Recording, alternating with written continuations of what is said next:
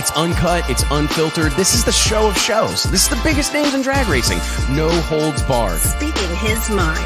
I've never had a problem expressing my opinions, but what we're doing here is bigger than that. These are conversations that need to be had in an unfiltered way. Exploring hot topics. Drag racing's all I've ever done. It's all I care to do. And spreading the gospel of drag racing. I respect the history. I appreciate how far we've come, but I want more for this sport, and I'll fight for it. This is the great American motorsport, drag racing. The Wes Buck Show starts in 3, 2, 1. Hey gang, Wes Buck here, Drag Illustrated Magazine. It is Wednesday, October 20th. I apologize for our little bit of false start. We almost guessed it. Not naming names or anything, but we almost guessed the light on that one. From the bottom of my heart, guys, and I speak on behalf of everybody here at Drag Illustrated and the Wes Buck Show, thank you so much for being a part of this each and every Wednesday. I believe this is 12 weeks in a row, 3 months. Shout out to the whole crew, everybody involved in this deal. It honestly takes an army. They say it takes a village to raise a family. Well, I think it takes a village to pull off a podcast every week, had these guests, sell sponsorships and everything else that goes along with it. So thank you for making it possible, because that's the difference maker. It's great to have these awesome guests. It's great to have my guys in the studio, but it's your comments and your engagement that really make all the difference. And if you don't mind, do your part to help us spread the gospel of drag racing, if you will. Click that like button, click that subscribe button if you're following along on YouTube or Facebook. Make sure you download the podcast on iTunes or wherever you choose to enjoy your podcast, man. Absolute barn burner of a show. I'm going to go ahead and throw it out there. This is the first time that I think we actually really deserve the title. I mean, hey, we've had a lot of great shows, but this is going to be an action-packed one. We may have bit off a little bit more than we could chew, but we had guests piling up, people that wanted to be on the show, and I'm going, you know what? We can't turn them away. We got to accommodate them. So to get things started, 3 p.m. Central Standard Time, we're going to be joined by recent NHRA E3 Spark Plugs NHRA Pro Mod Drag Racing Series winner J.R. Gray. I've been saying this since he made the news that he was going to team up with Mike Janis and Mike Janis Jr. and go Pro Mod Racing earlier this year. This guy's a star in the making. There is no doubt in my mind that J.R. Gray could be our sport's next, how do you say, next Stevie Fast Jackson. I mean, he is an absolute star, and we just need to get him in front of a microphone or in front of a camera as often as humanly possible. Glad to do our part to make that a reality here today. He obviously did his part this past weekend at Thunder Valley, putting that hot rod in the winner's circle. At 3:30, we'll check in with rising No Prep Kings star Robin Roberts, who's managed to keep himself in the mix all season long in No Prep Kings action, and 2 weeks into the show's series, kind of keep himself right in the middle of all the controversy. So at 4 p.m., we're going to bring on the champ. That's right, triple champ, 3 rings, Jim Halsey, PDRA Nitrous, world beater. I honestly think the most dominating force in door slammer drag racing today has had yet another incredible year on the drag strip, and I can't wait to hear from Jim.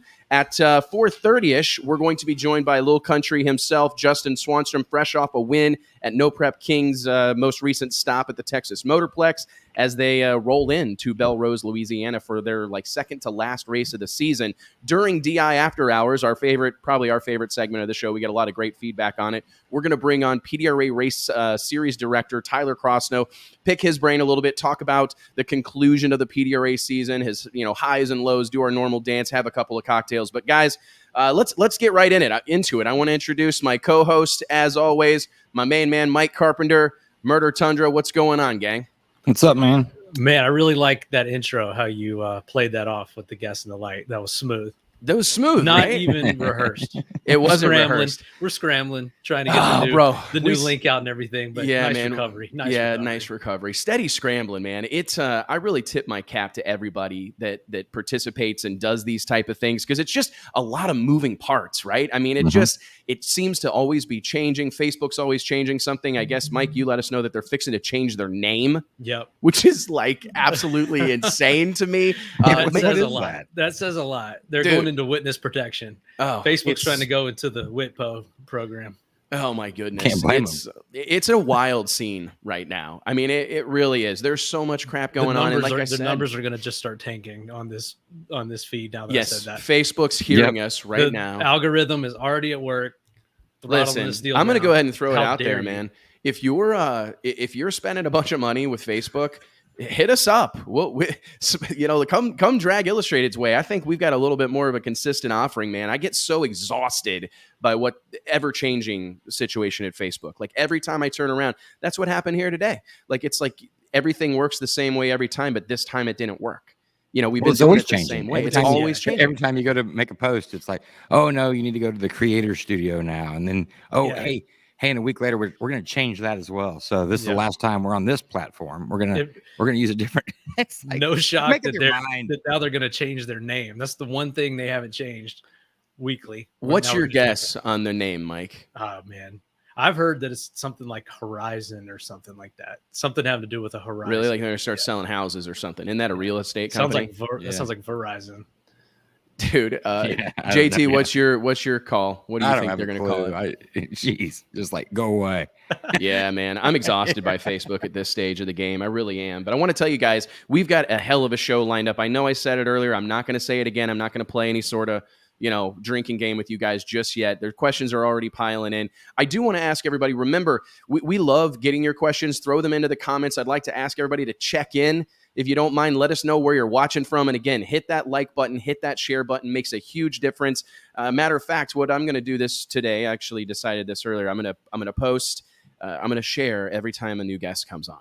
Right. We have some cool new graphics we're going to bust out here at the beginning of the show that I think are going to be fun for everybody, a little bit to help keep us on task. There's a ton to cover. If you do have questions, if you have anything that you want us to discuss, just dive into the comments. Like I said, throw it out there. Let us know where you're from, what you're thinking about, what means something to you, or what you saw this weekend that you want to debate or discuss, and we will dive right into those during Drag Illustrated After Hours. But to get the show started, guys, I think we got to let's dive right into some of these topics. JT, I'll bounce this around here. From what I understand, this week the NHRA will unveil the nominees for the 2021 NHRA Rookie of the Year award. I don't know if they still call it the Road to the Future award, Mike, but I think this is going to be a fun thing to talk about a little bit. I'm going to go ahead and throw it out there right freaking now. For what it's worth, Dallas Glenn's my pick. I look at, listen, there's a lot of fresh faces in drag racing right now. Dallas Glenn in Pro Stock scoring some wins. Josh Hart and Top Fuel scoring some wins. We got Mason McGahey. We've got Krista Baldwin. There's several people that I think are making their presence known. But for what it's worth, I'm casting my vote right now today that the NHRA Rookie of the Year, and if he doesn't win this title, I'm telling you, we need to storm the streets. This is an absolute tragedy if this young man doesn't earn Rookie of the Year honors. I'm curious, Mike, JT, what's your guys' take on, kind of the lineup? We don't know the official list yet. Senior editor, Drag Illustrated, Josh Hatchett, told me that the list may be unveiled as soon as tomorrow. I've started to get a few emails and messages with a little bit of campaigning going on, but I'm telling you what, if Dallas Glenn doesn't get this deal, it's a crime. Yeah, I have to go with you on that. Obviously, we're big Pro Stock fans here when we've seen what this kid has done from the start. Josh Hart, been impressive for this year. I think Josh Hatchett said it best when we were chatting earlier today. In any other year, you would probably have to go with Josh Hart. But the competition from Dallas Glenn for this award has been pretty strong. I do think the whatever that could tip the cap for Josh Hart would be that he's starting up his own team and trying to build a competitive fuel team. That would be the thing that I think maybe could swing some votes in his favor. So we'll just see how it shakes out. How much do you think that outside, the other things matter when it comes to Rookie of the Year? Like every year, this is a great opportunity for us to plug the Drag Illustrated 30 Under 30. If you haven't nominated somebody, I said this on social media late last week, and I need to say it again, that perhaps the most important thing you can do here today on Wednesday, October 20th, is nominate some young up-and-comer for the Drag Illustrated 30 Under 30. These young kids, men and women from all walks of the racing life, get a ton of attention.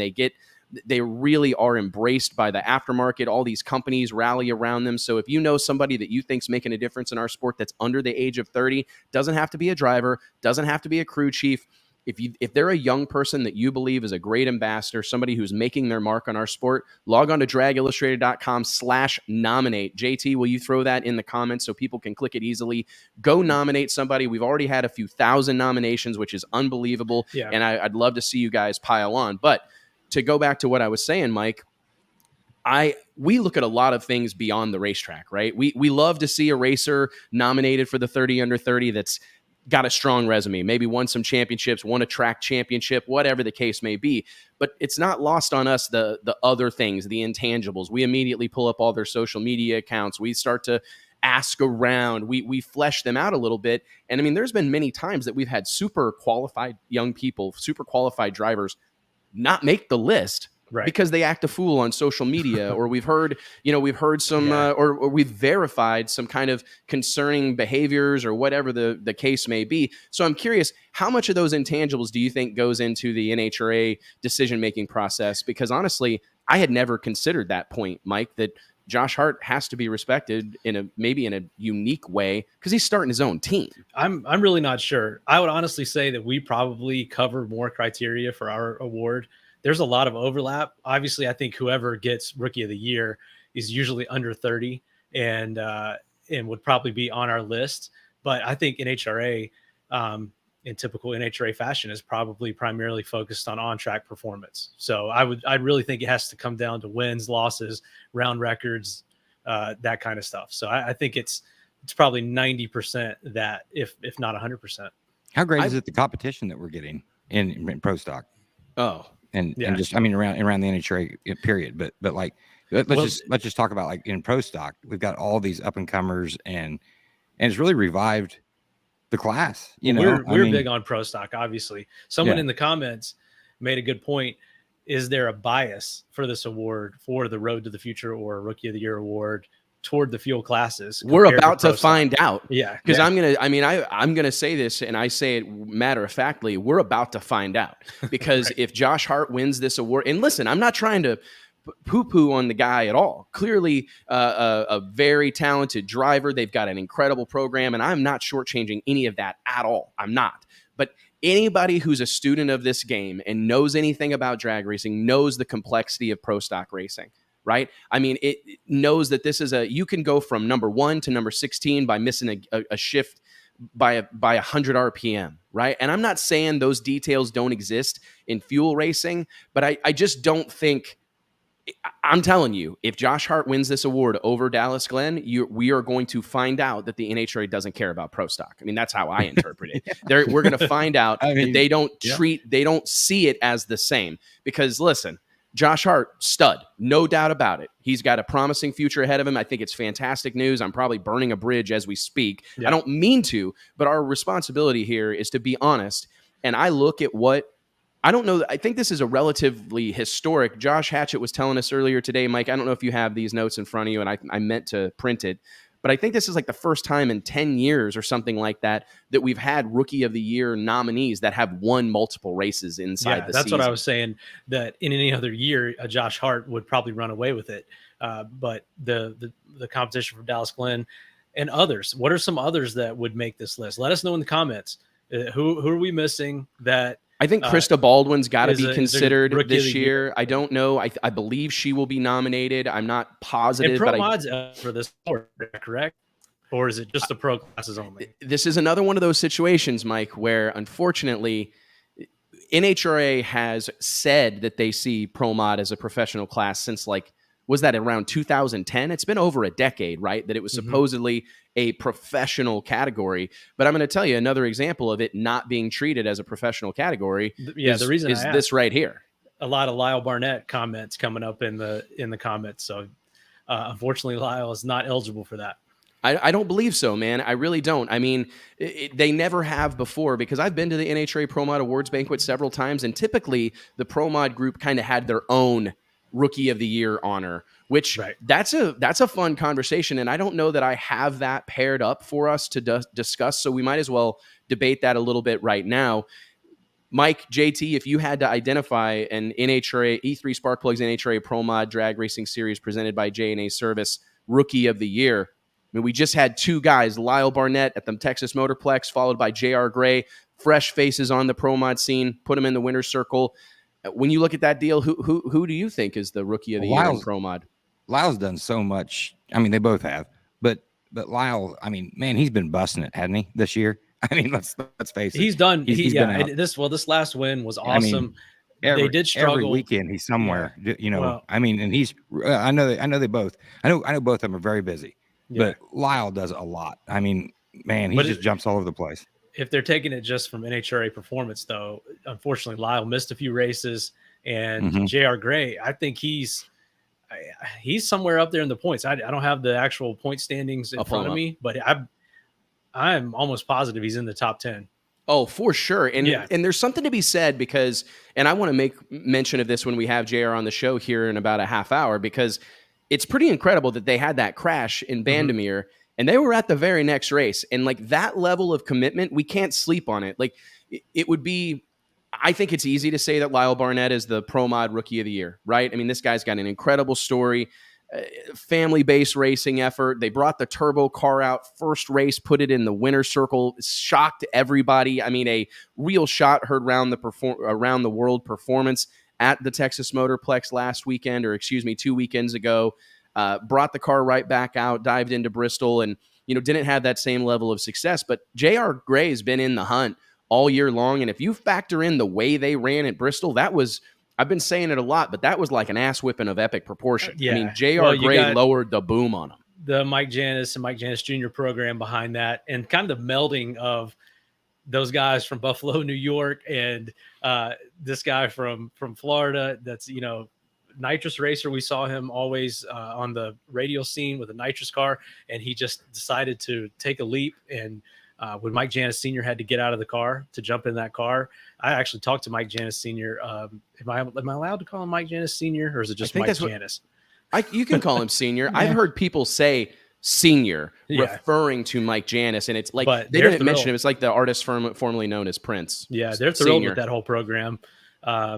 And I think that they're all hoping to come back and do it again with the same deal, run it back.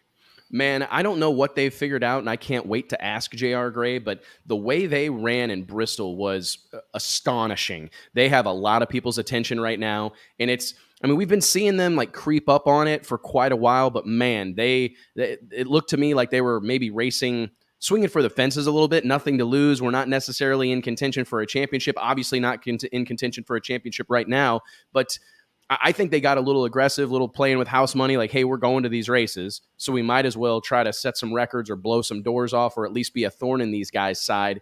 But I will say this, and I would say it to JR's face, and I'll probably have to here in a minute. I think that Lyle Barnett is such an incredible story. It's such an inspirational story. You have to recognize like the historical significance of these moments. We're not going to have a chance to call Lyle a Pro Mod rookie again.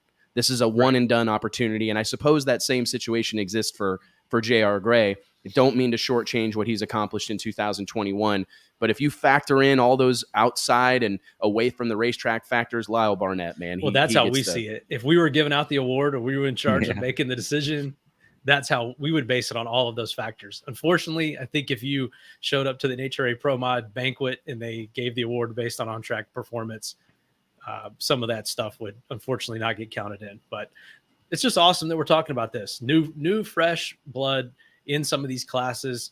I feel like we talk about that every week. But we even heard John Forrest when he was on this show say the new class is coming, the new drivers are coming, the new stars are coming. So we need to keep that momentum going. That's my opinion, man. I mean, JT mentioned it right when we started on this topic that like the coolest part of this whole situation is that there's new people to talk about. I mean, if you ask some of the haters and some of the naysayers that exist in our sport, like it's all over. Drag racing's dead, NHRA's dead, it's all dead. And and I look at it, and if you're really being honest with yourself, we're like living amongst the greatest time that has ever been in drag racing from top to bottom. Listen, there may have been like high spots somewhere along the way. There was some great moments for fuel racing in the 60s and 70s, and I would say even in the 80s. There's been some tremendous moments for pro stock in the 90s, late 90s, early 2000s. We have these huge fields showing up at some of the races, but man, this is a great time to be a part of the sport of drag racing. Let's dive in. Some all-time history and some great times in pro stock. Greg Anderson finally gets it done, guys. Being that they didn't have pro stock this past weekend at Bristol, it seems like we almost glossed over this. We didn't get a chance to talk about it last week, but Greg Anderson made history at the NHRA Texas Fall Nationals during the Texas Stampede of Speed, bested Warren Johnson's long-standing record with his 98th pro stock victory. Greg Anderson becomes NHRA Pro Stock's all-time winningest driver. What can you say about this guy? I mean, I don't know the dude really gets his due, to be totally honest with you. This is a guy that he's not always been the most outgoing or like sociable guy necessarily, but if you get him off to himself, or if you get him in a situation like this where it's a back and forth conversation, he's an incredible ambassador for the sport. Very, very well spoken guy and a great interview. And I think we're going to have to get him back on the show, Mike, JT, so we can just to kind of discuss this happening, because I mean, not very many people are ever going to get to say that they outdid Warren Johnson at anything. Well, he's so polished. Dude is like the presentation. He's always their crew looks great. The car looks great. He's prepared for these interviews, like you said, and it's class all the way. And he's so polished and professional. I think that's what when I think of Greg Anderson, I think of just leading the class on and off the track. It really is impressive what he's accomplished. And if you think about like the backstory, excuse me, he was Greg Anderson, or he was Warren Johnson's crew chief, right? So, I mean, I'm sure there seems to be some, I won't say friction, but there was like a competitive thing that exists between Warren and Greg, especially after Greg left Warren Johnson's operation to go field his own program. Mm-hmm. And, you know, Greg Anderson had many years of struggle. I mean, it's not like he started at the top. He came out on the scene and he was just another one of those guys. I hate to say it, but he kind of qualified as an also ran. Well, he talked about that in his interview. He's the best to ever do it, right? To where that's changed so much. When he came out, you kind of were using secondhand equipment and had to work your way up. Whereas now, like a Dallas Glenn can jump into the ride of a former world champion and Jason Line and go right to the top. So just interesting times to see how he's worked through these different eras. He's been a part of, I guess, probably the late 80s with Warren, all the way up through the 90s, 2000s, 2010s, 2020s. I love it when guys have been able to persevere through all these different eras. Don't you think it's interesting that like there's nothing though that Greg Anderson could do like to maybe win over all the Warren Johnson, Bob Glidden, Lee Shepard, Dino Don, like the early heroes, Grumpy Jenkins, Bill Grumpy Jenkins, all these guys that were associated with Pro Stock early on. What is that bias? There's a bias, like this historical like bias or whatever, a generational bias. Yeah. I don't know. It's like, yeah, it was better in my day. It was harder in my day. WJ worked harder than you did. And, you know, we see it now. We see these young guys in Pro Stock and they do things differently than Greg does, or Greg did them back then. And Greg probably thinks, well, I had to work my way up and had to work harder than these guys. So there's always this generational bias. It's the uphill both ways in the snow to school story. Yes. That seems to persevere always in drag racing. It drives me crazy because, like, even as we speak, it's funny that there's always someone that's so willing to, he's nothing compared to my hero from 35 years ago. And it's interesting because, honestly, you know, maybe it's just our demographic. We're a little bit younger than some of the traditional drag racing fans, maybe, but I look at Greg Anderson as an all-time great. I really do. I think that if you were going to, one of my favorite discussions that exist in sports and in drag racing, motorsports, is like the Mount Rushmore discussion. And if you're going to do a Pro Stock Mount Rushmore, you've got to make room on there for Greg Anderson. He's the only one still out there from what I would call my like golden era of drag racing, which would be the early 2000s or the late 90s, whenever, I mean, when I was watching it as a kid or as a teenager. And so for someone my age, almost 40 years old, he's the only one out there doing it that's from that era. So he's the last of that breed. And I hope this isn't the end for him. I hope if he goes and wins a championship, he doesn't decide to hang it up. I think we need a few more years of Greg. I think we need a few more years of Greg, because I think what we've seen the last few seasons between him and Erica Enders, these really tight points battles, or Greg's teammate Jason Line, these really tight points battles have been so much fun. I mean, I said in 2019 and in 2020, I really felt like the story of the season for the NHRA was Greg versus Erica. The fact that they were like, I mean, there was some wild stuff going on, right? Greg's laying up in qualifying, trying to make sure that he runs. That was the Erica. wildest thing. I mean, there's some wild stuff. Well, that's happened. We saw him do that, and we were like, "Are they really doing that? Is that really happening?" We were texting around, asking people, and then he goes right on the mic and says, "Yep, I am trying to put myself in position to race Erica first round, and he did it. I mean, that was look, probably I got goosebumps, bro. I mean, you guys want to do a drinking game, like the hair standing up on the back of my neck, because that is just, I know that wasn't a popular thing, and there were some people that were really frustrated by it, but that's badassery, right? I mean, that is. Think how many wins he'd have without all the elite cars. Oh, I know that, and that's probably what drives. You think about crazy. that in other sports too. Like Tiger Woods and Phil Mickelson, or but I mean, like, just imagine how many wins he'd have if it wasn't for that camp. Interesting thing, I saw Charles Barkley, longtime NBA player. He's probably one of my favorite NBA players tonight, or what?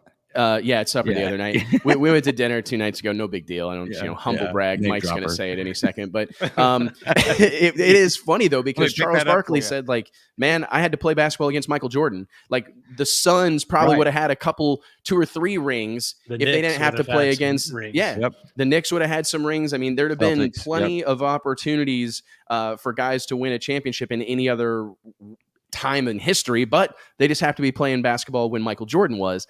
And I think that's a great point, JT, that I hadn't considered, because really, for the most part, and I don't mean to speak disparagingly about any of the other teams, but the real significant competition that Greg Anderson's had has been Eric Anders, Jeg Coughlin. I mean, it's been those elite motorsports cars. So if those cars aren't in contention, this guy's got 120 wins. I think that's what continues to drive him. I think that's that rivalry and that fire in the back of his mind, that exactly like you said, JT, I think is what keeps him out there, to be honest. Which is all right. Let's move on to the next topic. We got a lot to cover in a short amount of time. We will be joined by the one and only JR Gray, NHRA Pro Mod winner in Bristol, here in just a few moments. But on that topic, guys, the NHRA Pro Mod title was locked up at Thunder Valley. Jose Gonzalez locked up the E3 Sparkplugs NHRA Pro Mod crown. Really impressive performance from that team in 2021. Great to see Jose kind of come out of his shell, do some interviews, participate in all that extra stuff. And man, what can you say about this group right now? I mean, these Pro Charge cars have really been the story of 2020 and 2021. It is interesting to me, and I'm curious to see how this impacts Vegas. Mike, what do you think this is going to do to the car count? And I don't mean to shift gears immediately, because we can certainly talk about Jose Gonzalez, Tim Davis, Petty, everybody involved in that program for quite a while. They definitely deserve this moment. But I'm kind of thinking, it seems like it's been a hot minute since the Pro Mod Championship has been locked up early. I was corrected that I guess Stevie Fast Jackson did it in 2019. But I got to be honest, for as long as I can remember, you go to Vegas waiting to see who's going to win it, right? I mean, that was the whole, everybody's kind of on pins and needles for that race, the NHRA's second trip to the strip at Las Vegas Motor Speedway, to see who's going to come out on top in NHRA Pro Mod competition. We saw Troy Coughlin and Ricky Smith doing battle. We saw Brandon Snyder and Stevie Fast Jackson doing battle. We saw Mike Castellana doing battle against Troy Coughlin Jr. and all these different people. And it always came down to the elimination rounds of this last race. What does it say to you, Mike, that Jose had this deal locked up before they even headed to the last race of the season? Well, this is exactly why they have the countdown, right? This is the situation you want to avoid. And this used to happen all the time. It used to happen way before the second to last race of the season in the pro classes. So this is, I think, in favor of the idea of a countdown, and we see what happens when they don't have that in this class. And I think, as far as car count, I don't think car count was going to be significant for this race anyway. They may lose a couple, but I think the people that were planning to go to Vegas are still going to go regardless of this result. I don't think that they were going to have a tremendous car count or a full field regardless of him winning the championship or not. I can't really argue, man. I look at it and I go, this race has always been tough, because unless you're in the hunt, it doesn't make a ton of sense for a lot of these teams that are based on the East Coast or somewhere in the Midwest in Indianapolis or whatever, the surrounding communities, to make that tow. However, I will say that NHRA Vegas race on Halloween weekend is something of a destination event. I think being butt up against SEMA, right, has always added a certain level of significance. I was always surprised every year in Vegas. You see a lot of industry people that you typically don't see at the drag races. They come in a day or two early to take in the NHRA race before they head to the trade show. So I do think that event has some unique kind of drawing power that other events on the season or throughout the season don't have. But I am anxious to see. I think the count right now is 11 cars. Love to see him get closer to a full field. I did see a comment in the chat earlier that this has not been Pro Mod, NHRA Pro Mod drag racing like we've become used to the last few years. But it doesn't, for what we lack in quantity of cars, the quality of cars is at an all-time high. Yeah, the quality's been great. I think this is another result of what you're seeing with the rule changes, to where like some guys, I'm trying to think of one off the top of my head, but there's a ton of West Coast Pro Mod guys that used to come to this NHRA Vegas race that ran like Streetcar Super Nationals or the PSCA series. And I don't think you're going to see that this year. And maybe the first thing that comes to mind is like Mike Maggio with like the screw blown Camaro, and there's a few others, or twin turbos. If we see these twin turbos come back around and we see screw blown combinations allowed in the class, and then you go out west to a Las Vegas, you'll see some of these guys come out there. So we'll see. I mean, I think at that point, these guys could justify making these safety changes that are unique to NHRA Pro Mod to come run that series. What do you think about that? I think it's going to be interesting to see. Personally, I think that they've got like enough of a shit show on their hands, to be totally honest, managing the combinations that they have. And I'm terrified personally of a screw charge or a screw blower showing up in this class. And listen, I'm being proven wrong to some degree by the PDRA, by the Midwest Drag Racing Series. But historically speaking, anywhere a screw blower goes, it ruins everything. I mean, that's a historical, like if you look at where that combination has shown up within a relatively short amount of time, they're a dominating force. I'm not super thrilled about the notion of introducing those cars. I think we're really close, and I don't want to dive off onto a new topic here, but we might as well. Pro Mod parity, I mean, it looks like it's a reality right now, Mike. I mean, if you look at the last 4 races, we've had a Pro Charger win, a nitrous car win, a turbo car, and a roots blower win. I understand that there's still some belief system. I think honestly, right now, a lot of people believe the edge goes to a nitrous car. I wouldn't be surprised at all if we see some people come out of the woodwork with a nitrous car in 2022.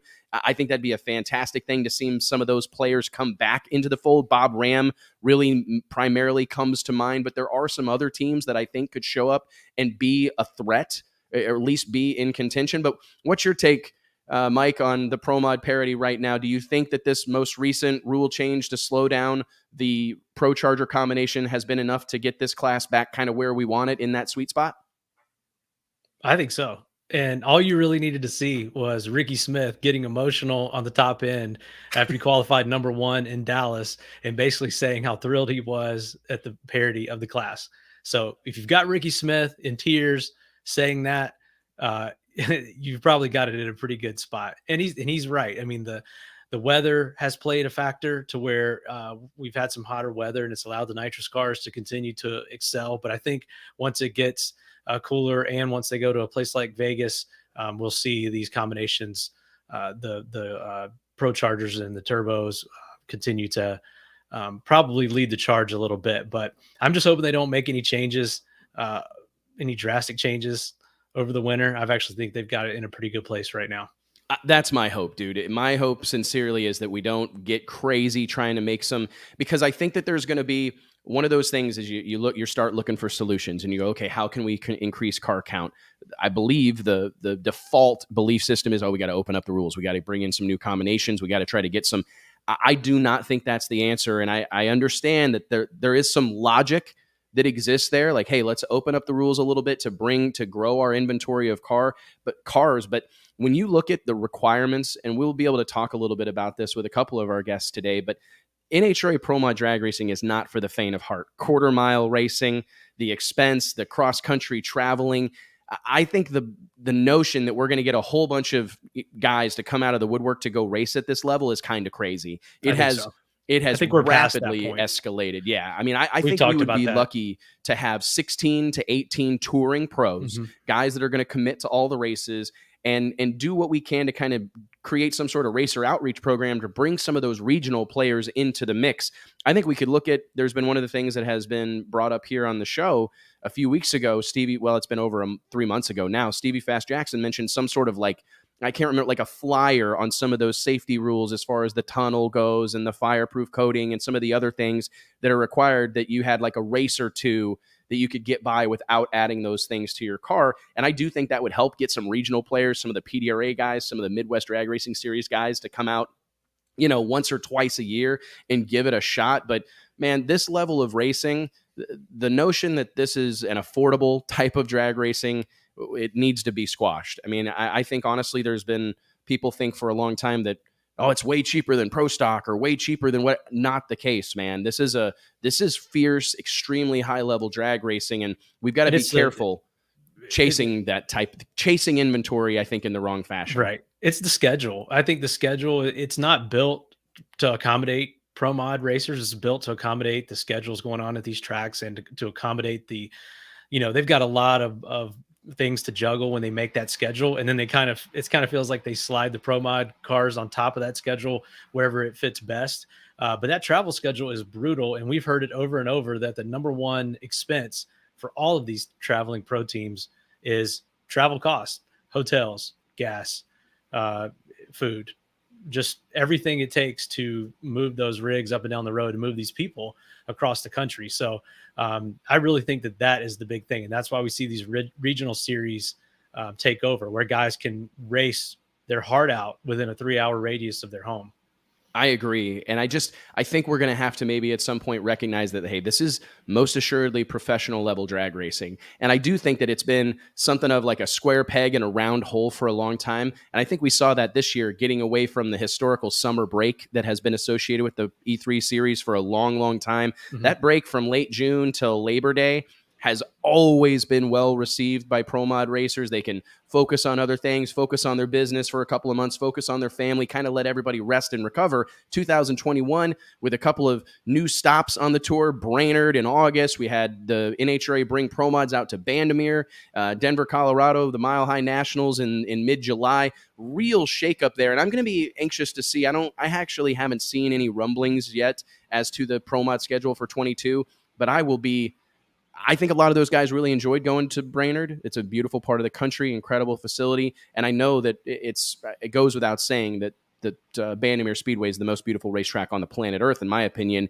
But it is a tall order to send these guys out there with a once-a-season combination. And it's a tough deal. Parity out there is extremely difficult to put together. So it's my hope.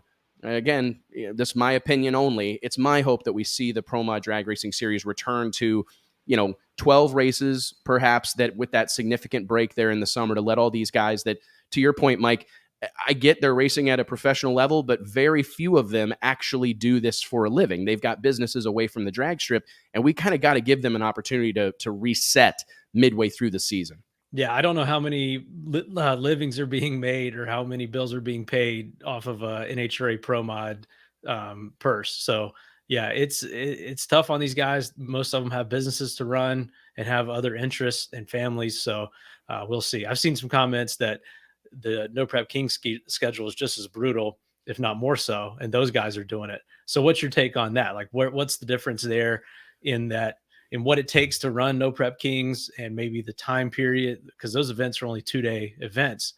Everything that goes into it, how do those compare? I would say that it's a tough comparison to make, Mike. I think I don't want to be, shortchange the effort that's being made by either group of racers. I will say that I was blown away that so many of the Street Outlaws, No Prep Kings people would be so willing to do that many races. 15 races is a lot, man. I mean, 15 races is a lot for a pro team, for people that do this for a living. I think that's a tall order. And I'm going to say, like, the fact of the matter, and no one really likes to talk about this stuff, is it's all dollars and cents. I mean, I don't think there's a guy on the NHRA Pro Mod Tour that wouldn't show up at more races or show up more consistently if there was more money attached to it. I mean, most of these all these Pro Mod guys are taking an L. I mean, it's a rough deal. You hate to say it, but I mean, it's $10,000 to win. I think $3,000 to runner up, and that's the only money available. No round money, no appearance money, no qualifying money. And I think that's really it's apples and oranges is how I see it. When I look at those 32 cars that are invited to a No Prep Kings event, those are cast members by and large. And I will admit right here, hand to God, that I don't know all the inner workings of that. I know some teams get paid, some get paid more, blah, blah, blah, blah, blah, all those things.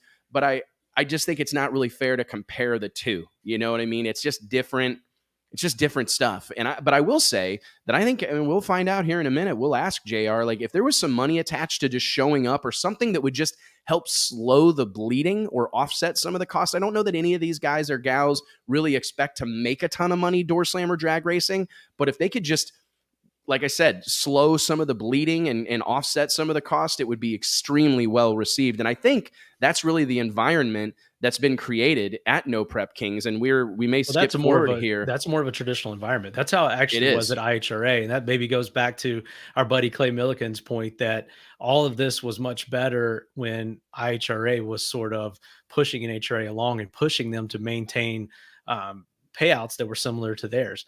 And back in the day, in the 2000s and the 90s, even, going to every IHRA race and qualifying was a business model. You could do that. You could actually sustain a pro level drag racing operation if you were able to qualify. And now that's just not the case.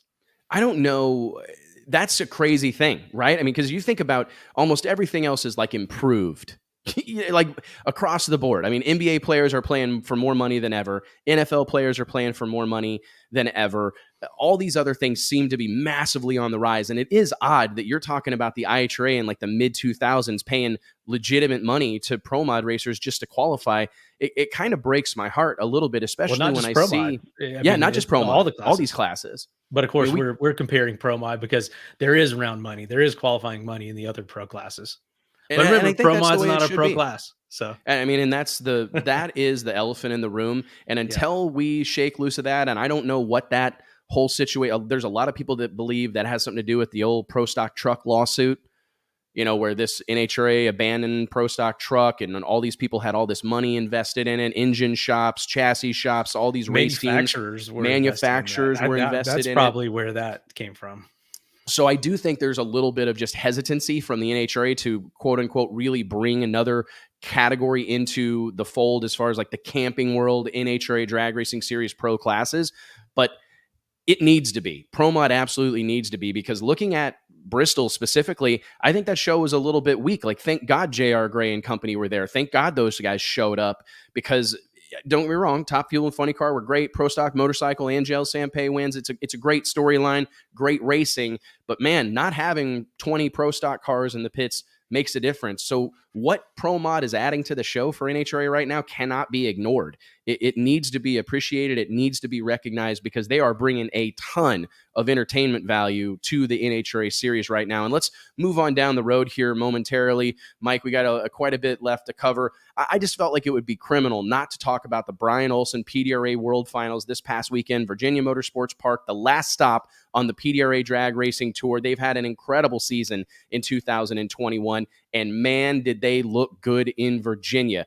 I counted, watching along on the flowracing.com live feed, Mike, I think there was like 16 3.6 second runs in the first round of eliminations of Pro Nitrous and Pro Boost. I'm telling you, we just spent the last however long talking about MPK, talking about NHRA Pro Mod, talking about Pro Stock, but dude, do not sleep on the competition level that exists in the PDRA's marquee categories right now. I don't know the last time I've been that impressed by, I'm a storyline guy. I like to talk about the things that are happening away from the track, or kind of the backstory, or whatever makes these moments meaningful. But if you just turned on the live feed, Mike, and watched first round E1 of Pro Nitrous and Pro Boost, and Extreme Pro Stock for that matter, and Pro Outlaw 632, it was ridiculous. The amount of side-by-side 3-second runs, 3.6 second runs, different types of cars, different engine builders. Pro Boost had screw blowers, Pro Charger cars, nitrous cars galore. That was a hell of a show. Just imagine, I don't mean to get us off track, but just imagine if they were all racing together. But anyways, Mike, what was your take on that? I mean, are you surprised at the caliber of cars that exist in this somewhat regional 8th Mile series? I'm not. I mean, we talked about it. These guys are building these cars and letting it all hang out for this series. It's not something that they're filling in while they go try to run a different series. And these series, PDRA, I think, leads the way, along with Midwest Pro Mod. As far as regional Pro Mod series, there's always been local Quick 8 Pro Mods here on the East Coast. You've got PSCA type stuff on the West Coast. But this deal was super impressive. I think when you get to the end of the season and you've got these these great atmospheric conditions, and you got some parts in the car that have been hanging on for dear life for the whole season. You get a ton of delays, oil downs, you get some weather delays if you get some cold weather or dew. But this event really went off, I think, very well, especially considering their past struggles with the World Finals because of all those factors I just mentioned. But this was super impressive. I remember we were talking about it over the weekend, how impressive that round of racing was, how impressive these cars are. You had Pro Stock that went John DeFlorian 4 flat with a 0, still knocking on that 3-second barrier. So kudos to PDRA. And what a way to wrap up the season. And now they go into their most impressive thing of the year. Shout out to Judy Franklin for the PDRA banquet. The PDRA banquet is second to none. It's like the best banquet in the game. Like, and really I was going to say this because I think it's worth mentioning. We had this conversation offline, but I thought, you know what? I've got to say this out loud because it needs to be said. If you look at, there was 4 major league drag races that were going on this past weekend. We had No Mercy 12, Donald Long's big production at South Georgia Motorsports Park, bringing out all the stars and cars of radial tire racing. We had the NHRA's big return to Thunder Valley. We also had the No Prep Kings. I think it's race 13 at the Texas Motorplex. Massive crowd on hand for this. And we, of course, had the PDRA World Finals. And if I had to pick what I believe to have put on the best show from a competition on-track action perspective, PDRA wins it. And I just think that needs to be said out loud because we talked about this a little bit, Mike, on Monday night during the Drag Illustrated Ride-Along. Shout out to our fresh new piece of content. If you want to watch No Prep Kings Season 4 with us, you can tune in Monday nights. We watch it all as a group, bring on special guests from the show. But PDRA, those guys need to hear their names and their classes and what they're doing mentioned alongside the NHRA series, mentioned alongside the No Prep Kings deal, mentioned alongside Donald Long's big productions down in Valdosta. For the longest time, we've seen a lot of kind of tit for tat, us versus them, specifically between Pro Mod cars, big tires and bars, and the radial world. You know, Donald's, repping for his guys. You got Tyler Crossnoe at different times, myself repping for the big tire and bar guys. Without a question, without a doubt, PDRA stole the show this weekend. And I just hope that they hear that and recognize how incredible what they're doing, the show they're putting on, the competition level, the number of really good cars and really good drivers and teams. I don't know that there's anything that really can parallel it in the sport of drag racing right now. So I just hope those guys hear that and head into the end of 2021 and 2022 with their heads held high because they've got the baddest door cars on the planet Earth right now. There's no doubt about it. The baddest door cars on the planet Earth exist in PDRA Pro Nitrous and Pro Boost. Hand to God, man. I mean, that is an incredible thing that's going on there. Mike, you made mention of this moments ago. How about it? We were gonna try to have John DeFlorian on the show today, longtime friend of ours, a guy that is just a great ambassador for the sport of drag racing, an incredible human being. I think we're gonna try to get him on next Wednesday to talk a little bit about this historic moment. We're both pro stock guys, love Mountain Motor Pro Stock, huge following on the East Coast.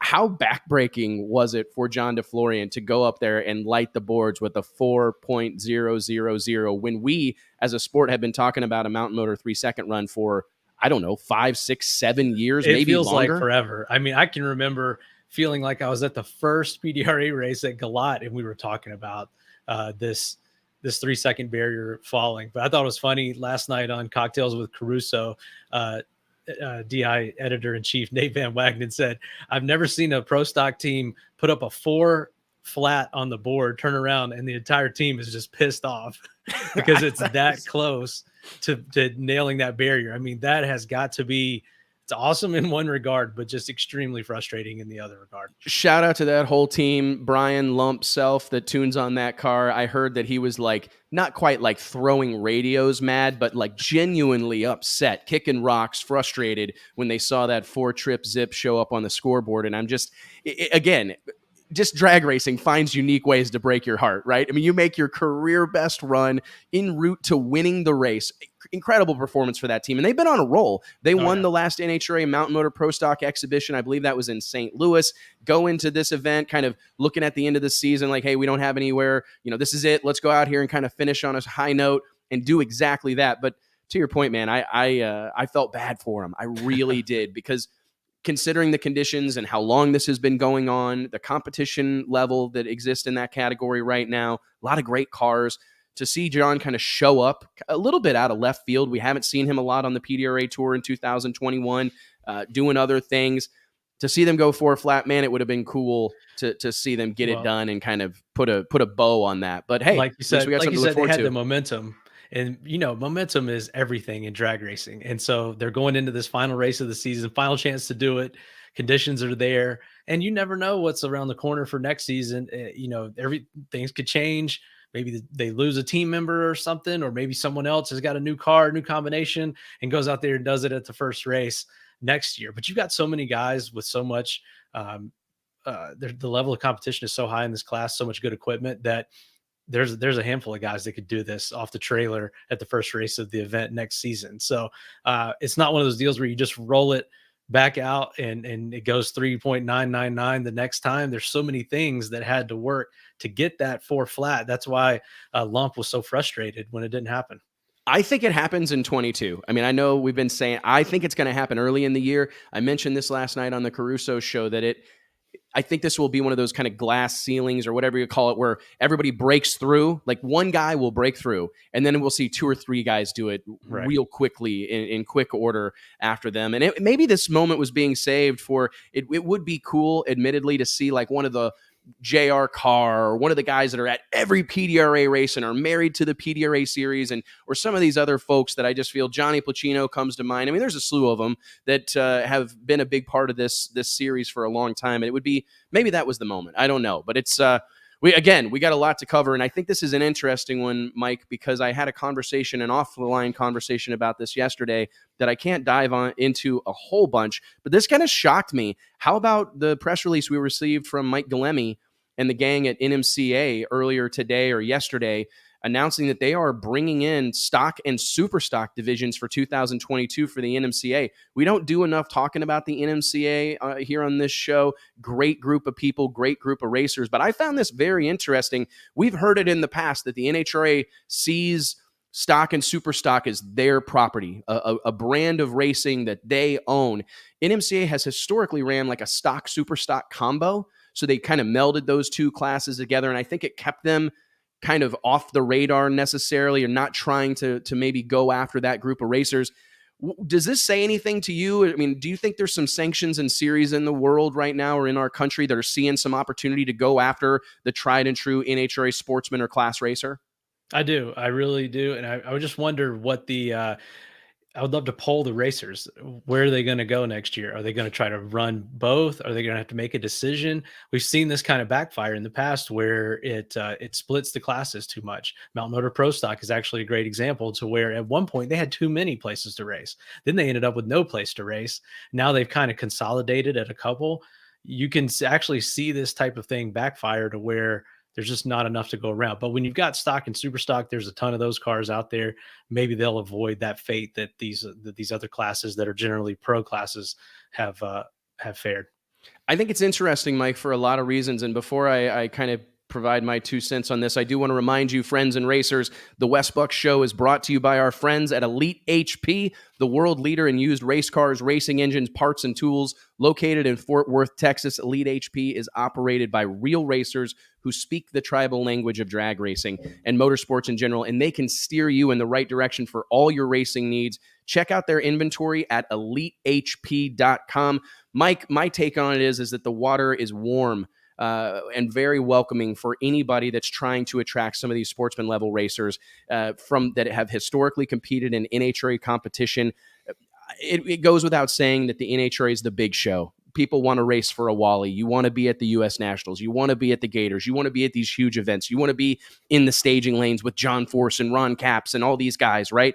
But I don't think it's any type of secret or unheard of notion that these guys have been kind of barking for a while. Don't feel like they get their due necessarily. Contingency money isn't what it once was. And now you've got some of these independent races popping up, paying 10 grand, paying 25 grand to win a stock, super stock combo, paying some really good money. So I think these guys, this group of racers that historically haven't had a lot of options, all of a sudden they've got some options. And I think this is going to be really well received, and it's going to be interesting to see really what the NHRA does and how they handle it, because technically NMCA is like an alternative, what do they call it? An ASO? Yeah, an ASO. alternative sanctioning organization, or so they're kind of like an offshoot of the NHRA. They kind of operate under the NHRA's like umbrella, so to speak. I don't think NHRA really loves it when they see this kind of thing happen either. So it'll be interesting to see how they react. But hey, it's kind of a thing. You don't know what you got till it's gone. I think the NHRA's program, the bedrock of it is the stock and super stock classes. So this could very well be a good thing that shakes it up, especially for the racers. Does this speak to what we've talked about for weeks now, that the NHRA is really at its best when there are some legit contenders in the ring? I think so. Everything everything in the world is better when there's competition. When you start having mergers, consolidation. We've seen a ton of this in the racing and motorsports industry. We've seen some really family-run iconic brands merge or get bought up by larger conglomerates. It changes things, and I just think it's better. The more the better. The more competition, the better. I couldn't agree more, man. I think it's going to be fun to watch, because we're going to see some people that have historically been, I've said historically like 75 times today, but we've seen some guys that are just the new drinking game, almost completely, entirely associated as far as their racing career goes with the NHRA and those stock and super stock divisions, giving them an opportunity to go race in the NMCA, which is a very well run, organized, great venue. I mean, people sleep on it. NMCA is an incredible operation that from technical stuff to the way they park cars and the way they schedule their events, they do so many things really well. Right. I think this is going to be well received, man. Yeah, so how does that compare to how NHRA does it? Stan Wexberg says that NHRA limits stock, super stock to 50 to 70 cars at national events. I don't think it's about the quantity of car. I think it's how those classes are treated, how those races are treated when they're there. I tend to agree. Really great story coming out of Bristol, Mike, was just some fresh faces in the winner's circle, right? Mike Salinas, Alexis DeJoria score wins kind of for the independent teams in Bristol at Thunder Valley. What's your take on that? How important is it to see someone, Mike Salinas, that's a single, obviously very well-financed operation, the best in the business, Brian Hewson, Alan Johnson, all the best parts and pieces. That Scrapper Racers team is full of killer guys and gals.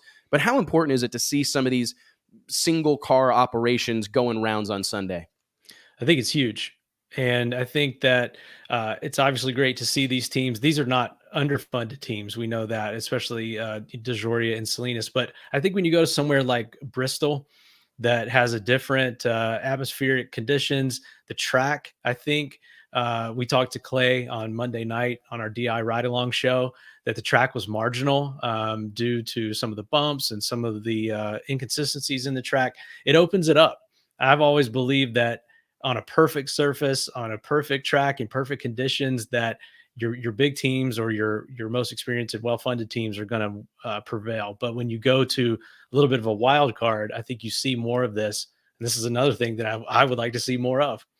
Me too. Honestly, I think we're staring at the future. That's my opinion. From some of those silly season rumors that exist, with like some downsizing likely happening at Don Schumacher Racing, some things up in the air at JFR and Coletta Motorsports. We got new operations being formed. Tony Stewart Racing just announced last week he's going to be fielding a 2-car team, but single Top Fuels and funny car operation in 2022. I think this may be a little sneak peek of what we're going to see in 2022 and beyond. You're definitely going to see more of that.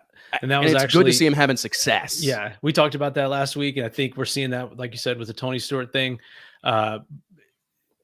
sort of the moving away from really just 1 or 2 super teams with all these cars to smaller. I mean, well-funded. Everyone's kind of saying in the comments, these are well-funded teams, and I get that, but smaller teams. These are not your Schumachers and your Forces. You may see, I think you're going to see a lot of 2-car teams. And even in like the case of Tony Stewart, it's 1 car in each class. So it's not multiple cars in each class. I mean, at one point, Schumacher had multiple cars in every class, including Pro Stock and Pro Stock Motorcycle. It's crazy, man. For me, I think it's a fantastic thing. It's refreshing. As cool as it is to see, and as much as I appreciate the contribution that teams like John Force Racing, Don Schumacher Racing, these mega teams, Coletta Motorsports, you have to tip your cap to them. You have to be respectful, admire what they've accomplished, and be grateful for it, really. I mean, there have been many times throughout the history of drag racing that we've really been beholden to what these teams decide to do. But to see these these independent teams, single car operations, not only competing and being in the mix, but actually winning and going rounds, fantastic thing for the sport of drag racing. And for what it's worth, I think a sneak peek at 2022. We do have a handful of more topics to cover, but we got the man of the hour in the house as we speak. We've had him hanging out in the green room for a hot minute here. Ladies and gentlemen, fresh off a monumental career-defining victory at the NHRA Thunder Valley Nationals in Bristol, Tennessee, someone who I believe he's a hero and a legend in the making. I truly believe it. He's got the gift of gab. He is somebody that the NHRA needs to wrap their arms around because he is a superstar for the sport of drag racing. Ladies and gentlemen, let's give it up for JR Gray. Woo! We need more sound effects. JR will work on that in the future. What's up, my man? I'm doing good, man. Just hanging out with y'all. Great. Thank you for the great introduction there. I mean it. I'm going to be honest with you, JR. I mean it because my first encounter with you was at Donald Long's race a few years ago. It's been a hot minute now, and you were going to grudge race another one of our guests later in the show, Lil Country, Justin Swanstrom. You guys both had your small tire cars there. You had the Headhunter, I believe, fourth generation Camaro. Headshot, that's what it was. Headshot, cool car, late model Camaro with a big massive nitrous motor in it. Had Stevie Jackson helping you, and you guys came to me and wanted to grudge race for the cover of the magazine, and I thought it was an awesome idea. I got to hang out with you and your wife. Congratulations on the little one, the new addition to the family. But ever since that first introduction, JR, dude, you got it. You got the gift of gab. You're not afraid to call your shot, and you can back it up on the racetrack. And I'm happy to see you guys get this deal done selfishly because we need you winning. We need JR Gray in front of a camera as often as possible, man. Take us through that moment in Bristol, would you? Well, we came up, it really starts back in Dallas, but let's just say we came up, we qualified last. We had some problems that came with us to the track that we thought we had fixed, and we qualified last. We were going up against the number one qualifier again, but so we lined up, but we knew we could do it this time. So Mike Jr., we just sat down and we lined up against Ricky again, and we blazed down through there. I think he kicked the rods out somewhere around the 8th mile, trying to keep up with us, and we blazed down through there and put him on the trailer again. How much feedback did you get from like all your small tire racing friends and family? I mean, you got a hell of a following in like the 28-10-5 no time world. You were a big heavy hitter on the the Carolina no time tour. Shout out to Lance and Travis and everybody involved in that deal. Did you sense that? Because I saw a ton of it. People were so excited to see like one of their own make it on the big stage.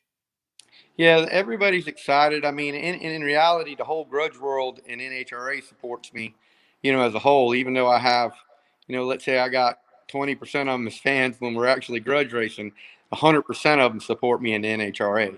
So they really come on board and all thank me and congratulate me and really have supported me, buying T-shirts and giving me comments, uplifting comments and everything else. It's quite amazing when you actually see the outlaw world, come together and support me. I think it's been spectacular to see. I'm curious, what were like if you had to compare and contrast the two environments? I think anybody knows it's obviously dramatically different behind the wheel of your small tire Jason X Mustang with a massive small block in it with 10,000 people down on the starting line. Can you compare and contrast kind of just what the experience has been like for you, JR, going from those outlaw racing routes to the grand stage that is the Camping World NHRA Drag Racing Series? Well, the outlaw routes I grew into being in South Carolina and, all the tracks that we have. So I kind of grew my drag racing career from that. My original birthplace would have been in Florida NHRA tracks. So at a very young age, I was there. Winning in an outlaw event is it's different. Honestly, I can't remember ever having any emotions in winning an outlaw event. And, like when I won Bristol the other day, like just when I started naming off the people supporting me and, thinking about my dad and friends that I've lost over the years and just people that everybody that came, to, your career. It's like a chain, certain people is a link in the chain. Not everybody's a link in the chain that had you, but you got a link from the beginning that links you all the way. And certain people were a link that got you to where you're going. So it was just, just thinking all that came over me, and it was just so amazing, and emotional, and it was hard to even accept. I actually spent the next day, Monday, I took the Wally everywhere I went. Like, if I was at the Waffle House, it was at the table at the Waffle House.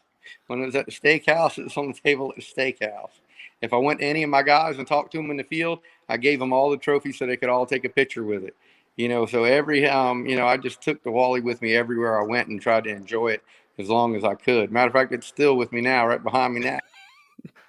I don't blame you one bit, man. Few people really understand, how much goes in, how much sacrifice, how much time away from family, how much time away from the business goes in to having these moments, right? I mean, it's hard to put into words, but if you had to, I mean, what was the conversation like with your dad, with your family, with your wife, like the people that have been there watching, traveling all over creation? I mean, in the grudge world, maybe driving all night to get to a track only to not race because the other guy backed out or whatever.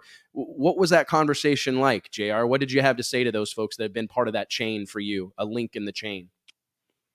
Well, honestly, like a lot of them, like my dad's deceased, so he wasn't here. My grandpa was deceased. He's not here.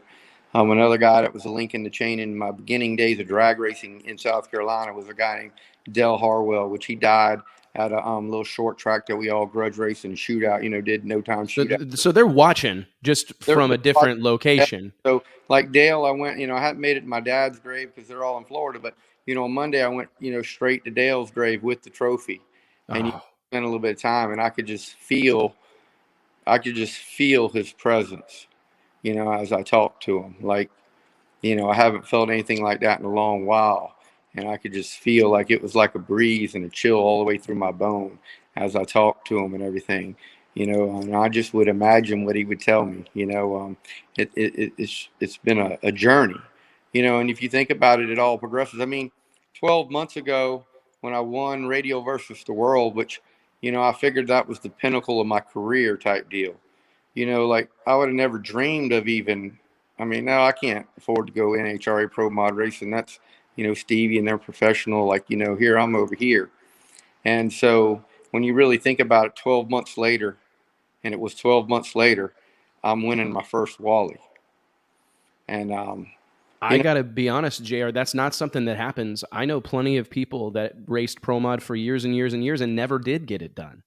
Right. So to do it, to your point, inside of 12 months, what's that say about Mike Janis and Mike Janis Jr.? I'd love to hear your take on that, because I want to delve in a little bit more, if you're willing, to the nuances between. One of the greatest conversations I ever had was like 12 years ago with Stevie, or 10 years ago. And he told me about the difference between racing with your money on the line and then racing for money that like you didn't win.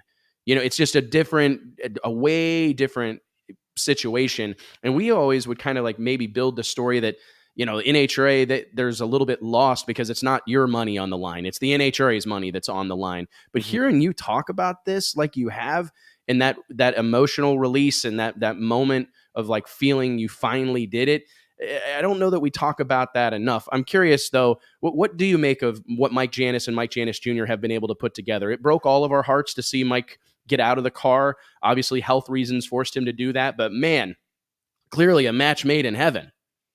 Yeah, I really think that we are, the perfect team together.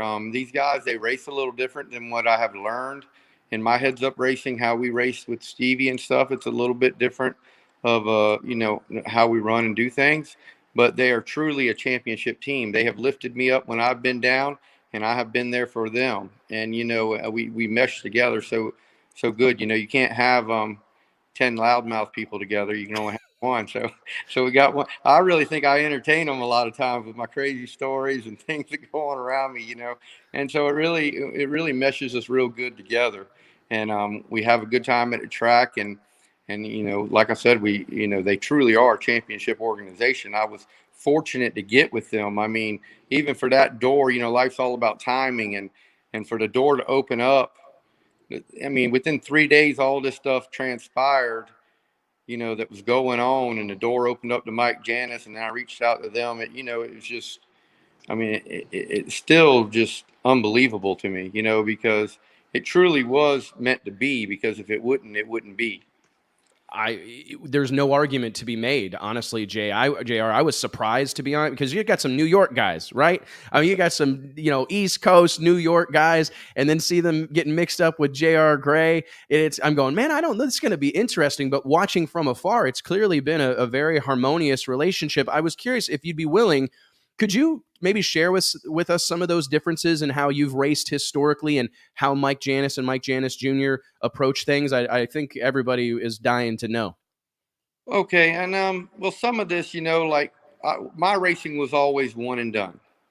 I mean, 80% of my career, maybe even 90% of my career is one and done. We're racing for some unknown amount of money.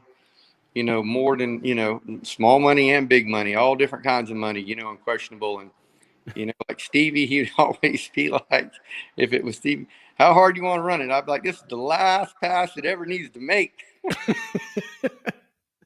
Because, it's not only like at the level that we got to in grudge racing, yet again, even though we're running for big money, it's still about the passion.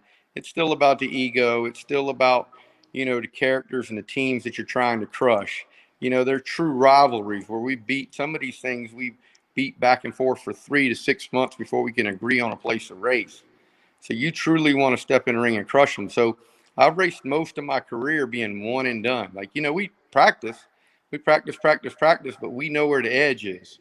And, we always do. And I guess that's where headshot come from. Like, I just thought about, like, you can't wound somebody, right? I mean, you got to put them out. You got to put them out. That's why we put headshot on it, because we're going to shoot one time in the head, and that's it. And so we, that's how we ran for years. And then when I stepped over to NHRA, it's a little bit more of a, you have to make 4 rounds. I mean, you got to think even my radio versus the world career was short. I mean, you're talking about really maybe 3 or 4 races. Yes, sir. Because it all came about, and then we decided to park it, kind of, whatever. We won the radio versus world, which is the biggest race to win, and then we runnered up in the snowbirds, which had the nitrous world record for a long time, or still do. I think we still have it. I think you still have it. Yeah, and nobody's beat it. And so we come from that background of just one and done. And even when there I had 2 motors set up. We were prepared. In between, when I'm at a show like that, they're gonna, as long as I can put a motor in within a reasonable amount of time, they're waiting, because everybody there wants to see this race. So it's a different deal than being in NHRA, where, even though really you're just a small fish in a big pond, there's TV time. Nothing can get in the way with TV time. And that's just the truth. It's business. And so from over there, I'd blow a nitrous motor up in round 2. And we've rebuilt it or put the new one in, whichever we could do, whichever was quicker. And we'd go back up for round 3 or round 4, whatever it would be, and then run it that hard again. And in Pro Mod, it's a little different. You can hurt yourself and not make it back in 30 minutes. And I mean, honestly, when them rounds start going, it feels like 15 minutes. I mean, honestly. So the most capable teams ain't going to make it back up there and slam the motor in. So, I would say, and I wouldn't use the word conservative, but it's just a different approach. You have to make 4 rounds. Right. I mean, I mean, it makes sense. I mean, and it's fun to hear you talk about it, because I do think sometimes people lose sight of that. And that's something that you see in like the Street Outlaws, no prep. That's such a different style of racing, because one run. I mean, a lot of time there's no testing, no shakedowns. We're going to unload this thing and race somebody for money. Very, very interesting, in my opinion, to go from that environment. Do you like getting to make more runs? I mean, I know that sounds kind of like casual, but do you enjoy getting to make 3-4 qualifying runs, and if you win a race, make 4 rounds on race day? Yeah, I really enjoy it, because there's a whole nother agenda. You're trying to, qualify good, or position yourself in quality. There's so many little, I'm still learning different chess moves and things that you might do. And a lot of times they tell me, no, that won't work. And, but I'm always thinking, but, it's very, every day you're trying to be better, and you're at tracks that you don't get to test at. And even if you tried to rent the track ahead of time, you're not even remotely close to what prep you're getting on the day that you're there. It's amazing. So you really showing up to a track, and then you're having to tune to the track within 3 runs to try to get your best qualifying effort. At the same point in drive, you have to drive the car flawlessly. I mean, there's no time for errors. You're really not even guaranteed one qualifier. And, sometimes like every, when we like ducks races, if a qualifier, if any car got out of shape, you just let off and coasted down track. I mean, you got 20 qualifiers. Literally. You know what I'm saying? So in my mind, and I still have a problem with this, is in qualifying, you have a problem, you dump the throttle. And that's kind of the same way from grudge racing. Same thing. Problem in qualifying, no need to cowboy the car. There's nothing to win by. Now in Pro Mod, it's a little bit different of approach, because if there truly is 18 to 20 cars there, every 10th of a second matters. And if you're doing a qualifier day, you don't know what's going to happen tomorrow. You truly don't know. You're supposed to get 2 qualifiers tomorrow, but I've been in a situation where you didn't get them. And, for sure. So in reality, even as a driver, you have to try to set, every 10th of a second you can save and get down to that finish line. You need to get down there, because you don't know what's going to be tomorrow, what's going to be on the next qualifier. So there's, and I'm still trying to learn that part, because my head's so embedded to just, once it goes away, to let off. And there's a happy medium. You don't need to crash the car and qualify neither. Right. You need to stay after it if it's salvageable, and pick up that other half a second or second or whatever you could, instead of rolling down to a stop. It's definitely it's a totally different environment, that pressure cooker environment that exists when they start running around and they're turning the cars quickly, like you said, 30 minutes. Sometimes it feels like less than that.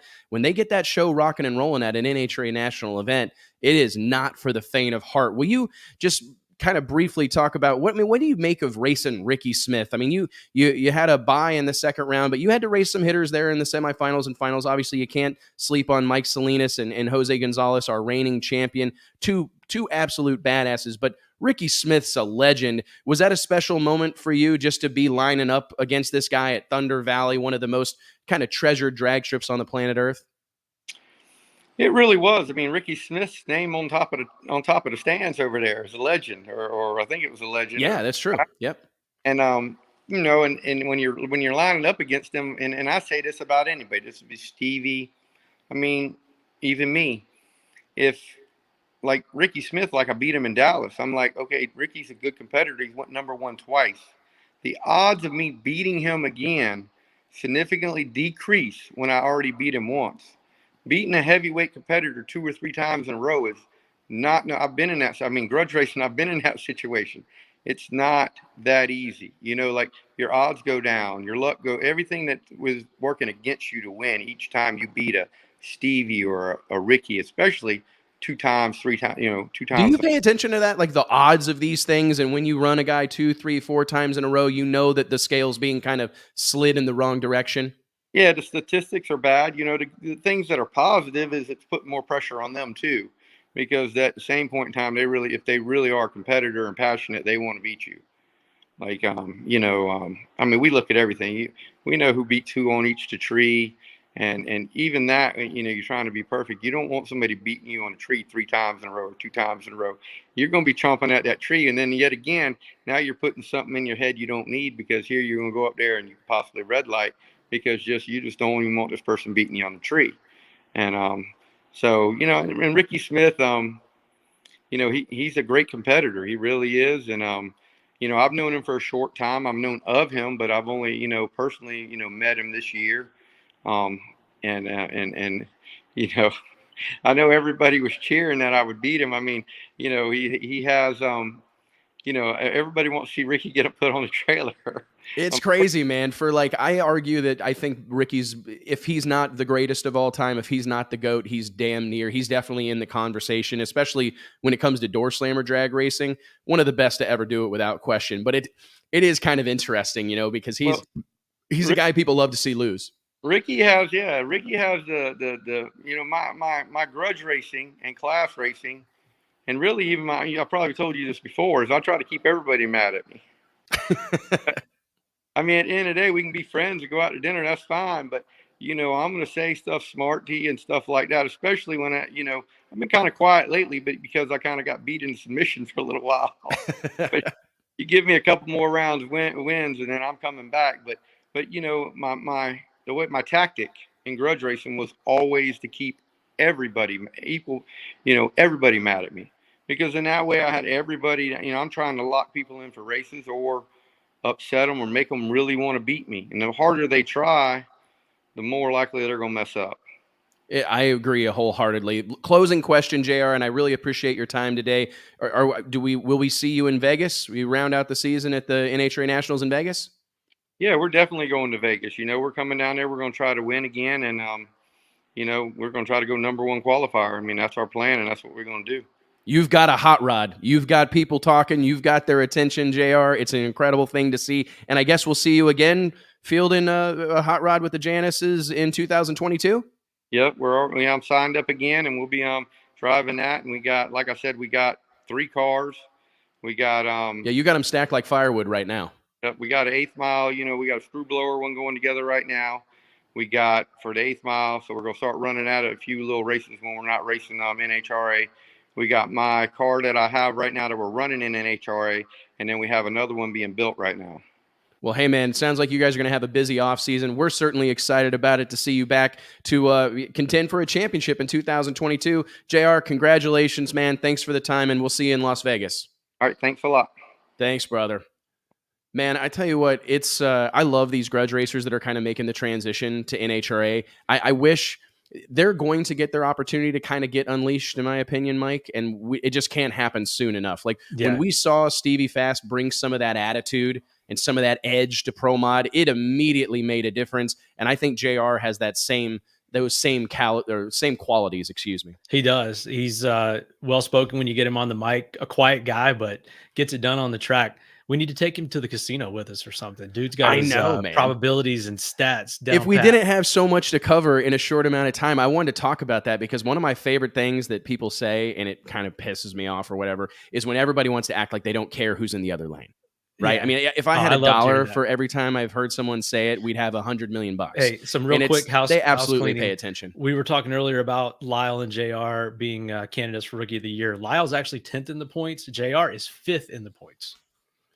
Well, you have to take that into consideration. I mean, it's impressive. All right, we got a lot to cover. I do want to remind everybody that each and every episode of the Wes Buck Show is made possible by way of our friends at Stroud Safety. Stroud Safety is known for their top quality racing safety equipment, from drag chutes and seatbelts to fire suits, gloves and blankets, all 100% made in America. My kind of people. Log on to StroudSafety.com and make sure you tell them we sent you. All right, without further ado, we're running in. We're ramping this up. We got a lot to cover, guys. Bear with us. We're gonna take as long as we need. Nobody's in a hurry. I've got a couple of killer guests in the green room right now. I'm gonna bring them on one at a time, and I do think, for the sake of potentially a viral moment on the internet, we'll bring them on simultaneously at some point. But first, I want to bring to the table a guy that I've been talking to via text and on the internet, calling back and forth for several months now. It's been incredible to see him burst onto the No Prep Kings scene. I got to see his program firsthand this past weekend at the Texas Motorplex. Massively impressed what this guy's been able to do in a relatively short amount of time, quickly become a threat in the mix to win every time they head out. Ladies and gentlemen, let's give it up for Robin Roberts. What's going on, brother? Hey, how are you? Can you hear me? I can. You sound good too. You sound good. Well, thanks. It's deep, kind of deep baritone thing. It's powerful. Well, that's maybe hope it's just how I am, but I got a good mic. We got a good setup here. No, you sound killer, man. Well, hey, I got to see the No Prep Kings in they're fine form, in my opinion. The show that you guys put on at the Texas Motorplex, I've been raving about it. We kind of take heat for whoever we're cheering on because we want to see every part of drag racing be successful. That's like the dirty secret, or the thing that we don't talk about, is that I'm a believer that a high tide lifts all boats, Robin. I think, what's good for No Prep Kings, in my opinion, is good for the NHRA, which is good for No Mercy and Donald Long and Radial Tire Racing, which is good for NMCA and PDRA. I want to see drag racing of all walks succeed, but you guys really put on an incredible show this past weekend. I got to say, I'm not super familiar, Robin, with your story. Could you kind of bring me up to speed? I'm getting to know you rather quickly through the show on Monday nights, and it's been fun.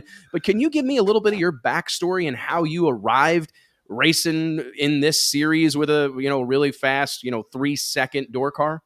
Yeah, well, I grew up. This is all I wanted to do was race cars, right? And race street cars. Like that was a big goal of mine. So when I got going in my career a little bit, I built up a Trans Am and then took it to Hot Rod Magazine events, and we did great in the pump gas drags and things like that. And that was just, the street racing aspect was just, all my heart was for. And so through that and kind of getting in the magazines and becoming, relatively popular because of the way that we raced and who we raced and all the things that we did. I kind of got to know Big Chief, not like on a friendship level, but I became known to him. So he would reach out to me a couple times here and there for Pontiac Tech, and we would talk. And I just thought a lot of those guys, and I watched that take off. And there was a time in my life where I had 4 daughters in high school at the same time. So for me, it was a step back from racing about that time. And that was about the time that the Street Outlaws thing started to just roll. So I took some time off and did some airport races and things, and just kind of goofed off with the Trans Am. And I watched this phenomenon go on, and I watched No Prep, and I thought, that is really cool. Like, I want to get over and go do that. And so I went and found a car, bought this car on a Christmas, like after Christmas. And Chief was actually the one to put me onto it. He said, we had dinner at PRI, and he said, man, if I was looking for a car and I was you, I would call this guy. And it was the guy who built the Pro Mod. It was Terry Murphy. So I looked at, he's in Kansas City. I said, well, Terry Murphy's in Kansas City. And he said, yeah, that's the guy. So I called Terry, and I said, hey, Terry, how are you? I introduced myself. I said, here's what I'm looking for. I said, I want a 68 Firebird. I want it on a Pro Mod chassis. I'd like to do these things with it. And then, but I need to kind of get it done pretty quick. What do you think? And he got real quiet. He said, well, I have one of those. I was stunned because I've been talking to people about building a car, 9 months, a year, all things like that. And I didn't want to take that time. And I said, what do you mean you have one? He said, yeah, it's my car. It's my high school car. And I love things with history. So this car had been his high school car. He'd driven it and street raced it around, or done the things he'd done around Kansas City, racing it, had a huge reputation around here. And so I said, well, let me come look at it. So as he said, I don't want to sell it. I built it for me. We just spent 4 years building. I just finished it. It's never run. It's never even been, rolled a tire. He said, but I just went through an ugly divorce. If you want to look at it, come on out. So I go to his place. I look at it, and it is nice. Like, I walk in there, and I was blown away how nice this car is and how well you've done. It's just amazing car. And so I tell him, thank you for letting me look. I sit in it. It's a little tight, but it looks like it can be adjusted for me. Terry's at least 6 foot. I'm a big dude, so I can't get in a car if somebody owned or built it for a 5'6" guy. So I said, thank you for letting me look at it. Melody and I drive out, and we're driving home. And Melody says, so you're going to buy it? It's awesome. And I said, no, I don't think so. She said, why? It's nice. It's great. And I said, yeah, but it's too nice. Like, I race. We're going to take this thing racing. If the tire is rubbing or something, I'm going to cut it off. We're racing. And that car is too nice. So we go home, and I think about it a few days and look around a little bit more. I finally just call him back and said, okay, can I go look at it again? So we go out, look at the car, make a deal, buy the car, bring it home, go to work on it. And then just started like going to little races here, small no preps. then Armageddon, and I end up at Armageddon, the first Armageddon, and the very first chip draw, first Armageddon, I draw Chief. Like, of all the dumb luck, I draw Chief. And so it's 2 Pontiacs. It's, we tacitly know each other. We're not like, tight or anything, but we know of each other, and no one else really knows of me. And we run down the track, very first pass down that track with a set of turbos, and I beat him. And it was a big deal to us, a big deal to the team. It kind of set us on the radar now everyone knows who we are. It starts a kind of boiling from there. The car gets into PRI. We go and do a bunch of little races. And really that's kind of where we just chipped away at it. And next thing you know, I meet Monza and become buddies with him and Ryan Martin and all of them. And pretty soon it just boils into come race. And it's crazy because awesome. what an introduction to drag racing, though, right? Like, there's a lot of different places to like go get your feet wet or, go kind of get started. But to get started in this particular arena, like tabling the competition, just like the drama and the energy and the atmosphere. I mean, we've seen a little bit of that unfold on the show, Robin, that it's like, this isn't for the faint of heart.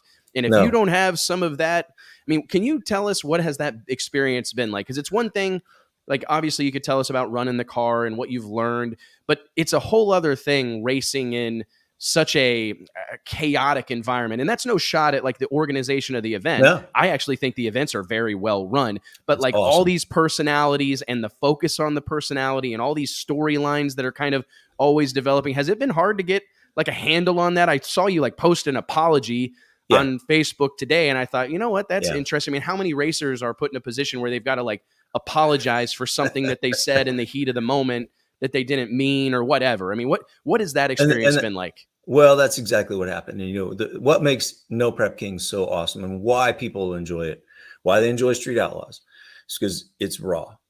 It's raw. It's behind the scenes. It's all the things that happen. It shows. I mean, you look at NHRA and they get an interview between the rounds and then you never see them again, right? You don't get to see them make the mistakes. They are polished in that. They're taking care of their sponsors. They're doing their thing. Look, we're raw. And so I had one of those moments a few months ago where I just literally I honestly said, I think I said the dumbest thing I've ever seen in my entire life. I've never said anything so stupid to a person that I thought very highly of. And it hurt them. I knew it hurt them. It hurt me when I'm not in the moment because, you in all honesty, we got all the money in the sport. We got all our passion in the sport. We got all our time. We're there trying to win a race. You're trying to do certain things. You've invested so heavily just your entire life and your attitude and passion. And so I got upset over something I should not have been upset about. Not as upset as I was. I mean, there's a reason to be upset, but not as upset as I was. And I kind of took it out on a kid who didn't deserve it. And that was my fault. And so for me issuing that apology today is because the show aired last night and I didn't know, the other thing is you kind of forget about it. I mean, him and I talked it out afterwards and I went to him and just profusely apologized. Said, man, I can't believe I said that. And that was not right. It's all my fault. Nothing you did deserve that. And so then it comes back 2 months later and it's like, you got to relive it again. And not only that's what I was just going to ask about, now because that's such a weird thing to have to like, not only did you have to deal with it in that moment, but shit, now I've got to deal with the whole world talking about it. And now it goes out to however many people would watch it on the night, which is huge. Obviously it's a huge platform. So it goes out to the world and the world sees it and they think the same thing, right? You're an asshole, you're an idiot. And I'm like, yeah, I am. I can't believe I did that. Is that the tact you take, man? I mean, is that the advice that you give to people? Like, hey, in those moments, you just got to own it. Now everyone does it different. I mean, they're the people who attack back. They're the people, and you have some of them who just don't care. Like, whatever, man. Like, I told him that, and that's how it went. And everyone's got their personality. And that's the neat thing about No Prep Kings too. Is like, there's so many different types of people, and I'm the type who I was hurt as much when I saw it again as I'm sure Brandon was the original time. I was like, man, I still can't believe that happened. And I said that. And so, you're reliving it and then the world's hearing it and then they're hammering you and rightfully so. I earned that one, whatever they say. And so for me, you asked how I would handle it. Like how I handled it is just, I told my daughter, told everybody, I said, look, I'm just going to post out an apology. Everything, whatever they want to say on my Facebook or whatever they can say, I'm going to let it stand. I earned it. And so that's how I've treated it. It's not, I mean, I can never go back and redo that.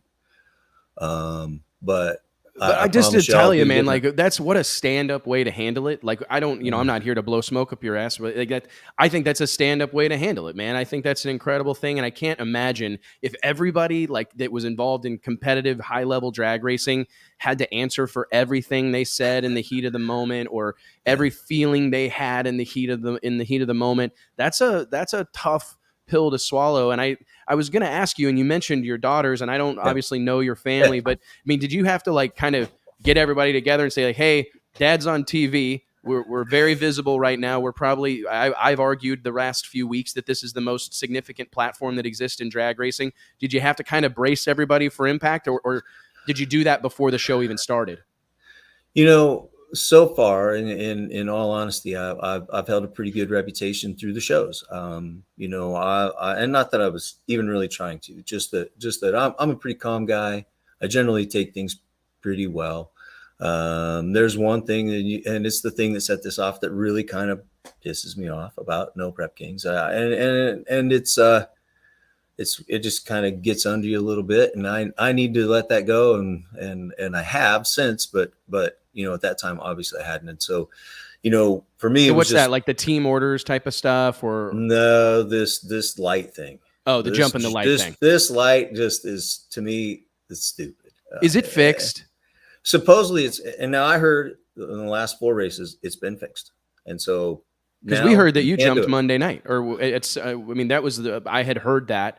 And I'm not like trying to stir shit. I'm just talking because it's interesting. Hey, it's worth talking about. Yeah, man. That's an upcoming episode, so I won't go too deep, but I'll talk a little bit. So, I mean, we watched it. I was actually out at the Motorplex, got invited out. Boosted asked me to come, and I was, honored to get invited. And it was, I'm going to talk about it later in the show, so I'll save it because we're here to talk to you. But I was massively impressed. But in that semifinal round, it did look like, it was close. But in that, so, but I do, close. We understand talking to different people. We've talked to, who all have we talked to? We've talked to Lonnie Grimm. We talked to Jim Hughes. We talked to Boosted right here on the show, talking about doing away with the time that typically would illuminate the ambers. Right. Can you take us through like where the jumping situation is right now? Do you think you jumped this past weekend? And what can we do to fix this? Because it's the worst. No Prep Kings doesn't deserve it. To be honest, it's like the only thing anybody can say negative about it is that whole situation. And here's the worst part. The fans do not understand it. Nobody understands it except the drivers that are there trying to do it. And there's some that really kind of have it figured out. And so it's a mess. I think it's a mess, and I think it has to be fixed. And there is a way to fix it. And from what I understand, they have done that. And so, and you're asking about Saturday night. I mean, for me, I roll in, I let go of the button. I thought it was good. I go down the end, I feel pretty good about the run. I get out. I say to Cody, "Hey man, how'd it go? I really didn't get to see you, and I like Cody." And he said, "Fast car too." Oh, very fast car. And he said, "Did you take a shot at the light?" And a stop is like, "No." I stopped. I was like, then your brain starts running, right? Did I? I mean, I'm thinking. And I said, "No, Cody, I would never do that." And I started walking away. I'm like, again, you're second guessing. Did I? I don't know. Because now I'm thinking, I'm pretty sure soccer, and then you're running through your head like all the scenarios. Here comes my crew. They roll up in the car. My crew chief gets out, and everybody knows Alan. And when he comes around, he says, "What's up?" And I said, "Dude, did I jump?" And he said, in the most firm tone, he said, "Absolutely not." And I said, "Okay." So I get in the car, we start pushing down and go back to the pits, and we're there for a while, starting getting ready. And then I hear scuttlebutt, and this is normal MPK stuff, drama about, somebody thinks this and that. And somebody swings by the pit and I heard this or whatever. Yeah. Oh, really? Nobody came to see you. Nobody comes to see me. Nobody comes over and says, "Hey, you jumped." Cody doesn't come over. Nobody comes over. Right. We go to work on the car. We have a cracked inlet tube. they come over to do the OTF, which is the outtakes, and they stick a camera and a mic and the whole deal. And the producer the kid takes care of us, real good kid, says, so what about the jumping? Did you jump? And I stopped and I said, wait, did I jump? And he said, I don't know. And I said, I don't either. I said, I don't think I jumped. And my OTF is going to come out like this. I said, I don't think I jumped. I said, I can tell you this. I never intended to jump. I did not even try to jump. I can tell you also that I was thinking about it the whole drive down. I've been in the lights 1,000 times. I have never red lit. So if it did, it was a total accident. It wasn't intended. And then they said they fixed the lights. And if they fixed the lights and it was green, right, then it's green. It was green. I mean, and obviously we don't have like the most sophisticated camera equipment. We're like examining a Facebook live feed, and we had like, I'm cutting this thing down and slowing it down or whatever. And I'm looking at it. I'm like, man, I did it too. It was illuminating. I mean, it was, you know what I'm saying? I mean, it literally, the light was turning green. And I also think Cody was pretty late. So I think that made it look worse, perhaps, than maybe it was. I don't know. Interesting situation that I really wish you guys didn't have to deal with. I hate it. But I can tell you, I have video from behind. Now the exhaust is going through the light. And I didn't have it at the time. But like I said, in that time where we're waiting to get ready to go the rounds, nobody comes over to me and shows me a video. Nobody, and Cody and I should be close enough friends that if he knew or he had damning evidence from behind, he should come over and show it to me. But everybody gets caught up in the moment. I was caught up in the moment. What I should have done when I heard that was go to Cody and say, hey buddy, let's talk this out, because I don't think I did. And I looked and I tried to find my video. It's grainy. And like you said, and this is the odd thing about the light. So the internet has video of it from the side. Well, from the side, because if you've drag raced, when you're looking at that little filament, it lights up on an iPhone frame. It takes like 5 frames of an iPhone to be fully lit. You know this, right? So that's when you're sitting in the driver's seat 12 feet away. You're the only one with a direct look at that tree. The people in the stands, they don't get to see it until it's full green. And that light does this. And so by my video, you're right. It was illuminating. Super close. Like, I'm assuming that you're in there and you're seeing the filament start. I'm staring at the filament. That's what you're supposed to do, right? That's what I do. And it's interesting because we were going to have Alexis DeJoria on the, Nitro Funny Car, NHRA Nitro Funny Car Superstar, won this past weekend in Bristol. Mike, I can't remember what her light was. Wasn't she like 011? Is that right? That's bad. That's awesome. Yeah. I mean, 011 in a funny car is impossible. Like, I mean, that's a bad job red lighting. I mean, you can't, nobody does it. You know what I mean? Like, it's no one's trying to go 011. And I immediately, when we were having this discussion Monday night on the show, the conversation kind of came up like, hey man, that kind of happens. People cut it close. I mean, it's not to say that I don't think Alexis would tell you that she rolled in, turned the bottom bulb on and took a shot at it, but she nailed it. Right. I mean, and that's honestly kind of what I saw at this past weekend, was you nailing it. Yeah. And very honestly, I watched that video and here's what I understand about it. It's not condemning, but it's also not like it doesn't. Yeah. Did I flinch a little bit early? Looking at that video, it's entirely possible. But I can absolutely tell you, the all honest of raising my hand, I did not intend to do that. And that's the truth, and that's how it has to stand. And the same thing. I already lived it. I already made the choices that maybe weren't right, but I did what I thought was right, and you live with it. And that's part of, like, here's the deal about when you decide to be on a reality TV show that is a drag race. You have accepted that everything you do, even if you say something really stupid to a friend, it can be filmed, it can be shown, and it's forever encapsulated with you being a jerk. And that's just how the context is rarely there, right? I mean, the context necessary to answer some of the questions or what have you is rarely there. So it's a tough thing, man. I actually had people tell me multiple times, like, hey man, just so you know, like almost everybody up here is mic'd up. Like, yes, everybody up here is mic'd up, just so you know. And I'm like, oh, wow, that's really interesting to think about. And I mic the whole time. Yeah, that's a pressure that most drag racers have never, ever experienced. And I want to kind of use this opportunity to introduce our next guest and bring him on here with us momentarily, Robert, because I think there was an interesting thing. And one of the coolest things I saw in 2021 was in the first round. the very first round this past weekend.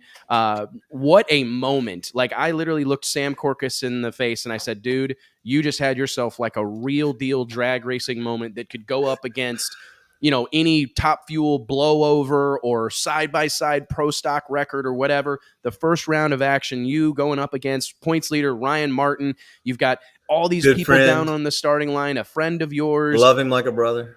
Two of the baddest cars on the property, undoubtedly. You've got Corey Swanstrom, Big Country, and Little Country Justin Swanstrom down on the starting line, stirring the crowd up. I mean, hugging my wife. I know. I looked down there at one point. I looked over, and Corey, who I just think is a superstar in the making. They better not point the camera too much at that guy, because he's gonna steal the show. But Corey's looking you in the face. Yeah, I mean, he was looking you in the face in the car. In the car, and he's like, yeah. I thought that was awesome. Hey, we've become pretty close over this as a team, and we've been through some bumps, but we worked them out like men.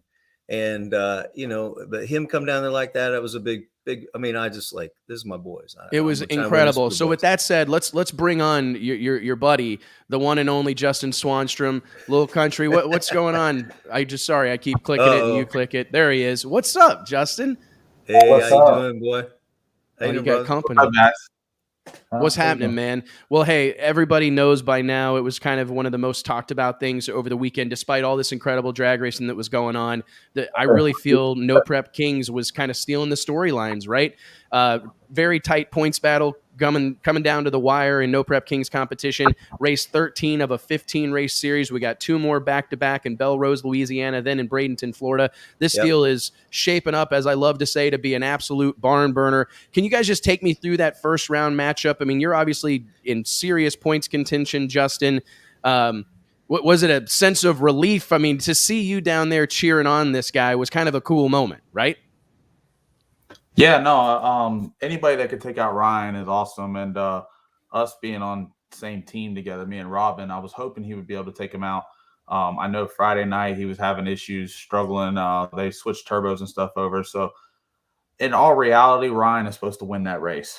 But Robin being able to take him out, and I think Ryan was out in front. He had a little issue, got squirrely. Robin drove around him at the other end. So being able to see him win, take out the #1 points leader, I was happy as hell. One for me, one for him, and his whole entire team. So yeah, it was a pretty fun moment because it changed everything. Ryan has had this super points lead for the last I don't know, all the races, 10 or 11 races. Yeah, I tell everybody all the time, like, Ryan's got like a horseshoe. I love him to death, but the dude, he's got the drawing pick down packed. Like, he is yet to have to, and that's what I told her. The only way you're going to catch these people, Kai Kelly, Lizzie, you're going to catch Robin, you're going to catch Ryan, is you have to run them first round. That's what's going to change. If they go as many rounds as you go, they're not going to gain on you, but you're not going to gain on them as well. So he finally got a hard pick this morning, the first round. And I told Robin and them, those are the rounds that you kind of want to get. You hate that you have to race those type of people with they're fast, but if you take them out, then it's just an easy drive from there on out. And he proved that. I mean, he went to the finals after that. And nothing against any of the other drivers. There's a lot of fast people out there, but if you can take out the elite up front, then everything else kind of goes a little bit more smoothly. No doubt about it. I mean, and it's one of the things that we've talked about a little bit is there's 32 teams involved in this deal. All of them, I don't want to throw anybody under the bus, but like there are some people that have to be seen as a favorable pick in that first drawing, right? Oh yeah. I mean, for sure. And you never want Ryan Martin. No. Like, but if we're going to take a championship chase, and this is what Russ and I talked about even before the race, somebody's got to get him. Someone's got to get him early. I didn't want to be the one, but that was my draw. And yeah, I was at the back of his door the whole way, and that's normal for a turbo car. I mean, he's going to be out front. He's lighter. Pro Chargers work better low. And I thought when it started to pull, I thought, oh, this is going to be real close. And then somewhere real close to the end, I saw him wiggle and right on by. It's incredible, to be honest. Like the caliber of racing really surprised me. I mean, I had this conversation a little bit with Corey Swanstrom at the track, but I was really taken. I thought we'd see a lot of cars going up in smoke, not making it A to B. I didn't think we'd see a lot of full poles, to be honest. I know. You know what we didn't see? is the fucking Pro Mod guys thought they were going to come over there and just fucking mollywop everybody. I didn't see. They did say that. Pro Mod car go down the track. Tell PDRA, fucking NHRA, whatever you want over there, Midwest, come on over there and you can get your ass fucking donkey stomped just like they were doing. Well, those tracks are way trickier than they think. That's what I tell people all the time. You're not just gonna come over and just think you're gonna fucking take over the world. I mean, it takes a lot of testing, a lot of stuff to go right to be able to go down a track like that. And yes, the starting line does get better because everybody's doing burnouts, but it's not the starting line you have to worry about. It's from the 330 to the 8th mile is where it gets a little squirrely. Oh, you see these cars all but change lanes every single pass. I mean, that was another thing. But we need to get with all these tracks. We got $1 million tracks, and we only got 10 fucking cones on the surface. We run them out of cones this weekend. How much is a cone? I've never bought a cone, so but I will contribute. They got to be $100. Oh, they can't even be that. JT, look those up on Amazon for me real quick. Look them up on Amazon. Find out how much. A track should have a minimum of 100 cones at all times. Like. I understand there was people taking out cones, but we finally had to take the 330 cone and then take it to the 8th mile, and then that was the last cone. Hopefully nobody else hit it. I even asked them, I said, what happens if somebody hits it? What are we gonna do? Put a camera at the other end, or maybe a paint a stripe? Go out with a spray can and paint a stripe and put a camera. But I was wondering because it was like the wind light took a second to come on too at that. You know what I mean? And I'm like, do we got someone down there deciding who wins? What's going on? And Tyler Crossnoe was telling us in the comments, $34.95 without shipping. Exactly. That's not bad, man. There's no reason to have only 10 cones on the property. Yeah, there should be a spare truckload somewhere. Yeah, we got to get a truckload. We need to maybe take up a fund for racetracks around the country. Make sure we got plenty. We'll start a GoFundMe. That seems to be the thing to do, right? Start a GoFundMe and see if we can't make sure that every track in the country has a ton of cones. But honestly, watching the cars, man, scooting from wall to wall and the reaction from the fans, both of you guys have raced in other environments. And I'm just curious, there was a moment that happened where Murder Nova won first round, right? He's coming back up the return road, and I would just love to hear both of you guys kind of reflect on this. You'd have thought the Messiah was coming up the return road on a scooter with a hat on backwards. I mean, people were losing their minds. Kids are screaming, wives are screaming, grown men are cheering and yelling. And, I haven't seen that since the height of John Force's stardom at the drag strip. When you guys get that kind of reaction from the fans, because you both got it. I mean, you got it all throughout the weekend, Justin, Robin, especially after that first round win, the place was going nuts for you. Yeah. What's it like to get that kind of reaction and response from the fans? Well, you go first, Robin. So if you grew up wanting to do this, that's just something that it's affirmation for one, but it's also just really cool. I mean, it just shows how much passion the fans have for this sport. And honestly, you're talking about Murder Nova driving down. If I drove down there, no one would cheer like that unless I just beat Ryan Martin, right? But every time Murder Nova drives in front of the stands, they're going to do that. And in my case, I feel like I owe those guys all the respect. They started this. They've made this. The reason we have this show are those guys, Murder Nova, Ryan, Chief, all those guys. And so I think it's just cool to see. Justin, how about you? What do you make of it whenever you're standing up on the concrete guard wall there and knowing that all these people know who you are, maybe follow you on social? What's that like? I mean, considering how quick, I know you've been in this, you've been racing for a while, but you're quickly becoming a household name in our sport. What is that reaction like for you from the fans? You're doing a fantastic job. Thank you. I tell everybody, the fans is what the racers don't keep the tracks open. If you had no fans at the racetrack, the tracks would not be able to stay open. The fans are what keeps the sport alive, keeps it going. That's why you see I try to interact as much as I can with the fans online, offline, at the racetrack. Just try to have fun with them to make them want to come back, want to spend more money with the track, get in, buy food, buy tickets, buy merch, because that's what keeps this thing going. If you didn't have them, you wouldn't have nothing at all. So I am very big about with the fans and all that. And I don't have the fan base that some of these people have due to the fact I haven't been on the TV scene yet. Maybe after this year, I think that was my goal, is to try to do good enough, because I do this for a living now. Social media is what I do for a living. So my goal was to be able to do good enough to be able to make an impact and be able to keep growing my brand. I started Swan Gang 2 years ago, and last time I was on the show, actually, I still have it on the wall right there. When I started Swan Gang in August of 2019, I didn't know it would grow up to be like this right here. And I look at it every day before I leave my bedroom. But it has grown rapidly. There's so many fans and I don't even have the big fan base yet, but my fan base that I do have is loyal. It's organic. I don't have to buy it. Don't have to do nothing. It's to the point now.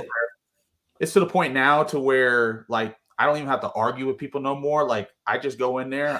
I tell people all the time, and I even told Robin at times about social media. It's because I've learned a lot. I jump in, I talk a little crap, and then I dip out, and then that's it. And then the fan base actually talks for me. And if I have to come in, I'll interact with them more, talk a little crap, and then I dip out. So being able to interact with the fans is the best thing ever. And then at the racetrack, I try to put people inside the car. I try to let people start the car up so they have an experience. I can remember whenever I was younger going to the racetrack, wanting to hang out with the older guys, wanting to go sit in their cars and do that. And my dad ran Pro Mod at the time, so it was a little bit easier. I was able to do that, but not everybody has the same opportunity that I have. So to be able to give them the opportunity to be even just sit in the car, fire the car up, let it sit there and run, they'll remember that forever. So they'll want to come back and they'll hope that somebody else will do it again. And I hope that other drivers catch on to that and try to do it. Even though I was probably the first one to actually do it with NPK, there's other people that's starting to catch on and they're starting to do it as well, which I think is awesome because now you're going to get their fan base is going to look at them and say, damn, he's a good dude, which they are. We're all good guys and females and everything out there, but they're going to go, okay, I want to do that. So maybe possibly I'll come to another race and there's a chance that I can do that as well. And Robin, you've experienced some of this. Like on your post today, you had a lot of people coming to your defense. Like, hey, man, were you? I mean, that had to feel good because to Justin's point, you had all these fans of yours coming on there and being like, hey, you're handling this exactly how you should have handled it. And, don't feel bad. I think that's pretty cool that you had all these people come out of the woodwork to support you. And Robin will tell you, I told him this, half the people have to love you. Half the people have to hate you. At the end of the day, they're all going to watch and they're going to figure out this is how the world is. They have to argue. That's why we're in what we are now, from politics to everything going on. People have to argue. That's how they interact. That's just how the world is. So that's it's why like what our news is built on now. Yeah, it's unfortunate. I tell everybody all the time, the biggest promoter in the world, and Wes, you probably don't even know who I'm talking about, but who do you think is the best promoter in the world? Donald Trump. Hell no, Vince McMahon. Vince McMahon is definitely. I'm a big pro wrestling guy, but I like he's got controversy. Oh yeah, Sex sells in the sport. Baby faces and heels, buddy. They got good guys and bad guys. He's got people that go against each other every day of the week. They may go out and eat dinner afterwards and have fun or whatever. But when the camera's on, they have a story. And people will say, okay, they're either fighting, they're either arguing. Some of them are true beefs, some of them are not. There's a lot of beefs that's going on with NPK that is true right now with going on. But I told Robin and them that. I said, half the people have to love you, half the people have to hate you. The people that support you are going to go with you all the way to the end. So I read his post, and I see the people that are actually there for him. I see the people that are sitting there talking shit. And I'm going to be honest with you, I sit back and I hope that he's not responding back to them, because at the end of the day, it's just gonna water down his deal. So no, I get it. It makes sense to argue with each other. So both you guys have spent some time. No, go ahead, Robin. I reached out to Justin and said, "Hey, man, you told me haters are fans too." He's like, "Yep, get them." And I was like, "Nah," and then he's a lot more experienced at that than I am. And I want to defend myself. I want everybody to like me. That's a problem that I needed to just learn to get over. People are gonna hate you. All right, and you know what? They have reason to for this, because I did something stupid. But I got to tell you, man, that's easier said than done. Like that, developing that thick skin. I think a lot of that has to do with, and I don't mean to speak for Justin, but his background in grudge racing. Yeah. All these dudes do is scream and yell at each other. It's all, Justin and his dad don't care. They don't care about nothing. Like, no, you guys want to ride them. They're like, yeah, whatever. It prepared him for that. More like that. You know, Robin, when you talked about kind of your initial connection to No Prep Kings, Street Outlaws, and all that was Big Chief. Yeah. I'm curious, and I want to ask this of both of you too. Robin, you go first though. What have you learned anything specifically from the Big Chief, from those superstar guys, Big Chief, Murder Noma, Farm? What is something? What's a takeaway you could share with us? Something that you've learned from those guys? Well, I mentored last year under Ryan Martin. And I should have learned a little more because he remains calm through a lot of things. But what I learned, those guys, you see how they conduct themselves. And I'll tell you and I learned a few things in that and how they carry themselves. Now, I'll be honest with you. One thing I learned watching Big Chief is I don't want to be famous. I mean, rich is great. Famous sucks. I mean, he can't go to local McDonald's in his own city without getting mobbed. He goes in Home Depot and he can't get through without, I mean, he's as big a star as there is. It's got to be an age thing. Because I mean, I'd say, Justin, you've got to be on the other side of that, right? I mean, I want to walk into Walmart and have people asking for my autograph. Yeah. Well, not even that. I mean, but I love just being able to interact with people. There's people that don't like, not that I don't like talking to people and everything, but I mean, I do. So like if I'm at dinner or whatever, like you see some people make a post talking about, if I'm eating food, don't come up and ask for a photo. No, that's what you do for a living. You put yourself. And I would do that. And you put yourself in that spotlight. And my guy Brian, the one with the beard, he always tells me, that's what you get for being a rock star. That's his saying. He goes, that's what you get for being a rock star. So every time there's times that I get upset when, like I said, something's going on with the car. Like I just had one this past weekend. I try to do everything for the fans, but he made a post on Facebook talking about, I guess I didn't give him as much time as maybe I was. This was the fan that posted something and you screenshotted it or something, right? Yeah. And I did. And I tell people all the time, if you're going to put something online, don't tag me in it or put me in it because I will definitely put it online because I don't care. It's just whatever it is. It doesn't matter to me. But he said that I didn't spend enough time with him. And I sent him a message. I even told him that let me know what he bought from me. He had a Kai Kelly shirt on with a fucking hat and everything. Like, I don't care if you're help promoting other people. It don't matter to me.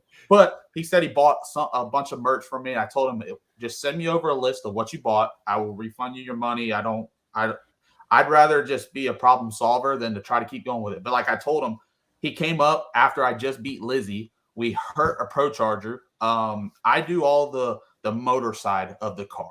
So once Dad gets a tune-up, he goes inside. I go through the valves. Me and my guys, we were taking a Pro Charger off. I was trying to answer Nick, which is our producer, for the interviews. I was trying to do interviews. I was trying to take a Pro Charger off. I was trying to go through valves. I was trying to get everything ready. And Robin will tell you, when you get down into those rounds, because we were already running, they run you fast. By the time you get back, 10 minutes later, you got to go back up and you'll spend 35 minutes trying to do a chip draw. So I even told the guys, I'm sorry, but there was just a lot of stuff going in at the time. And even my guy, Brian, he texted me. He goes, that's what you get for being a rock star. So I have to think about both sides of the deal when, I mean, I don't want to be an asshole, but there's sometimes I just cuss somebody out. But that's where Brian comes in. He goes, that's what you get for being a rock star. And it puts me back into my reality that this is what I do for a living. This is what I want to do, that there is going to be people like that are going to come up, and you can't satisfy everyone. No matter how hard you try, you'll never be able to make everybody happy. So that's one thing that I have learned in the last year and a half, 2 years, is do what you want.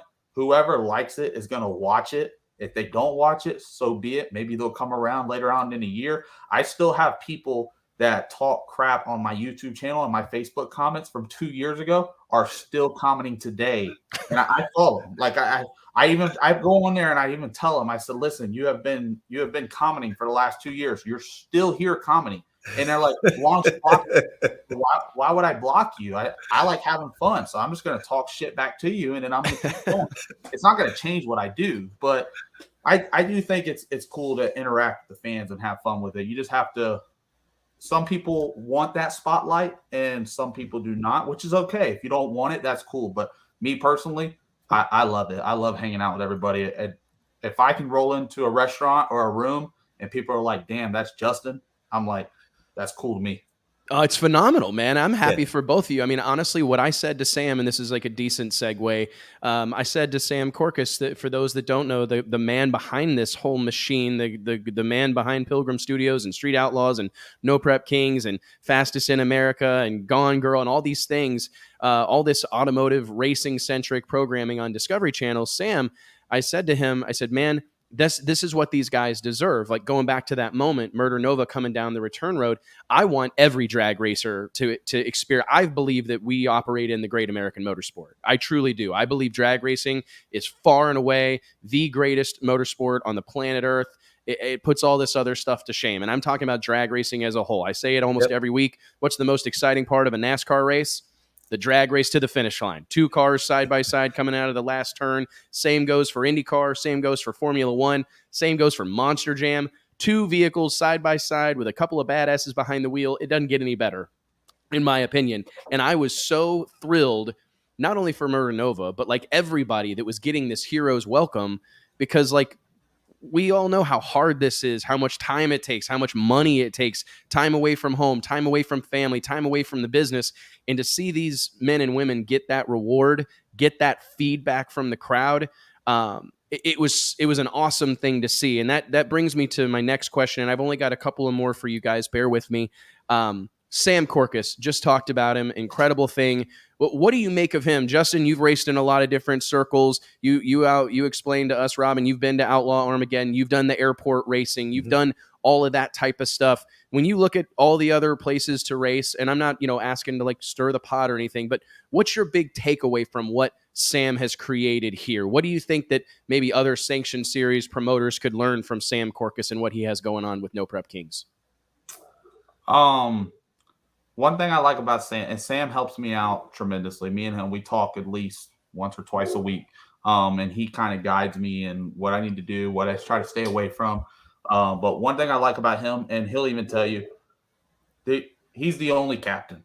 He's the only one that is steering. He tells me all the time, he goes, I'm the only one that's steering the boat. My hands are the only one that's on the wheel. He goes, there's nobody else in there. He goes, what I say goes. It is what it is. And that's what's a good thing about it.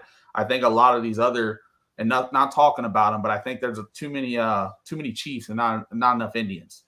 So with that, there's too many people that is trying to put something in to be able to say, hey, we need to do this, we need to do that, instead of just one person. One thing I do like about Sam, and I tell people all the time, I'm a content creator. He's giving you the platform to be able to grow your brand. I know after this 1 year of being on MPK, my brand is going to skyrocket. We've already talked about it. I already see the numbers happening now. He lets you come run for $40,000 free. Every driver that comes in there doesn't have to pay a dime. They don't have to pay a dime for their crew members. He gives you the TV platform to grow your brand. I tell people all the time, there's people in there, I won't mention names, but have been doing the Street Outlaw deal for the last 6-7 years and don't have a brand. And it blows my mind because there's so much money that's on the table that can be made. He can't do it for you. You have to be able to put in what you are wanting to get out.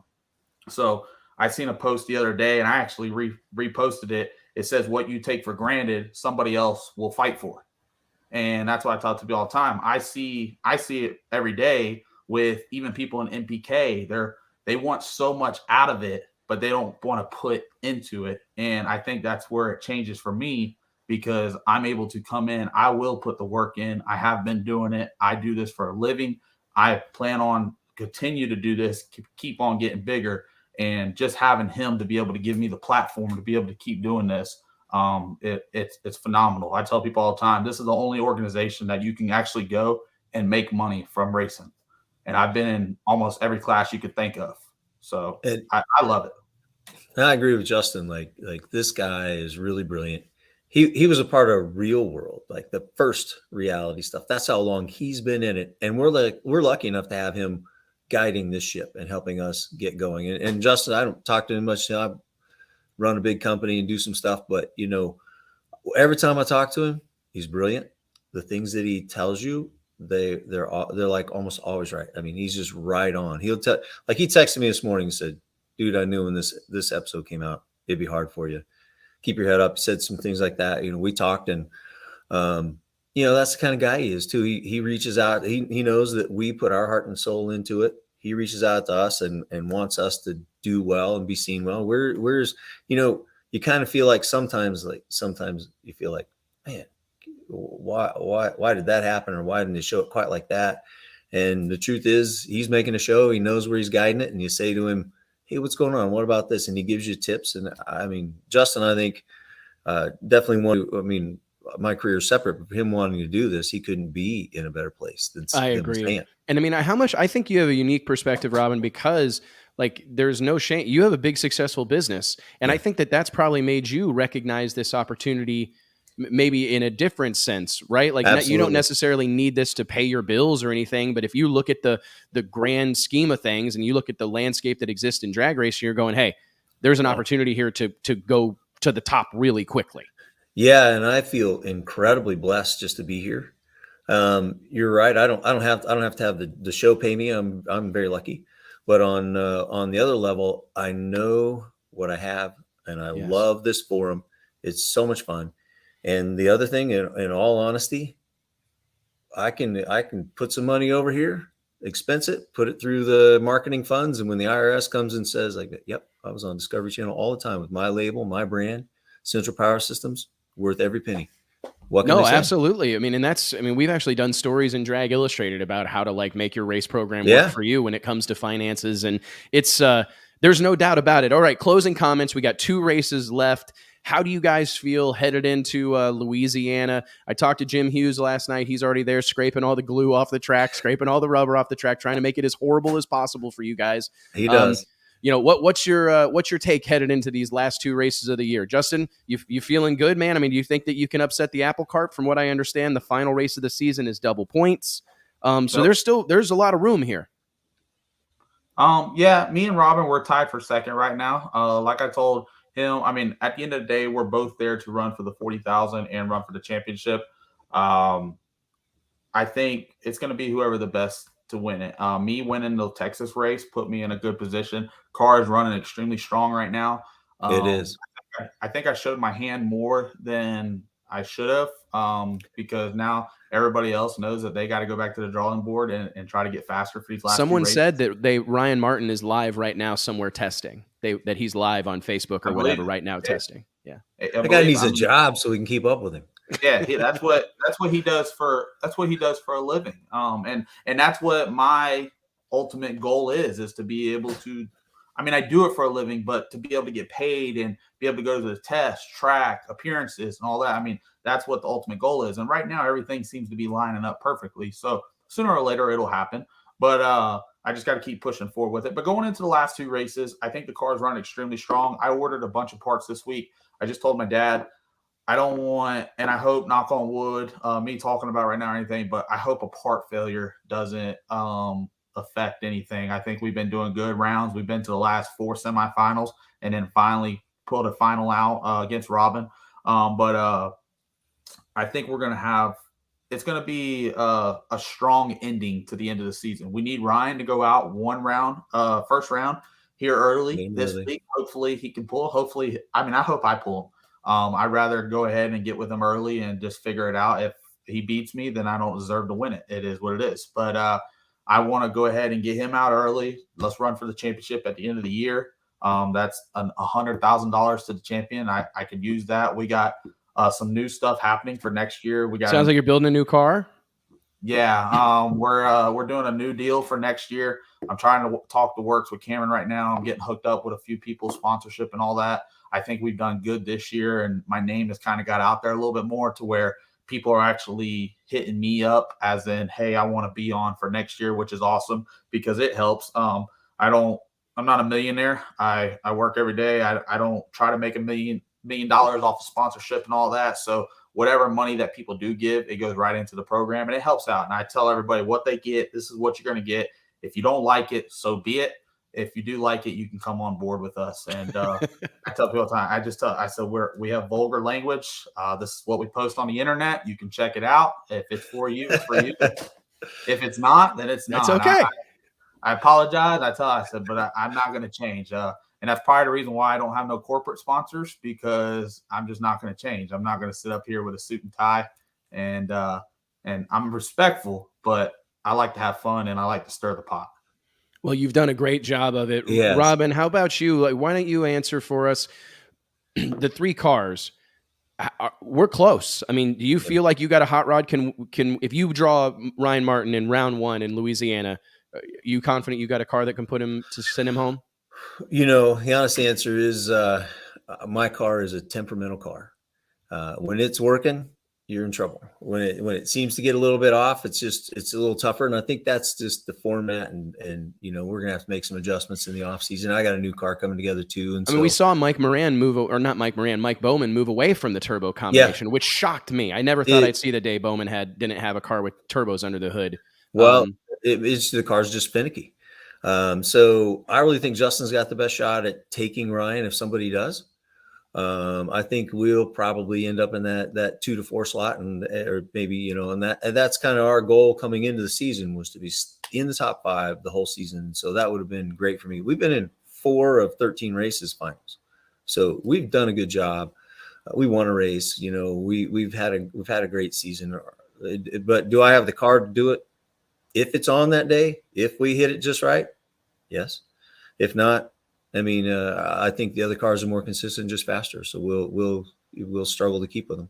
Are you going to stick with turbos? We're working on a plan. Okay, there we go. There we have it. Well, hey, Robin, thank you so much for joining us, brother. Justin, always a pleasure to have you on here, man. And I was going to ask you guys, if everything works out next Monday, and I know you're going to be traveling, we've got this brand new show we're doing on Monday nights, the Drag Illustrated Ride Along. If you guys aren't throwing like a watch party, I'd love to have you guys join us. We watch the show and we react to it live. Last week we had Dave Comstock on, and it was great to get, like, he kind of tells us the behind the scenes of what we're watching. The week before that we had Jeff Lutz. So if we could get you guys locked in to watch the show with us one of these Mondays, that would be badass. Man, I'd love to do it. Killer. I know, Justin, you're always down to talk trash on the internet, so it'll be fantastic. Tell your pops hi, man, and be careful going. Right, what now? He's in Louisiana right now. I know I didn't. So Homeboy just stays on the road. Did both your cars go straight to Louisiana? The Lexus did. Robin, did you take your car home, or? Yeah, we brought it home. We threw rods in it, did some maintenance, and then we'll haul it down. That's spectacular, man. So he's actually already out there now. I'm leaving tomorrow night with our guys, and we're gonna drive through the night, get there on Friday morning, and then unload and see what happens. I'm sure Robin's gonna pull the fucking team attack again. He's had it the last. I always do. I don't even want it, and I get it. It's hilarious. He's had it the last 6 races in a row. But he does great during the Invitational. But the team attack's got his number. Like it's back to the temperament. It is like that. I said that team attack's got me in headlocks, been giving me a noogie the whole season, man. I just been struggling, but I love the team aspect, and we'll have to have you guys back on, and we will actually, if we can get you on Monday night, I want to talk about the team aspect. I think it's something that we don't see enough of in other parts of drag racing that kind of just adds an element of excitement and another storyline to pay attention to. But seriously, thank you guys both so much for joining us. Ladies and gentlemen, let's give it up for Justin Swanstrom and Robin Roberts. Thank you, guys. See you guys. See you, fellas. Holy cow, man. What JT, Murder Tundra, Mike Carpenter, what's going on, guys, man? That was fantastic, right? I mean, yin and yang right there. It really is yin and yang. Right? That's a great combo. And I mean, Swanstrom, you have to give him credit. He's doing all the things that we tend to preach about on this show, and getting out of it what he's putting into it. Even though he's on a huge platform like that, he mentioned, or he didn't name any names, but there's tons of guys that kind of expect it all to come to them and aren't building a brand or really capitalizing on the opportunity. And he's doing it right. Yeah, love him or hate him, I mean, he's doing it right. And when he's for what it's worth, man, he's right. I mean, there's some people in our industry, I hope are listening. You know what I mean? Because how long, JT, have I been saying it on this show? Like probably 5 years. You cannot wait for Fox or Discovery Channel to show up and make you famous and make you rich. Like, you've got to take matters into your own hands, and we've got the tools to do so. Before Justin was on Street Outlaws or on No Prep Kings, he already had his own YouTube channel. He was posting on social all the time. I mean, he was playing this selling game, apparel, selling apparel before he was on the show. And I think so many people, like, they're just going to wait till they're famous to be like, oh, I guess we should lean into it now. He was already kind of building this and just needed an opportunity like he's gotten with NPK to launch it. Well, with with that said, guys, I want to remind everybody that the Wes Buck Show is brought to you by our friends at flowracing.com. If you're a drag racer or a drag racing fan, you got to get on board with our guys at Flow Racing. The world leader in sports live streaming, Flow Racing provides unlimited access to drag racing's biggest events. Last weekend's No Mercy, Donald Logg's big production at South Georgia Motorsports Park. No Lights Out, Sweet 16, every stop on the PDRA and NMCA Tour. Chris Graves' Funny Car Chaos, Jason Miller's World Cup Finals, Mel Ross Streetcar Super Nationals, and much, much more. The coolest part about Flow Racing, though, other than being able to watch drag racing literally 24/7, it's unbelievable, is that, in my opinion, what these people are doing is truly important to our sport. Like I said, it's a little bit personal for me, for someone who eats, sleeps, and breathes drag racing, but Flow Racing is contributing to the bottom line of many of our sports' best-known promoters, best-known tracks, and it's so important. The partnerships formed by Flow Racing with promoters and drag racing serve only to grow the sport and put racers and events in front of more eyeballs and give them an opportunity to race for more money. So please realize that the platform provided by Flow Racing is changing drag racing for the better, and there's no limit to the good they can do. So log on to flowracing.com/drag illustrated. Let them know that we sent you and join the movement that is Flow Racing. Guys, we've got a whole lot to cover. We're headed into, I think, hour 3 almost. We're 2.5 hours in. We've had a hell of a crowd here. I do want to thank each and every one of you for tuning in, whether you're watching along on YouTube, watching along on Facebook. Please know that we appreciate it. We say it ad nausea, but we mean it. Your comments, your engagement, your involvement in this deal, it's like oxygen to us. I can echo everything that Robin and Justin just said. It's so important to have this interactive relationship with the drag racing masses, and we're so proud of it, and we're so thankful for you to be here. Please remember, click like, click share, click subscribe. I think the cool kids say smash that subscribe button. Or at least that's what everybody on my kids' YouTube channels say. Please follow this and help us spread the gospel of drag racing. It's very important. So without further ado, JT, bring Mike back for a minute. We're going to switch gears and talk PDRA drag racing. I said this early in the show that out of all the racing that was going on this past weekend, and there was obviously some killer stuff happening, we've been talking about it a lot, but the competition on display in Pro Nitrous, PDRA Pro Nitrous, PDRA Pro Boost, PDRA Extreme Pro Stock, PDRA Pro Outlaw 632. It's almost unspeakable. It was one of the finest performances, that opening round of eliminations at the World Finals at Virginia Motorsports Park. I really think it was one of the best performances, best rounds of racing that I've ever seen. And I'm excited to have this guy join us. I believe that he is the most dominant force in door slammer drag racing. I've been calling him all day long, just getting ready. The champ, triple champ, trip champ, whatever you want to call it. He's done it 3 times in a row. I thought you were saying ladies chomp, and gentlemen. chomp. No, like no. Shark. Champ. Oh, okay. Well, you could maybe do like chomp, chomp. No, champ. The one and only, ladies and gentlemen, give it up. That, Jim. So Jim Halsey. Bring him on. What's up, Jimmy? Guys, how are you? Man? Man, thank you so much for taking some time. I'm sorry we had you in the green room forever there, but I appreciate you hanging out with us and being patient. It's these live format deals. You never know. Something kind of goes off the rails. You try to bring it back. You never know how it's going to end up, but I appreciate your patience. And I guess let's get right down to it. Congratulations, man. I don't know how many more accolades we can pile on you and Brandon and Kathy and Erica and the crew, but holy crap, man, you guys did it again. There was a time, Jim, that I didn't think we'd ever see. I didn't know if we'd see Jim Halsey drag racing again. But, man, you're back and in rare form, man. Congratulations. Thank you. There was a time that we weren't sure we were going to be back either. So, with this new car, it turned our program around pretty quickly and getting hooked up with Brandon and a lot of testing, and it's all paid off. Tell me, how much do you think that attention to detail, when I look at what you and Brandon Schweitzer, of course, who you're talking about, and Eric Davis, what I see in your guys' pit area is some harmony. You guys, everybody knows their role. Everybody knows their task. It's the same cast of characters every time I come around. That's something that I talk about all the time, is that consistency, the same group. Everybody kind of knows their place and their responsibility.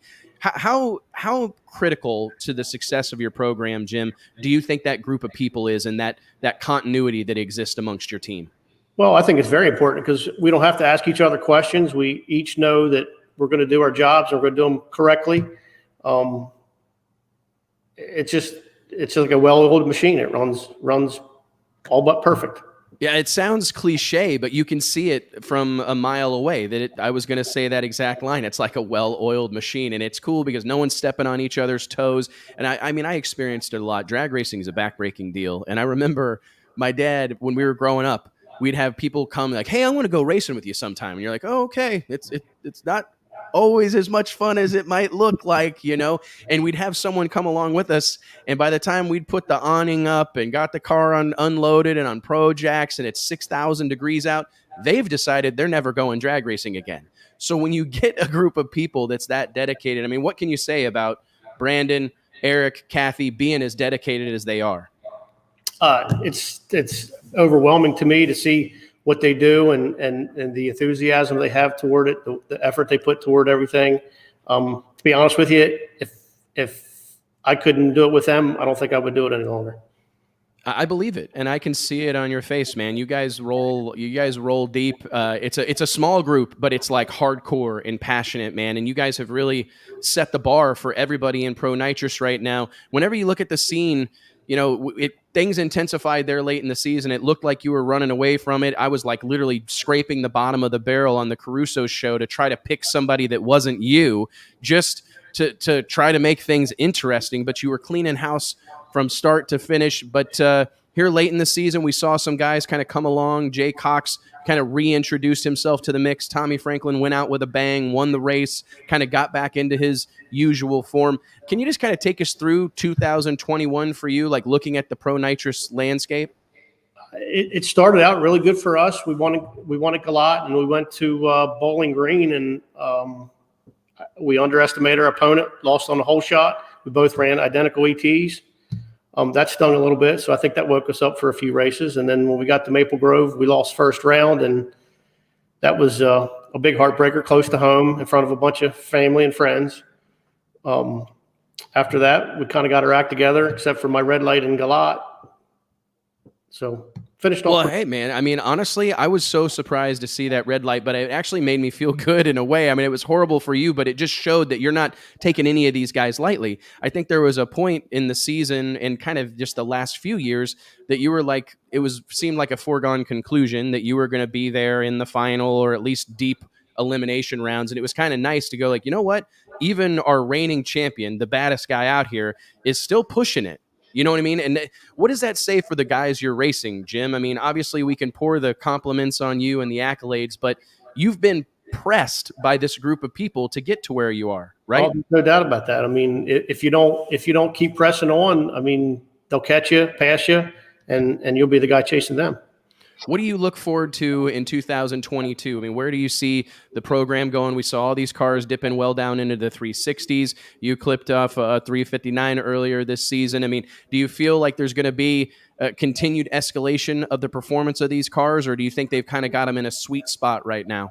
I think they're in a sweet spot. I think you'll see a little progression. I don't think you'll see a 10th or anything like that in the next few years, but it wouldn't surprise me to see a 57, 58 if we get the racetrack and the conditions. What is your plans for the rest of the season, Jim? I mean, are you going to hit up some of these late season big money outlaw races? Our plan is to go to Bradenton for the Snowbirds in December, and then we'll hit the U.S. Street Nationals in January again. And then head right back into defending your crown and going for the fourth world championship. Tell me a little bit about having all this success with your dear friend Gene Fulton at the awards banquet last year, or I guess actually earlier this year. They had it in the spring because PRI was canceled, but it was seeing Gene at your table and knowing how close you guys have been for as long as, I mean, I remember the days when everybody aspired to have a Fulton decal on their hood scoop. You know, I mean, like that was a status symbol in our industry. I remember we would actually get in trouble with it because we published so many photos that had Fulton on the hood scoop, and it would be like, hey, this is not my doing. We're not choosing to do this. They just win. Everybody's got that. Those are the guys. I mean, that's who was winning. And it's an incredible thing. What's it been like for you to be flying Gene Fulton's, Fulton Competition's flag for all these years and then still today having all the success? Well, the story of us doing well at the beginning of our deal in early 2000s and up to about 2008 or 2009 with Gene stuff, and then we kind of fell off the path a little bit after our fire and stuff like that, and to come back and for lack of a better term, dominate with his stuff, I'm pretty proud that I can do that. Oh, I think it's fantastic, man. I mean, it's that's one of the things that we don't see. I mean, like the drama in NHRA Pro Stock is that like almost every car has a Chevy engine in it, right? Even the Mustangs have Chevy engines in them at different times. The Dodges have Chevy engines in them. Everybody pretty much has the same stuff. And one of the funnest parts, in my opinion, and I want to bring Mike in here for this as well. How much do you think, Mike, that it adds to like the overall energy and enthusiasm around Pro Nitrous to have, Charlie Buck, Pat Musey, Gene Fulton, Billy Albert, right? I mean, because there's like quite the cast of characters just building engines. Yeah, absolutely. It's for a while there wasn't all of that competition, but it's really gotten to the level where any of these engine builders could go out and win. And to see the variety, to me, that is kind of like the variety of the power adders that you see in the other classes. You've got the variety of engine builders in Pro Nitrous. So it's all cool. But I mean, to shout out to Gene Fulton, it really started with him in the early days. So where we are now, I don't think we'd be where we are if it wasn't for an innovator like Gene Fulton, who's just a guy, an outside the box thinker. If you've ever met Gene, his wheels are always turning and you never know what that guy's going to come up with next. Jim, do you think that that's what has kept allowed him to do this all these years? Is that outside the box thinking, trying stuff that other people aren't trying? And he still does it today. I mean, really? I'm sure he's a lot closer to retirement than he was a few years ago. But I mean, we talk not a whole lot, but when we do, he's got ideas of trying stuff and try and make things better and more durable. Give us some technical juice. Like, what's something crazy that you guys have tried? I mean, give us an example. I'm just curious. Like, give us a fun example of something that you guys have tried. Years ago, we tried the cold push system. It was pretty fast, but it was very hard on parts. I mean, we tore some stuff up. That was probably back in 2006, 2007. We ran fast, but I mean, we spent a ton of money trying to make it work and ended up ditching it because it didn't work. But yeah, we need a list, Jim, of all those things that you tried and what was real and what we only heard that was just a rumor, because it was always something coming out of that camp. But now you've got Fulton, and then you've got Brandon Schweitzer too. So you've got really two outside the box thinkers, one that's maybe more old school, and then one that's like a scientist like Brandon Schweitzer. So what's it like having that combination together? Well, you take the best of both worlds there. I mean, Gene builds high horsepower stuff that's durable, and Brandon pushes it to the limits. And I mean, the numbers speak for themselves. It's like a dream team. It really is, because I wonder sometimes, like, if you think about what used to be associated with making some of the runs that you guys make, like, heads off, things destroyed, putting a rack in it, I mean, that was like, you heard that. Like, anytime you were at an IHRA national event, or, the early NHRA Pro Mod stuff, or even PDRA Pro Nitrous, like, some of those runs, like, you go by the pits and it's a thrash. What do you make of the reliability of these engines in this day and age, Jim? I mean, are you surprised by the way you're able to run without tearing them up all the time? Well, at times we are. I mean, sometimes we tear them up. A lot of time tearing them up and fixing them and stuff like that. Back in January in the Bradenton race, we had the engine apart, I think, 3 times on elimination day. So the air conditions had something to do with that, but that's what it took to win the race. When at the end of the season there, Jim, when you look, what was your takeaway from that VMP race? This is one of those races that typically, there's almost always some sort of weather situation or something that causes it to drag out. I thought that was a really impressive performance just as a whole. I mean, how proud are you to be a champion in the PDRA? Like, knowing what you know about drag racing, being around this for as long as you have, you've raced in every sanction and series, you own a drag strip. I mean, how special is it to win a championship in the PDRA? To see them pull off an event of that size, even they had rain Saturday afternoon late and finished early on Sunday, I was pretty impressed. I mean, that's one thing we pride ourselves on at Cecil County Dragway is big car counts and finishing races on time and stuff like that. So I'm very proud to, the competition we have is, like you said, a bunch of 60s. First round, second round, I think that's going to be the show for 2022, I'm sure. So what do you make of it whenever I say that we should combine those classes? Do you want to throttle me, or do you think that do you see something there? I mean, obviously we saw the boosted cars were very fast this weekend. The conditions were there for them to be fast, and there was clearly a margin. But I'm just curious, like, do you want to choke the life out of me when I say that we should combine Pro Nitrous and Pro Boost, or what's your take? I think for the specialty races like the Shakedown, the Snowbirds, Yellow Bullet National, stuff like that, I think it's awesome. Right. It adds excitement, but I think on a series that starts in the spring and goes through the summer and ends in the fall, there's going to be times where boost cars have advantage. There's going to be time where the nitrous cars has advantage. So I actually heard the wildest thing this last week, and I had never thought about it, but like, and this was a promoter said this to me. He goes, it's seasonal rules. You have to have the rules change with the season or change with the venue. And I thought, holy shit, like this is complicated enough. I wouldn't want that.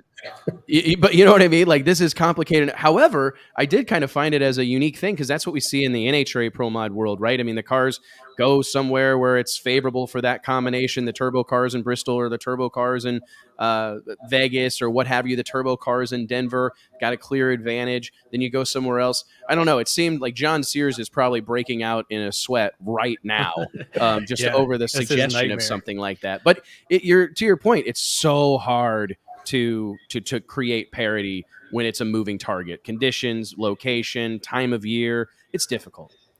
It could change from, look at this past weekend. Yeah. Friday, Saturday was warm. Sunday was cold. I mean, the density altitude dropped thousands of feet. So, I mean, you can't make a rule change between qualifying and elimination. So that'd be kind of tough. It would be tough. I mean, but it is an interesting perspective. I have a kind of look from the perspective of a track owner, Jim. This past weekend, we've talked about this a lot. We had No Mercy 12, huge radial tire race going on down in Valdosta, Georgia. We had the PDRA putting on a big show in Virginia. No Prep Kings packing the place in Dallas, Texas. And we also had the NHRA with a huge crowd on Saturday as the NHRA returned to Bristol Dragway. How good do you feel about our sport right now? I mean, is that a proud moment for you? Yeah, based on what we see at the PDRA races and what we see at our place, it's been a very good year, spectator-wise, racer-wise as well. I think it's a trending upward, and hopefully it continues to do that.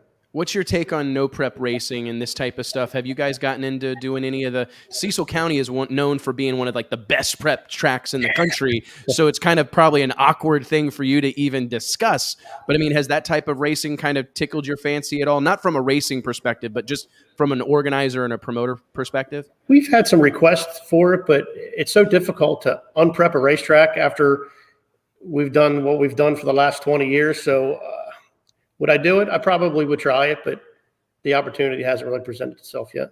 I was just curious because it's I truly do believe that a high tide lifts all boats. And when I see the pits and the grandstands at all these different races, different parts of the country, different types of racing, it just seems like our sport is in a really good place, right? I mean, for all the hubbub about electric cars or whatever's going on with the government at any given time, going green initiatives, drag racing seems to be enjoying a little bit of a resurgence, a significant resurgence, in my opinion. I agree with that 100%. I mean, we've seen that.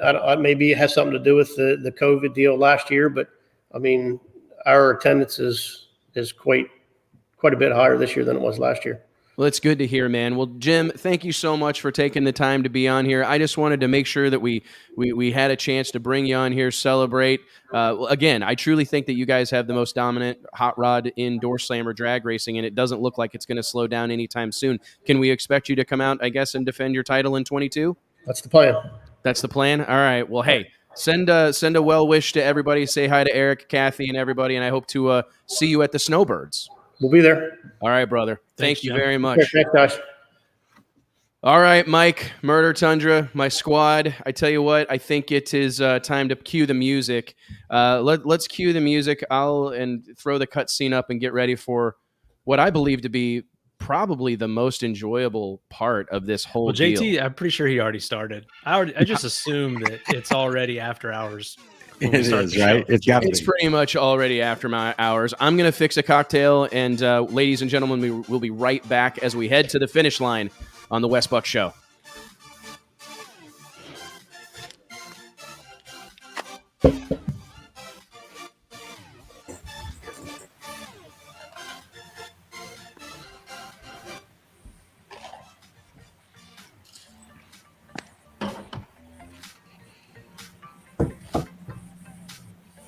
Ready for this?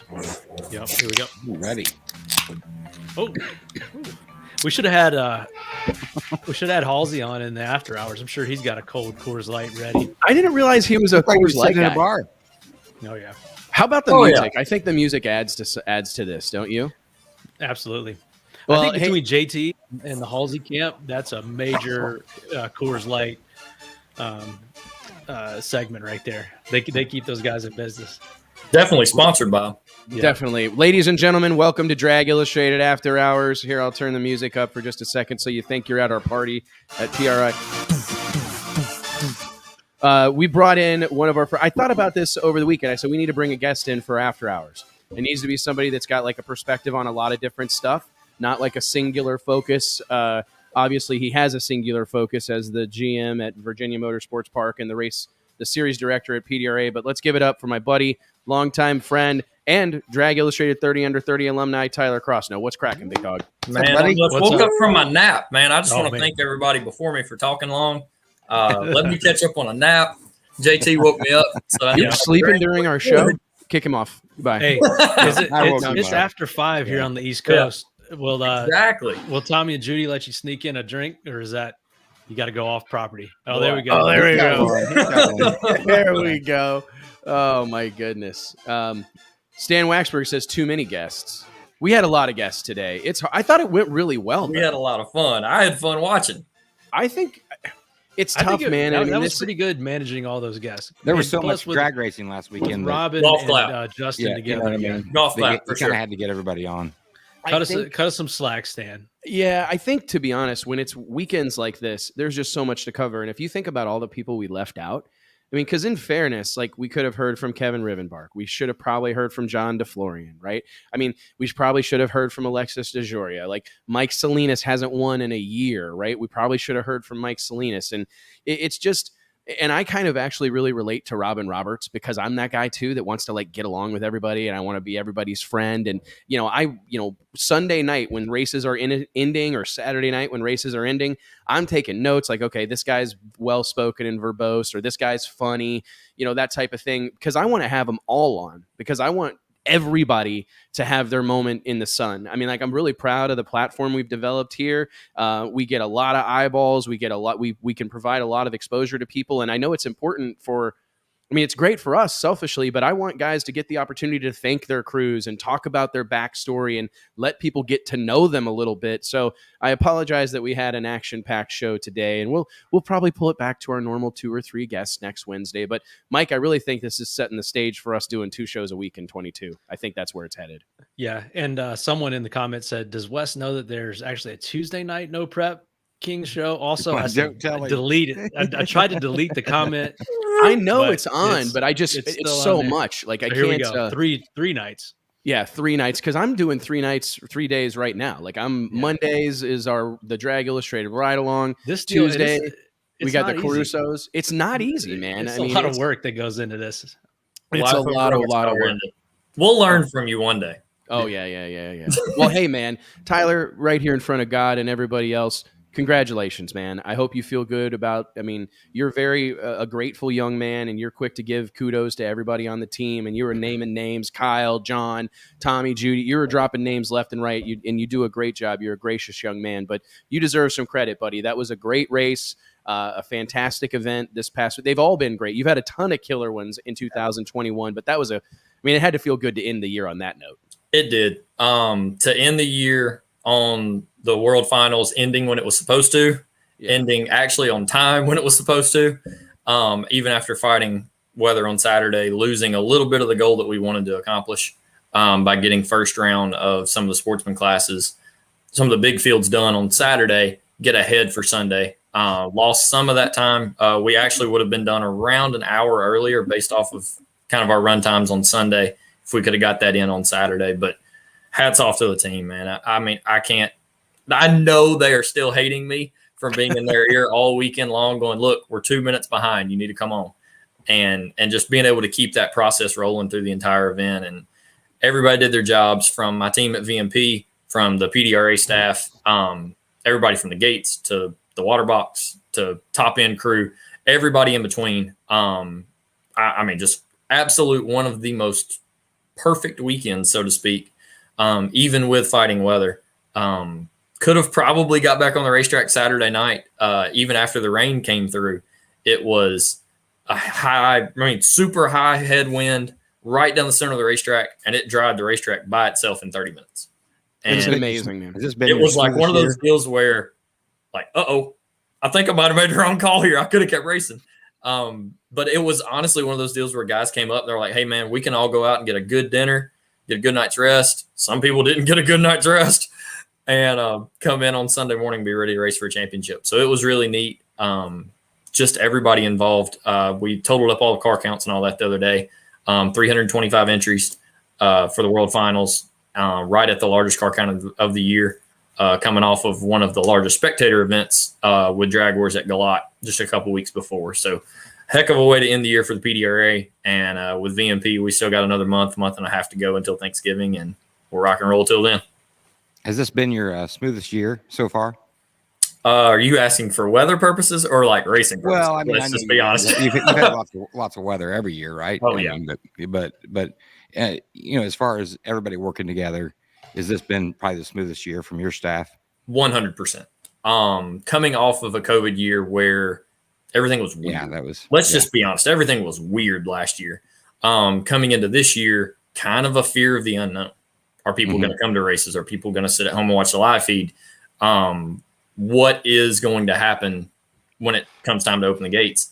And from race 1 to race 8, or race 9, if you want to count Pro Stars, really one of those deals where it was just like action packed all night long, all weekend long, even through weather. It was just a super awesome year. 6 great racetracks: Galat Motorsports Park, Beachbend Raceway Park, Summit Motorsports Park, Maple Grove Raceway, Maryland International, and Virginia. And to ask for better track partners, better facilities for our racers to go out to, you can't ask for any better, in my opinion.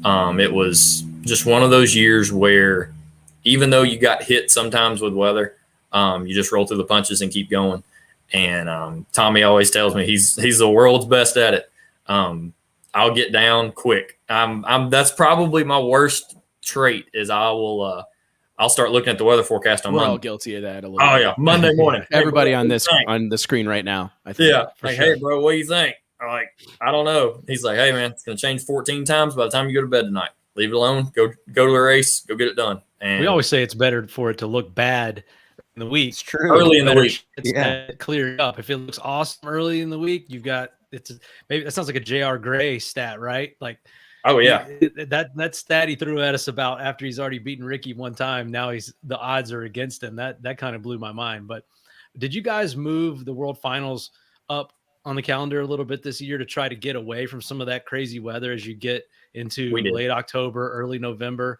I know you still battled it a little bit, but at least it wasn't cold or fog, dew. You guys have I think you had a hurricane one time. I mean, you guys have battled everything. So actually, the Galat race, we moved the Galat race back a week and the World Finals up a week. So it actually made that turnaround tight. But for the first time ever in Galat history, we didn't have a hurricane at Galat. That was between Galat and Maryland. Those were probably It's funny to hear that out loud. Oh yeah, it's serious. It's like, oh yeah, for the 3 years I've been here, every time you go to Galat in September, it's like, oh yeah, it's gonna rain. But we had a perfect race down there. The staff at Galat had everything perfect whenever we walked in the door, and it was like, oh, I'm gonna put my feet up real quick and I'm gonna hang out for a little bit of time. And then we come to Virginia, and same thing. You move it up a week, you think, man, we're gonna be good. Coming into the week, weather forecast looks great on long range. You're like, man, it's gonna be awesome. Get up Monday morning, and this was kind of like the behind the scenes, like, oh my gosh, nobody sees this. Get up Monday morning, and you can't see the Christmas tree from race control, as foggy as it is. And I'm thinking, oh, it's Monday, we'll be fine. Forecast shows good. It's no problem. So Monday we keep going.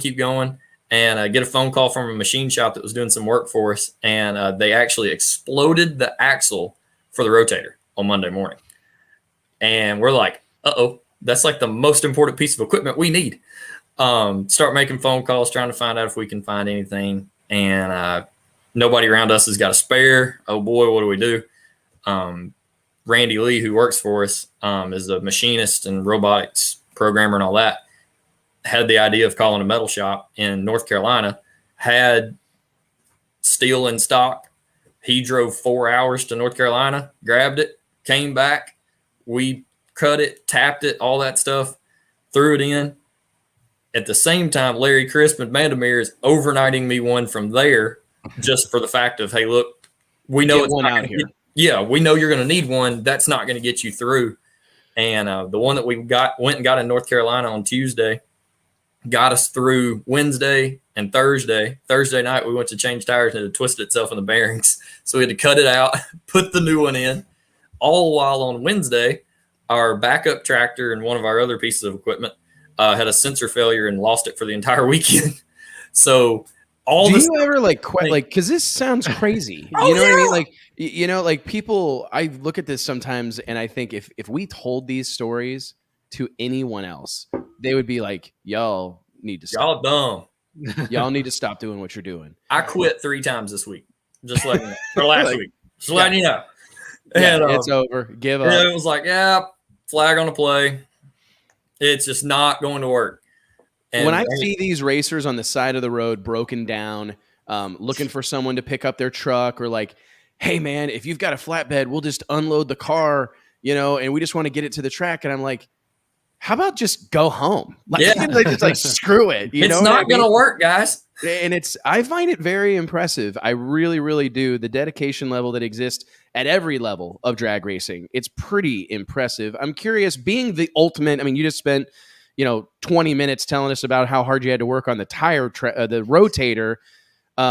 Tell me, what's your take on no prep, right? Like, does it make your skin crawl? Do you appreciate their place in the industry, or what's your take on no prep racing as one of the original prep guys? Yeah. I will be honest. This year was the first year that we hosted an MPK event. That'll be airing shortly, a couple weeks on Discovery. I will be honest. I had an absolute blast at the event. I came into the event going, this is going to be different.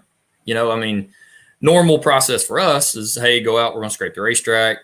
No big deal. We do that monthly, even weekly on times. And the processes were a little different. Normally you go out and start dragging the racetrack, putting the rubber back down. Well, instead of that, we put the scrubber on it and started scrubbing it, taking more glue away. In our racetrack, we have a problem with water at times. And what I ended up doing was taking it extremely down to bare nothing on the starting line. And it was one of the deals where some people were like, man, it's not no prep enough. And I'm thinking, there is no more no prep in this. Like, you can't get any more no prep. Real quick, so that people that are watching this, I recognize here as we've kind of gotten into, got our YouTube channel growing, and I do want to encourage everybody that's watching, please make sure that you're subscribed to the Drag Illustrated YouTube channel. We really feel like we're just getting started. Super proud of this show, super proud of the stuff we're doing, but we really believe we're just getting started. We have a whole lot of cool stuff to come late 2021 and a slew of cool stuff that's going to happen in 22. To that point, though, our audience we're finding our audience while it's growing. There's a segment of it, Tyler, that's like less hardcore than we're used to. We're used to communicating with people that like talk about 4-link bars, and talk about shock setting, like really hardcore people. And I've recognized that I'm seeing a lot more comments, about no prep kings, or about street outlaws, and it's more about personalities. So could you, for the people out there that don't understand how this happens, I mean, what you have done for many, many moons now has been go to tracks and prep them to the nines, right? Provide the racers the best possible surface. Could you take us through, like, you can maybe make it specific to Virginia, but what is the process like to de-prep a track? How does that start? What are you doing? What's Jim Hughes and the gang at No Prep Kings doing? What are all the things that you do to make the racetrack as shitty as possible? So like what we did coming into the event was we took our Bobcat, turned it sideways, ran the scraper all the way down the 8th mile, took as much of the rubber and glue off as we could. That's a normal process for us. Change that. We would normally go into re-prep. As for the No Prep Kings event, we took the scraper and turned it long ways and then came back and did the same thing again. So we actually double scraped the racetrack, which is something we've never done before. And just even saying it, it's like, gosh, that doesn't make any sense. But our goal was knowing how the racetracks operate and how the racetracks react. One thing that I saw at other events by watching the television show or going to them myself, if you only scrape to half track or anything like that, you would see a transition in between the two. Cars would be under control on the no prep scrape surface, but would enter onto the surface that still remained glue, and you could see them moving around a lot on the racetrack. The reason for that is you didn't have anything that reactivated the glue that was there by not using a tire rotator or a flat drag that we use to prep a racetrack on a normal basis.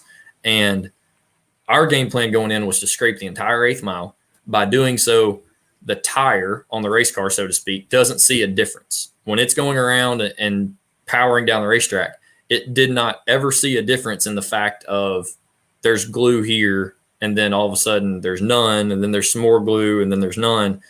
We just took it all down as much as we could and did that all the way to the 8th mile.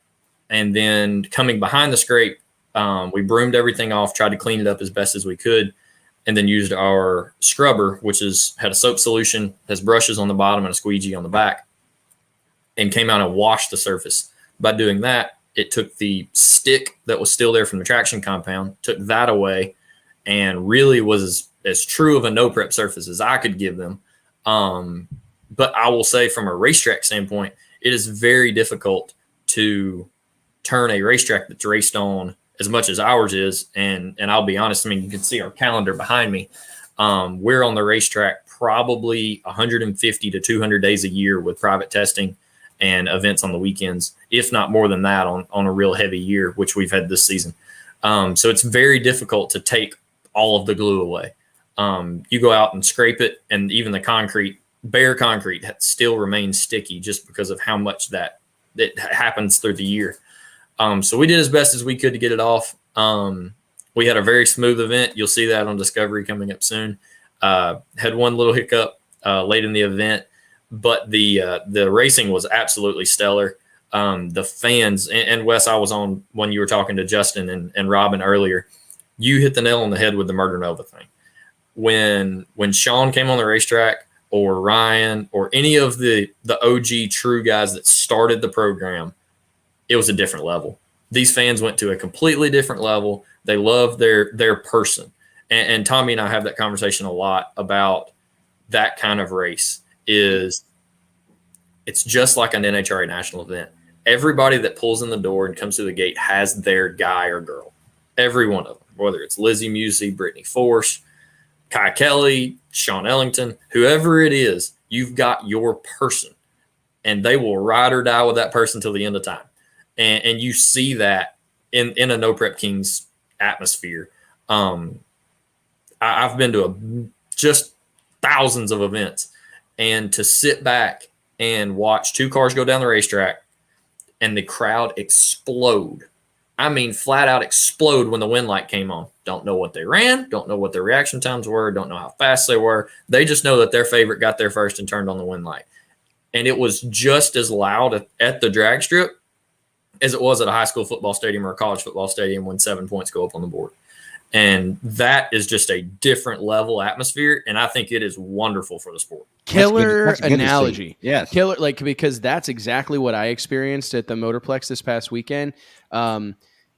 It felt like a college sports environment. It really did. Like, it was so much energy. The atmosphere was incredible. Do you look at that stuff and go, because JT and I talk about this a lot, it's the TV effect. However, you can argue that, because how much did that resonate with you, Tyler, what Justin Swanstrom was saying about taking matters into his own hands? Because in fairness, man, I mean, there's a whole lot of promoters that are going, man, I wish I had a couple Justin Swonstroms. Yeah, I mean, honestly, and I'm not like a Justin Swanstrom fanboy, but I appreciate the hustle. I appreciate the grind and his willingness to do the hard work, because that's the shit that most people don't want to do. Videos, going live, doing interviews and all that stuff. It's fun to go drag race. Everybody wants to go do burnouts and run their career best, but it's that Monday through Friday activation that is missed or ignored entirely by most racers. Do you agree? Oh, 100%.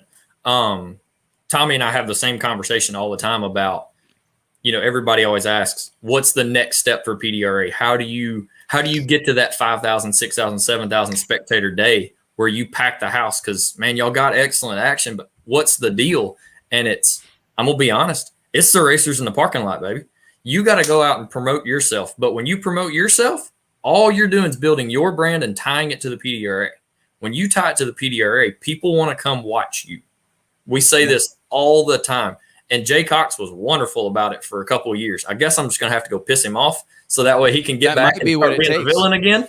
But it was like you have your favorites, and then you have the people that like hate them. And I can say I've known Justin since he was 16 years old. And when he came and raced his X275 car at Holly Springs when I was still working there, and to see how much he's grown in the sport and doing what he's doing now, I'm extremely proud of him. But he said it dead on the money. Half the people are going to love you. Half of them are going to hate you. But you got to learn how to turn that off and just say, hey, I'm here to build a brand.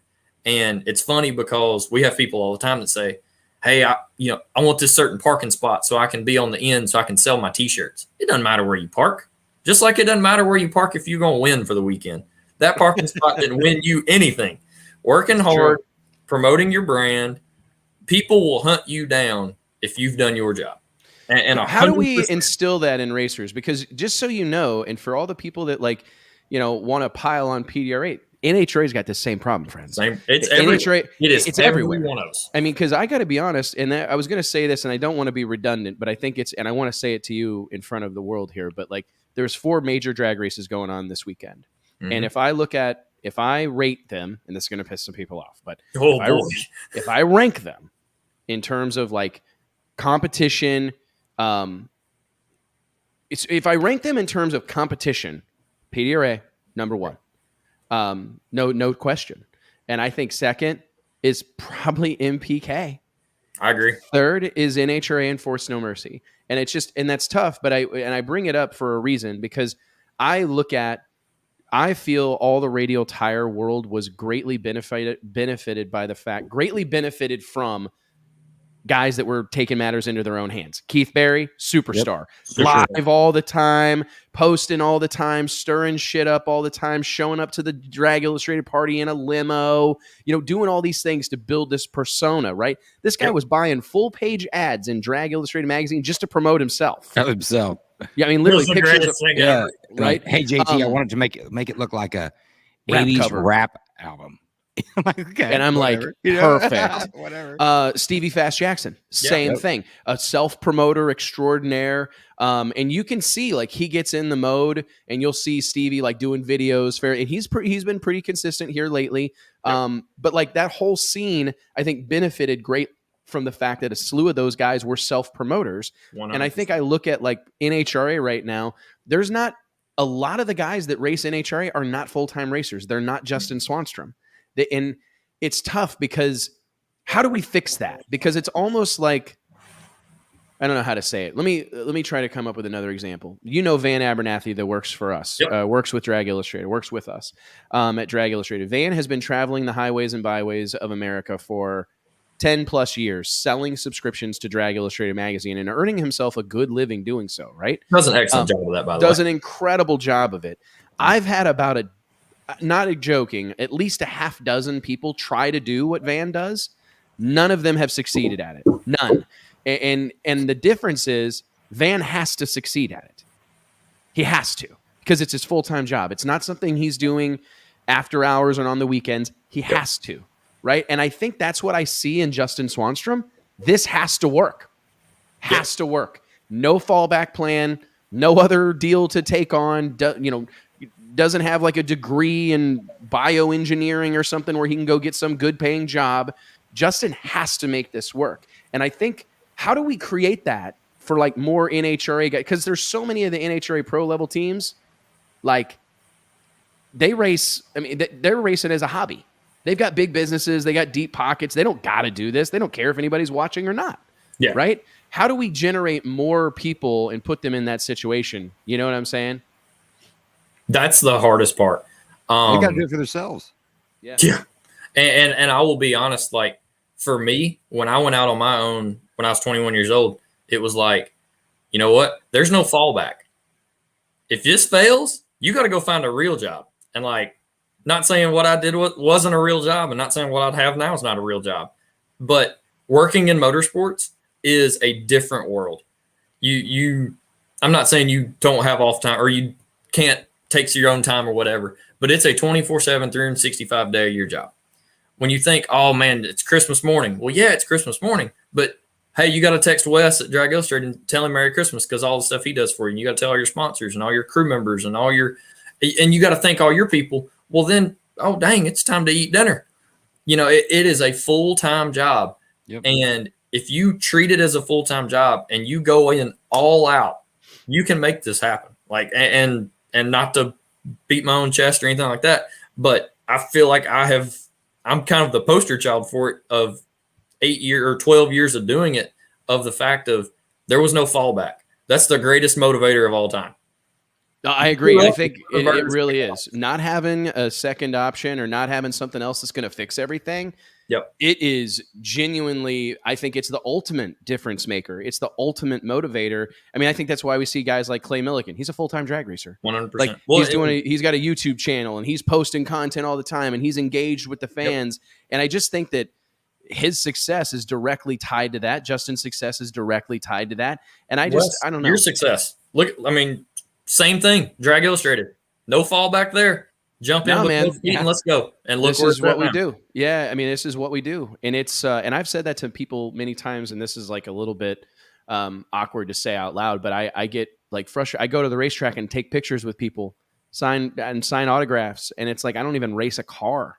You know what I mean? Like, but I have consistently put myself out there, and we've done the hard work. We've done this. I mean, this is our 12th week in a row that we've been online for 3+ hours on a Wednesday afternoon. Now we've got another show on Monday night. We're also putting out a magazine every 30 days. We've got a daily updated website. We're sending out emails 3 to 5 times a week, like posting on social 5-6 times a day, every day. Like it's a nonstop deal, but we're benefiting from it. Exactly. I mean, it really is. It's and I'm proud of it.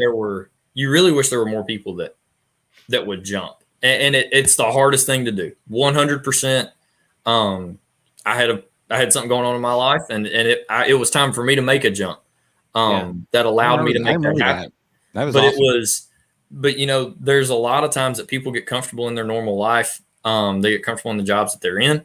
And getting comfortable is the worst thing that ever happens. I get told every day that I need to take a day off. Tommy and Judy are probably watching right now and probably saying, yes, we tell him that every day. But I wake up every morning and I tell people this. I've told my employees this. I tell my friends this all the time. The day that you're taking a day off and the day that you just completely turn it off for a day, somebody got ahead of you.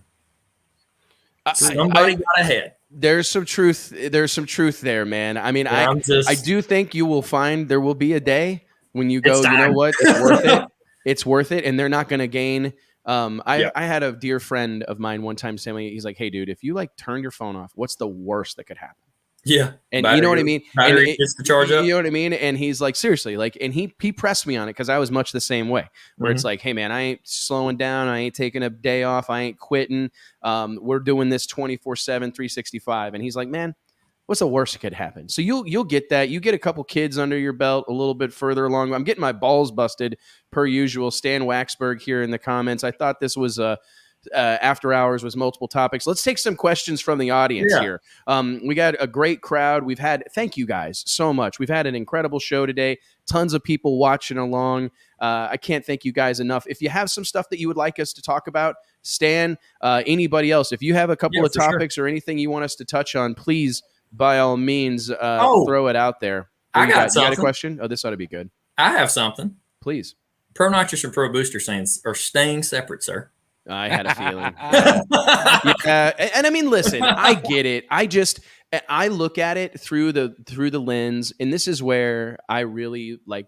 I got to spend some time with Sam Corcus this past weekend, the Pilgrim Studios main dude, and I was there's a vision, right? Like he's clearly got a vision for how this works and how it works out.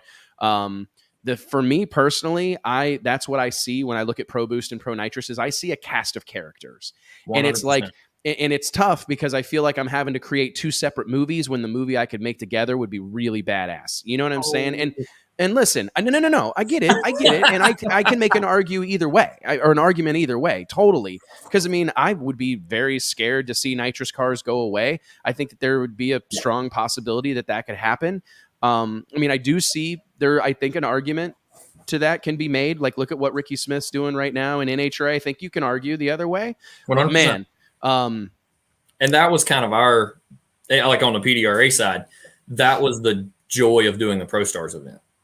Yes, and I mean, you know what? Best of the year, when you have the Pro Stars, when you have Pro Stars, when you have these opportunities, I think that will suffice. Yeah. I really will, especially with the fields that you guys had this year, especially late in the season, real strong. Nothing to bat your eyes at. It was very impressive. Okay, we got some questions here. Let's. Have you talked about what Phil was doing under Stevie's car? Okay, Beans is asking, have you talked about what Phil was doing under Stevie's car on the starting line before staging it this weekend?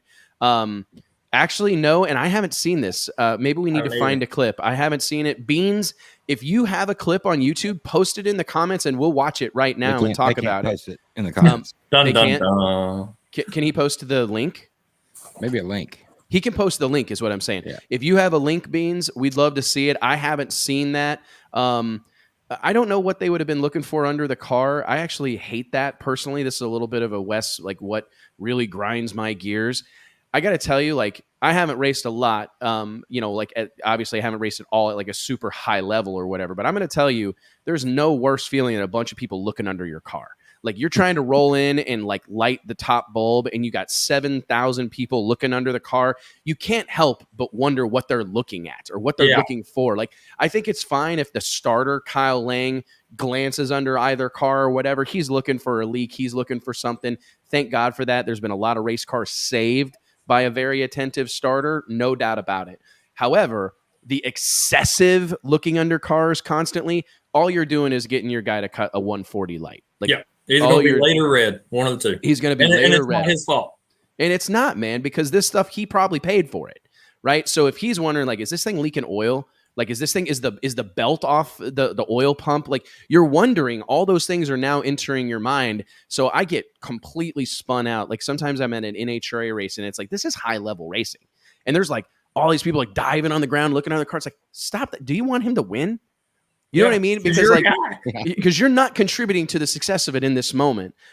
So Beans, if you find a link, throw it up here. Stan Waxberg asks, let's talk about the supply chain shortages for parts. I think all three of us can talk about this briefly. We don't have a single customer at this point in time, I don't think, at Drag Illustrated Magazine. And at different times, we do business with as many as 200 companies a month. I mean, we do business with a lot of different companies from all walks of the racing life. I can't think of one of them that isn't dealing with some sort of supply chain issue. I saw Shannon Davis from Davis Technologies, big brand in the door slammer racing scene, specifically small tire racing scene. He was talking about chip shortages, microchip shortages affecting his business. We've heard it from a lot of hard part manufacturers, like not being able to get their hands on raw materials. And it's everything. It's not just, it's just not in motorsports, No, it's everything. It's across the board. I mean, I walked into a Dollar General yesterday and looked at the shelves and I was like, what in the hell? I mean, it's crazy. I mean, it looked like that, it was before a blizzard was coming in Missouri and, everybody runs to the store, gets all the milk and bread, everything's been opened up in 2 days, so. No, it's really interesting, man. Mark Mickey, I saw Mark Mickey, longtime supporter of ours, M&M Transmission, a guy who's got like a huge footprint in our industry right now. He made a post earlier this week about lead times and waiting on parts. Yep. I will say that I saw Doug Cook at Motion Raceworks. I think he's been kind of flexing a little bit because they make so much, if not everything in-house, most everything in-house. So I think he's been kind of loud and proud about that. And I certainly respect the made in America move. I get it. I'm a conservative. I'll wear it. I'm a made in America kind of guy. However, I recognize that like sometimes you can't put the rabbit back in the hat. Like a lot of shit gets made overseas. I mean, it just is what it is. It's just part of it. And I mean, I've had many assembled in America. Right. I mean, I've got a lot of friends. I mean, geez. some of my earliest business mentors built their business on products that were being imported. And I hate when jobs are lost to imported companies or imported products or whatever, but like there is a certain amount of that just is what it is. And I don't know that there were factors at play 10 years ago, 20 years ago, 30 years ago that forced that to happen. And it's hard to like hate them now for it. Do you know what I'm saying? Like, hey, they were just doing what they had to do to survive. And I have a hard time. There are people that have, that are just brands and everything they do is done overseas and it's shipped over here. And I'm not a fan of that. I'm not impressed with it. It's not what I like to see. But man, there's a lot of supply chain issues going on in our country right now. I know here in Fort Worth, you can go to any grocery store, not just Dollar General where JT apparently shops, but you can go to all of them. No, I'm just messing with you. But I mean, every one of them is like, it's insane. I mean, you're walking along and there's like, well, y'all ain't got no Doritos. You know what I mean? Like, it's like random stuff. Tyler, I think this is interesting. Is there any like issues getting your hands on traction compound or anything 100%. Like that? Really? We have there's shortages in chemicals, shortages for tire manufacturers. We've heard that from racers, but there's been shortages on chemicals that come from overseas that there's a lot of people that can't get their hands on. And there's a lot of smaller racetracks that can't afford to keep the inventory of traction compound that are having trouble. And which I'm blessed that Tommy lets me go out and get whatever we need and stock up for months at a time. But there's a lot of that going on right now. I've had a lot of phone calls of, hey man, where'd you get this? Or do you know where any stashed back or anything like that? And you want to help people, but at the same time, you're like, I got to race in November, Jack. you and Tommy are the guys that bought all the toilet paper in 2020, right? Yeah, it was for sure. Yeah, Tommy. Judy's happy. Everybody's happy. Everybody's happy. I think that the other thing that's interesting. You. Oh, hold on one second. Hold on one second. Okay. Yeah, 1 second. I just want to say that even Drag Illustrated has been impacted by this stuff, right? Yep. I mean, right now, we've never paid more for paper than we're paying right now. We've never paid more for ink than we've paid for it right now. They ship it when they feel like it. Yeah, they ship it when they feel like it. We had an issue. Everybody knows that I'm like a detail, like I like stuff to be nice. And Drag Illustrated Magazine, that's my life's work. And we have, since day one, sent that same thing out in a poly bag. You get your copy of Drag Illustrated, that thing's in a sealed package. And it's something that it's very important to me. Like, it's very important. The last issue of the magazine, we had Mm-hmm. to send it out without a poly bag because this wasn't a supply chain issue. It was a manpower issue. Our Royal printer in Green Bay, Wisconsin, right outside of Green Bay, Wisconsin, that prints our magazine, great partners. They've been incredible to us. And I would have a really hard time being mean to them or being mad or busting their chops about this. They don't have anyone to run that machine. They don't have and they basically said, hey, we can get the magazine out on time or we can be 10 days late and polybag it. That was my options. And it's like, you got to send it. We got to send it. We can't wait 10 days. And it was like but it's just, you don't even think that stuff doesn't even, it hadn't crossed my mind that I would ever have to make that decision, and we've had situations this year where like, hey man, the magazine mailed, like I paid the print bill, I paid the postage, trust me, they ding me every month. And it's like, but it's in the hands of the U.S. Postal Service and they're down on people. They're having manpower issues. And we've never had more issues with that than in 2020 and 2021. So it's not, especially when Taco Bell's closed because they can't find help. After bars close. That's a JT problem right there, bro. Very telling. Yeah. Drag Racing Central asks, Tyler, is there a reason to keep Pro Nitrous and Pro Boost separated? Put the light like right. Boop. Yeah, I'll give it to you for a minute. I won't say anything. So I'll be honest. I have been around it now for 3 years, tied closely to the two classes. As you spoke of with Jim Halsey and the seasonal rules package program of what, at times the nitrous cars are faster, at times the boosted cars are faster. You keep parity a lot better. I will say that from a rules standpoint, it's a lot easier to build parity when they're separated. Yeah. When you have to combine them, the entire goal for us on the rules side of things is to keep them in the same ET range. That way Nobody makes a change when you go to Pro Stars or Shakedown or Yellow Bullet or US Streets or anything like that uses the same rules. So our goals are to make those rules say, hey, everybody's going to go out and go 359. We're just going to use that for an example. Right now, Jim Halsey's been 359. Record in Pro Boost this weekend, Kurt Stedding, 359. Record before, 359. And that's all been done by 3 different power adders. So our goal on the rules is to keep them in that same threshold. But on the PDRA side, for me and for Jason Reese, our new social media coordinator, who did a masterful job this year, I just have to throw that in there. That's 2 different stories you can tell.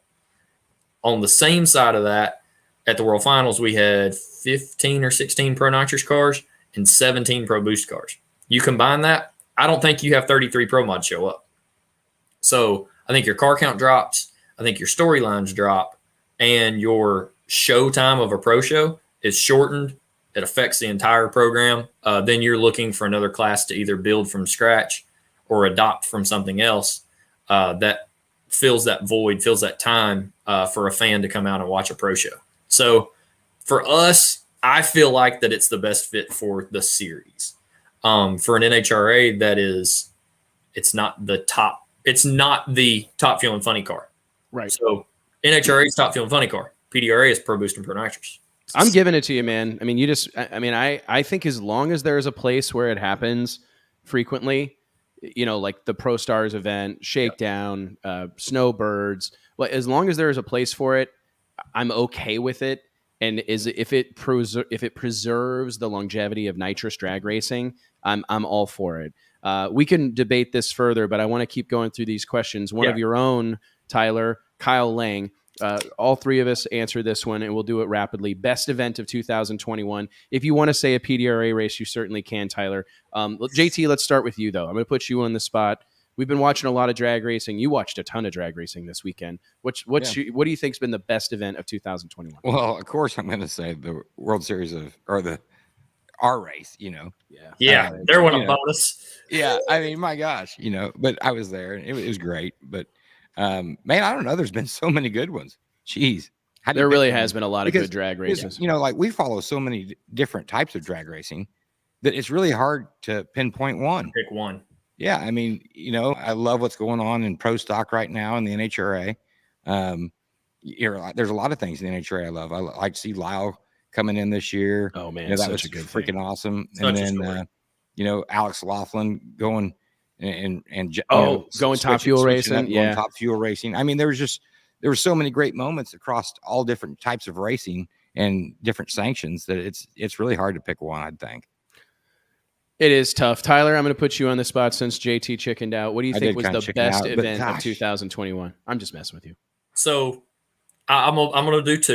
Okay, I'm going to separate this very easy. On a selfish note and on a best event that I've been a part of in 2021, PDRA World Finals. Hands down 100%. On the racetrack was the best. Organizational, it went smooth. I personally think out of VMP and PDRA, that was the best event we've had all year as far as operational and performance levels. For me, as a drag racing fan, as a person that grew up in the sport, it was great to see Indy packed again for the U.S. Nationals. Coming off of COVID and even coming off of multiple events at Indy last year with all of the shutdowns and everything that NHRA went through, to see Indy packed again, man, it just kind of brought everything back to a normalcy. I mean, I don't know if that's just weird. No, I think that's actually a really good answer. I really felt like that was like, drag racing's okay because Indy's packed again. If I'm being fully honest, I can't give it to the Door Slammer Nationals. I would last year, and I would say it like loudly and proudly. I really think World Door Slammer Nationals 2020 stole the show. I think it was the biggest race of the year. It was one of the only big races of the year because of COVID, which obviously helped us. But I mean, it was big. It was really well attended, and the racing was lit. Like the final between Greg Anderson and Jed Coughlin Jr. was so good. And it was so close. They were down to the 1,000th. I mean, it was just a killer drag race. It was killer. I don't think we got the final in pro stock that we wanted in 2021. It was fantastic to see the Quadra brothers go head to head. Neither of the cars getting down sucked. I mean, and it was no one's fault. I mean, the temperature dropped like 20 degrees. The track went from like being raceable to like so tight, so good that like a clutch car that doesn't have 3,000 horsepower, on demand, that's a really tough situation. It's hard. We did get a barn burner in the final of Pro Mod. I knew it was coming. Versus Alex Laughlin. Those guys, it's dark there. It's scary dark. It is. It's there's some issues, and the fact that them guys both sent them things, and it was magical. Awesome. It was magical. Belushi winning was cool, and he was so emotional. Adam Lambert, his longtime friend and crew guy, a shock expert, precision racing suspension, just lost his father. Yeah. So it had a lot of depth to it. It was phenomenal. But I'm struggling to argue in this moment with. I'm really struggling to argue in this moment with you, Tyler, because I think the U.S. Nationals this year was special. I think 70 years of organized NHRA drag racing. I will say this out loud. I think the NHRA is the biggest game in town. I've said it many times. I think for all the things they do wrong, they do an equal number of things right.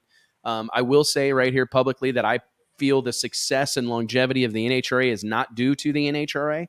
It's due to racers.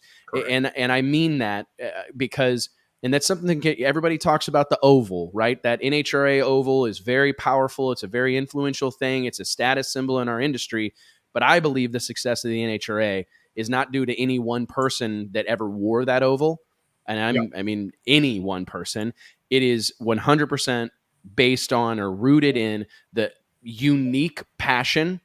It's different. I mean, I've been around a lot of different sports. Drag racers are a different breed. We talked about all the craziness that you were going through to fix the tire rotator, Tyler. There's 10,000 of those stories every weekend in drag racing. Somebody whose cars broke down, had to borrow a trailer, had to sell their soul to get enough gas or whatever. Those stories are happening all the time. Every day in our sport. I mean, look at DJ McCain and Ryan McCain pile the car up and literally ask Donald to be removed from the ladder or whatever. And they rebuilt it in the pits. Yep. I mean, there's stories of, I remember when awesome. Major kudos. I remember, I can't remember who it was, if it was Stevie or Barry Mitchell or who it was, but I know Ty Tutterow down at Valdosta drove all night back up to King, North Carolina, picked up a short block, brought it back to the track overnight, went without sleep, built a motor. I mean, and that sounds crazy. I remember that. I think it was Barry. Barry. Sounds like a crazy story, but that stuff happens all the time in drag racing.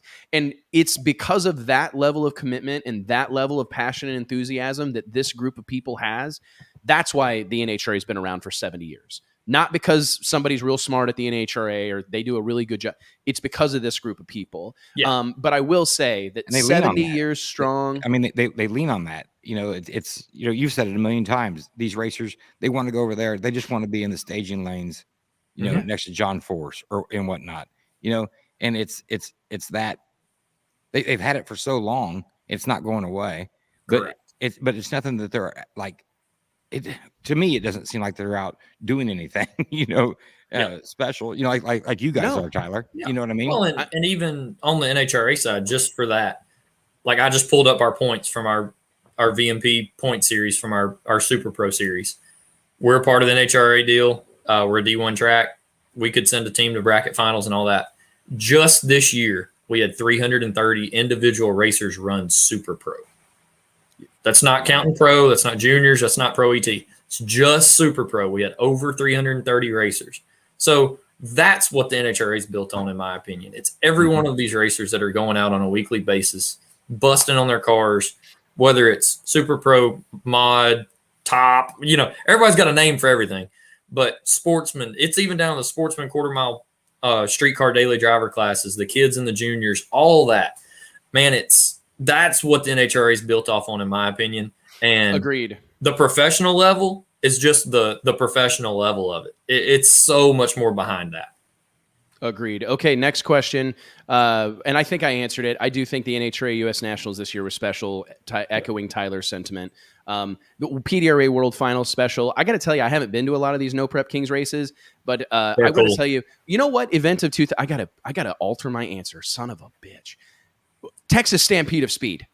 What Andy Carter and the gang at Billy Meyer, Christy you Meyer, the gang at Texas Motorplex stole the show. Not for everyone. I understand some people didn't love the rodeo clown. I understand not everybody loved the music, but the effort to do something different.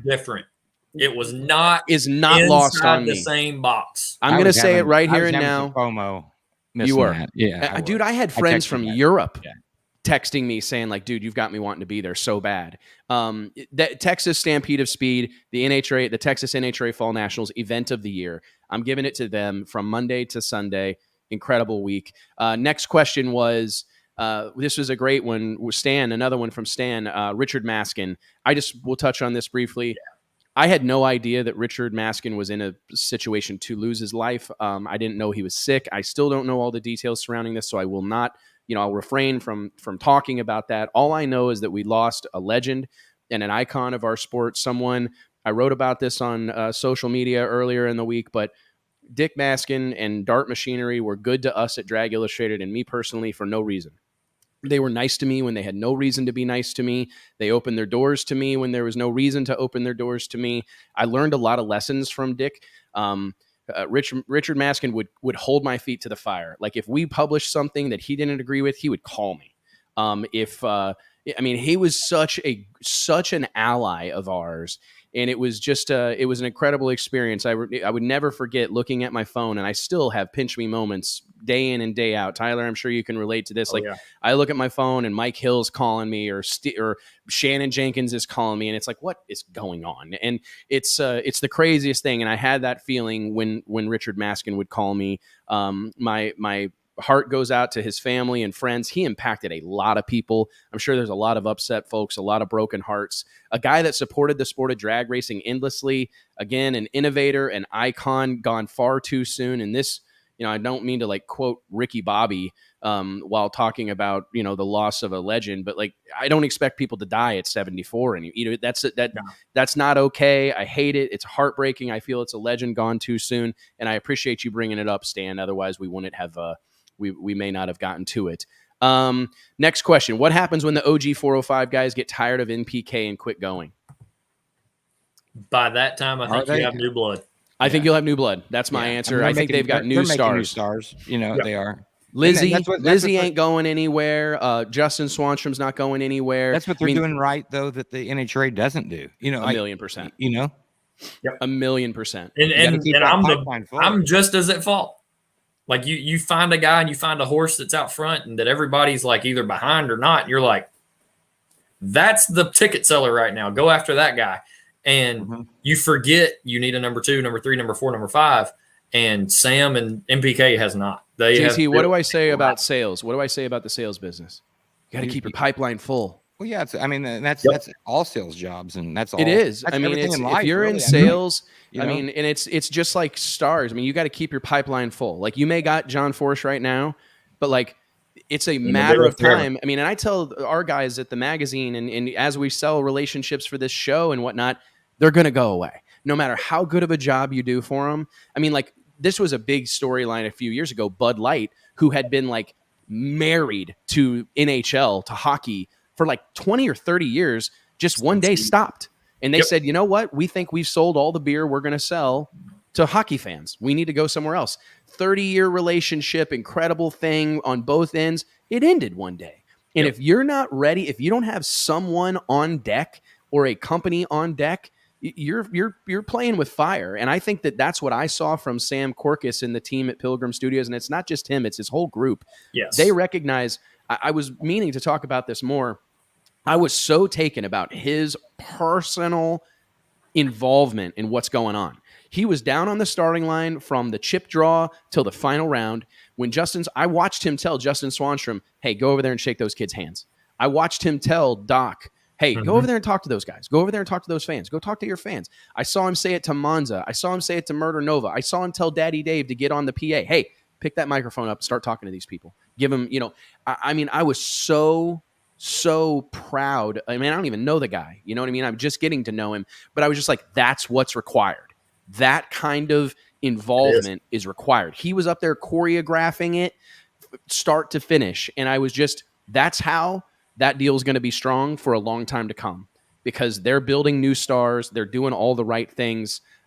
So Patrick Tracy, we appreciate the question a lot. Keep them coming, guys. But I do think we're going to see, I mean, Big Chiefs doesn't have a steady presence on this show right now. I think it would be way bigger if he was on there, but I think they're proving that they can do it without him, to be honest. You know? It's like a cooler. You know, you start out with a case, and if you don't put any more beer in there by the end of the night, you're out. It's over. It's over. And you're crawling out of the JW Marriott. We've seen it. Yeah. Let's see, Tyler. Okay, I'll look for a link. I think Street Outlaws caused a resurgence of drag racing. Okay, Billy Carroll backs and I looked for the link on that video. I couldn't find. I can't find. I tried it. to find beans. That's what I was doing over here. I was trying to find beans. PDRA Extreme Pro Stock would love to see it go to 16 car fields. You know, PDRA Pro Stock, and I don't mean to upset anybody, but they're kind of their own worst enemy a lot. They're always looking for like the grass is greener or another opportunity or something. And I'm not, I'm just speaking facts here, but like there would be 16 cars at those races if they weren't so divided. You got this group of guys going to NHRA. This group of guys are going to go run ADRL. This group of guys are going to run PDRA. And that segmentation, it's never going to help. There's not a big enough inventory of cars to do it. If you had 100, you could probably get away with it. But when you've got 20, from sea to shining sea, it's hard. It ain't going to work, So very difficult. Would love to see it because it's a badass class. Kevin Boyce, great question. But that's a thing that they're going to have to take matters into their own hands. I mean, they're going to have to. Yeah, I'll be dead honest. We need it, just like NHRA needs 500-inch Pro Stock. PDRA needs Mountain Motor Pro Stock. Agreed. 100%. And I think you guys may have to very vocally stake your claim to it. And I don't know how necessarily that's done, but I actually said this on Monday night. Somebody asked something about getting Mountain Motor Pro. NHRA, in my opinion, is making a mistake by bringing those cars. Because I think you can't have JR Gray going out there and run 620s effortlessly because and having hood scoops. I just think it's just flirting with people. You're going to bring in 4 or 5 times a year cars that represent all the shit that people miss about Pro Stock, your own Pro Stock. And 4 tenths faster. What, are you guys on drugs? Every Pro Stock fan that I talk to tells me the same thing. Man, I miss when they had carburetors and I miss when they had big hood scoops and whatever. And it's okay, so NHRA, the plan is to bring these cars in and muddy the water and make people more man, I wish our Pro Stock cars still looked like that. What are you thinking? I mean, it's a horrible idea. I mean, I get it, and I understand the NHRA. I understand the desire of racers, and this is no shot at you, Tyler, or the PDRA, but I understand their desire to go race for a Wally or go race in front of the big crowds, right? Because let's be honest, NHRA draws the biggest crowds in the game. There's no doubt about it. And I understand that desire, but it's it feels to me something like, what's it called? Cut your nose off to spite your face or whatever. I get it. But you got to be careful. You got to temper that a little bit. It's like taking your wife to a birthday party of one of your hot exes or something. That's a different ballgame there. But that was a good one. That was a good one. But that's different. But that's what it is. It's literally man, remember what you remember this girl I used to date? You see her? No. Can you believe this? Yeah. No, it's going to be fine. We're going to leave in a minute. No, they're I'm going to go get my case of beer and I'm going to go home by myself. No, I mean, I really, I think that was a fantastic example. Let's Go Brandon from Josh Timpton. Thank you. I will say I was surprised a Let's Go Brandon chant broke out at the Motorplex this past weekend during Street Outlaws No Preps Kings, and it actually got loud enough that I'm all right, guys, we need to calm down. Let's just pull it back. You know what the other chant is. So I mean, yeah, I do. This was better than that. Yeah. Okay. Let's Go Brandon. Jason Reese, smiley face. Add a nitrous car. Let me keep going here. Sorry. Is PDRA Pro Junior Dragster? This is from John Sears, and I love an opportunity to give some love to my junior kids. So let's touch on this briefly. Is PDRA Pro Junior Dragster the toughest class out there? This past weekend, hell yes. The bump spot on a 790 index was 791 with a 3. No, and there's 50 kids in it, right? There was 32 or 33 entered. That's a lot, man. 16 car field, 791 with a 1 was the bump. 17 kids cried Saturday. Oh, yeah. Home, crying. Over. Can you imagine being a little kid, having your mom and dad at least some point along the way, begrudgingly towing your stuff across the country, right? I mean, I get mad a little bit when I have to like take Max to school super early once a week. You know what I mean? Like, you know what I mean? Like, what, you got band practice at 6 a.m.? What are we doing? You know, and these guys are hauling their kids across the country, right, to race for like $80 or something or nothing. 800, sir. Okay, 800. Right. That's better than I thought. Okay, thank you. That's good. It helps. But like, can you imagine being one of those 17 kids who didn't qualify because you ran a 792 on a 790? It was insane. And Kyle just made a point of it in the comments. The number one in points and number 2 in points didn't qualify. That's crazy. We need to do JT. Remind me of this because we need to focus on. We need to spend some time.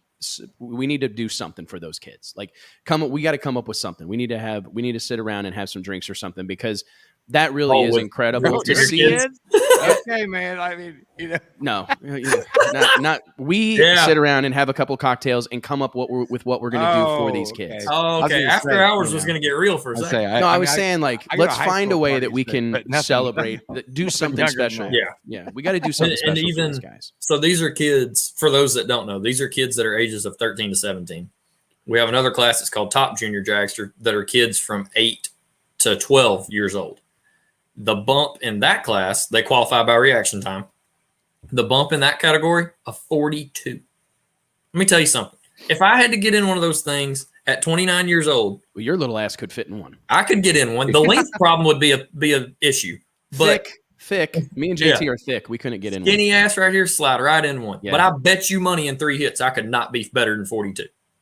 Yeah, no. 100%. Yeah. It's those incredible, kids are talented. You know who we need to say thanks to is all their parents because they could not be doing this. Yes. And I hope all of them know how much we appreciate it. Like our whole team, the PDRA, I think I speak for the NHRA, the drag racing community. There's so many things that you can get your kids involved in. And the fact that you choose to go the hard way and get them involved in drag racing, it means a lot to us. Thank God for those kids. I mean, I was thinking about, Camry Caruso, product of Junior Dragsters. Erica Enders, product of Junior Dragsters. J.R. Todd, product of Junior Dragsters. Preston Tanner, product of Junior Dragsters, right? I mean, Amber Franklin. I mean, the list goes on and on and on. I mean, it's this farm league works. This farm system works. I mean, it literally works. Okay, Stan Waxberg, he's delivering the goods with questions. Wes, on my 2022 NHRA Phoenix tickets page, says 1 pro qualifier Friday, 2 on Saturday. Are they going back to 4? I don't think they're going back to 4. I don't know. Okay, I don't think. Tyler, I don't think there so. will be some events that will have 4. Indy. But I don't think, I think our Virginia race will be 3. We'll have 1 on Friday night and then 2 on Saturday. Yeah. I think you will see that a lot personally. I think it's going to be. I think there's going to be some pushback. I mean, I'm sure you guys feel that way. Like I know a lot of track promoters are saying, "Hey, man, I need a bigger show than that." And this actually speaks to Tyler's point about Pro Nitrous and Pro Boost being separate because you do lose some show. You do. In PDRA or NHRA, I know they've heard from track operators saying, "Dude, we cannot only have one run on Friday. We have to have 2." And it's funny because I'll be open about it. Even from a track standpoint, there's a cost difference. How many tickets do you think you can sell on Friday? Do you think it's worth the added cost to do 4 runs? Are the teams going to show up? Are you going to get more car count for 4 runs? Or are some of the lower budget teams going to look at it and say, hey, I can go to this race and only make 3 runs. That saves me $10,000 a run, whatever that cost is nowadays. But that's a make or break for a team that shows up to buy a tech car for 3 to 4 runs. Yeah. And there's so many ifs, ands, and buts on this hot topic, but there are racetracks that want 4 or die hard on 4. And then there's others that are, hey, look, give me 3 and I'll build a really cool show around it and try to go that route. But I've heard it both ways. Me personally, I can see it working both ways. I see a Friday crowd being one of 2 directions. People that can take vacation and people that can't. Yeah. Are there more people that can take vacation and come buy that ticket to watch a noon to 1 o'clock nitro session? I don't know. But I can tell you there's probably more people that can go to work and or take that day of vacation to be there in time by 6:30 to watch a nitro session. So there's so many scenarios, and I think it's how you want to play the game. I agree. It's an interesting thing. I mean, I heard, what I hear from pro level teams a lot is that like while there's obviously cost associated to running the car, the real cost is in travel and manpower and all that. So like if you're going to have us be here on Friday, let us run a couple times. Yeah. Might as well run. We're here. The hotel rooms are booked. The airfare. I mean, it's already, the money's already gone. So I do think that an argument can be made to do like, hey, if you're going to have everybody be there on Friday, might as well let them make a couple licks on Friday. Better for the track in some regards. Not every team maybe would agree with this, but most of the teams want to make a couple runs because about the last thing you want is to not get in on Friday night and be trying to get in on Saturday morning or first session Saturday. I mean, I think giving them a couple shots on Friday improves your show. Getting some of the top cars safely in the field or whatever, so they can maybe get after it on Friday night or get after it on Saturday night. I don't know. That's my kind of take on it, but I don't know what the NHRA's plan on that is. I don't know that it's been really publicized, to be honest. Not really. I mean, even just in talks that we've had internally for our Virginia NHRA Nationals next May, it's kind of been I'm not going to say a hot button topic, but just hey, what do you think? Yeah. And kind of been open for both on the track and on the NHRA side. So it's definitely, it's not the norm that everybody's used to at a national event, but I see positives and I see negatives as well. So I see both sides. We got two good questions here, and then we're going to shut this bad boy down. Y'all got to be tired. We're doing good, man. I got to pick up pizza. What's the deal with Pilgrim Studios and their biggest star, Big Chief, not running in PK? I don't want to talk out of turn here. I don't know all the ins and outs of it. But I mean, I think that's probably along the lines of like a paid appearance type of deal. Like I'm sure Big Chief has certain expectations or certain things that he thinks need to happen for him to be there. He's undoubtedly the biggest star in that universe. And he probably makes I don't think that car can compete. Yeah, it is right. And now. that's probably true as well. At all.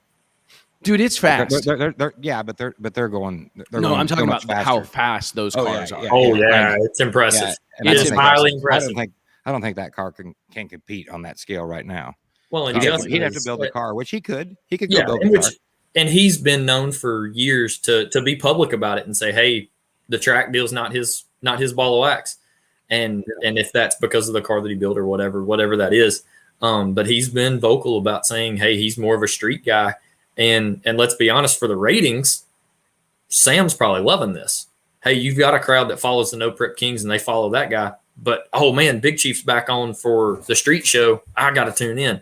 So probably for that, it opens up more storylines. It'd be like the NHRA like developing an offshoot series and having John Force run at all of them. Like you need to develop something else over there. Right. You need to use that as an opportunity to build some new stars. Last question, because I think this is a fun thing to talk about briefly. Cole Rakoski, longtime Drag Illustrated photographer, actually just shot the cover of our most Rakoski. I'm joking. Actually shot the cover of our most recent issue that we're going to unveil next week. Can we get Tyler to talk a little bit about the light show they did at VMP prior to the finals Sunday evening? I just happened to catch that, Tyler. I wish I had a clip of it. We will maybe come up with a clip of it to show next week. But basically, to kind of set the stage, it was right as the semifinals or finals?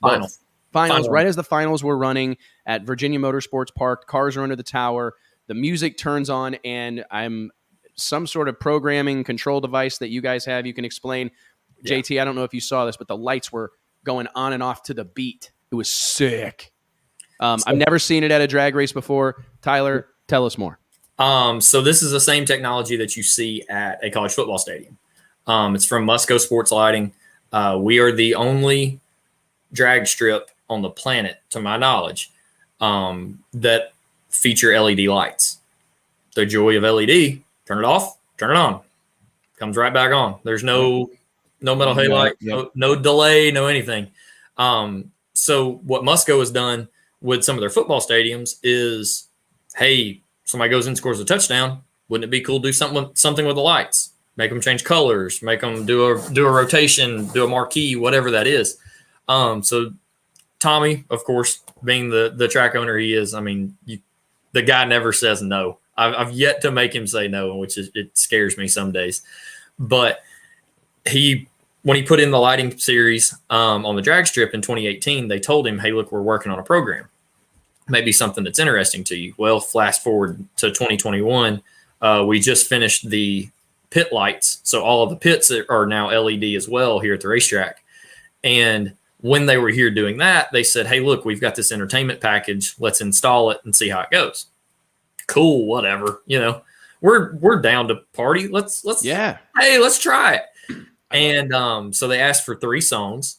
We sent them three different songs. And all of a sudden we've got a little screen that we activate our lights on and stuff like that. Pops up audio and it shows those three songs.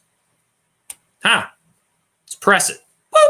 And of course, I'm going to tell this quick story. I was out getting supplies the first night that this is completed. And Tommy calls me. He says, hey, man, you on the way back, blah, blah, blah. They've got everything ready to test this. I'm like, oh, cool. Sounds good. No problem. I'm 5 minutes out. One of my coworkers in the background is going, it's badass. And I'm like, they did it without me. Oh, that's hilarious. So I rolled in, and of course we played them all again. And man, we were going to do it at Shakedown. Fault weather at Shakedown, wasn't able to do it. It's like, gosh, when are we going to get to do this? So we debuted one of them Friday night. We've got some footage of that as well. And then Sunday before the finals, Jimmy Bradshaw actually called me on the radio, and he's like, hey, man, do that short light show you've got. So we had Musco build one to the old walkout song to the Chicago Bulls when Michael Jordan played. So that was the song we played, and it was about 2 minutes. Really neat deal. Jeff Pierce is standing on the starting line, and his face was priceless because he's all kind of in the zone, ready to go run for a final against Jim Halsey, and every light in the house went out. And he was just like, this dude didn't pay the power bill. What is going on? And then the music started, and of course the lights started shining. And the way that they designed everything is that the light hitting the racetrack is what creates the show. So instead of it going in the air or shining towards out, they pointed all the lights down towards the racing surface, and it all happens on the racetrack. It's incredible. Man. Absolutely cool. I got to see this. Yeah. Oh, it's it was on flow. Yeah. Okay. I'll find a clip of it. Yeah. I took a screen grab of it. So I'll send that over. And for Steve Wiley and Musco Lighting, they did an excellent job on it. And it's up in our neck of the woods, JT, based out of Oskaloosa, Iowa. Really? Exactly. Yeah, man. Based out of Oskaloosa. I've been there. They were I sold a sponsorship to them in late 2004 to be one of the main sponsors at Eddyville Raceway Park a long, long time ago. It's hard to believe. They did a last thing, guys. Cool, sure. We got to touch on this for our partners at Elite High Performance, world leaders in used race cars, racing engines, parts, pieces, tools, whatever you're looking for. They likely got it. Log on to Elite HP while we still have EliteHP.com. While we still have an incredible audience here. JT, I'm not sure if you guys are aware of this, but look at this. The gang at Elite HP have gotten their hands on Mark Caruso's damn near brand new Rick Jones built RJ Race Cars Pro Mod, and it is turnkey. Unbelievable. You can check out more pictures and a full build sheet on Caruso's former hot rod there at EliteHP.com. Look at this thing. Tyler, this is what you need, buddy. You could go straight into Pro Boost racing. Man. Yeah, I still got to be the one calling next pair on the radio. It is actually really nice. It's kind of sad Super nice for car. me a little bit. Super nice car. Kind of the classic Caruso look, black hot rod. I know Mark was so excited to get his hands on this car, and it's a little bit of It's kind of a bummer, to be honest, because as excited as I am to see Camry Caruso make her pro stock debut and do the NHRA thing, and it's fantastic, great for our sport, and I know that the whole family, Papa Joe, Mark, everybody's excited about it. However, I can't hardly imagine, door slammer drag racing without Mark Caruso in the lineup. He's so much fun, He's so much fun. I do think he got robbed, to be honest, at our burnout contest at the World Series of Pro Mod 2 or 3 years ago. The fans just went nuts for Stevie, but I think Mark did a bigger burnout technically. I think it was a better burnout. It was like boiling. It was impressive beyond the 330s. It was like really, really, really aggressive. And it is kind of crazy to think about him selling his hot rod. But if you guys are interested or know someone that might be, or if you're looking for anything in the racing space, log on to EliteHP.com. Tell them your friends at Drag Illustrated sent you. Guys, thank you so much for being here. Huge shout out to Flow Racing. If you're going to subscribe to Flow Racing, you want to check out the light show we just talked about from the PDRA World Finals. Log on to flowracing.com/Drag Illustrated. Awesome. I had it on my fire sticks over the weekend. Different. I had it in the shop. I had it in the house. Man. I had it on every device, and I get my mind. Yeah, I had it on my phone. People there's a lot. Like I would see like a comment, somebody like, "Oh, it doesn't work." I don't know what people are doing wrong necessarily. Yeah, mine works. I have no issues with it. Yeah, none. No. I mean, it's in great. It's like high quality. Awesome. It was so awesome to be able to jump back and forth between the action. Between Tyler and the PDRA putting on their race and No Mercy. I was just jumping back and forth. It was awesome. Dude, Friday at our office, to be honest, it was kind of fun, right? Because shout out to our friends at Flow Racing. They gave everybody at the company like a free, login or whatever. So I'm like divvying them out like candy, hey JT, here's your login and password. Nancy, here's your login and password. In our work, it was like Oprah. Yeah, in our work channel all weekend and Friday. Yeah, it was basically just talk about racing. And it was like we were all pinging each other like Pro Nitrous is up, Pro Nitrous is up, and what like RVW's up, and then I was watching NHRA TV as well, which is a really incredible service. I mean, we really are like pretty lucky to have all the technology that exists in our industry right now, because holy crap, I can't really imagine life without it. Tyler, thank you so much for spending like basically a couple of hours with us on your Wednesday afternoon. Murder Tundra, I appreciate you as always, man. Thanks for being here and being a part of it. And most importantly, all of you guys, every one of you, racers, fans, and industry members, thank you so much from the bottom of my heart. Thank you for being here. We can't wait to see you next Wednesday, same bat time, same bat channel. Prior to that, though, Monday night, the Drag Illustrated Ride Along, No Prep Kings Season 4. Maybe we can get Tyler to jump on and watch a little bit of No Prep Kings with us. Yeah. It'll be fun. Again, huge shout out to Stroud Safety, Elite HP, Flow Racing for their support of the show. We'll see you guys next week. Thanks, guys. See you. See ya.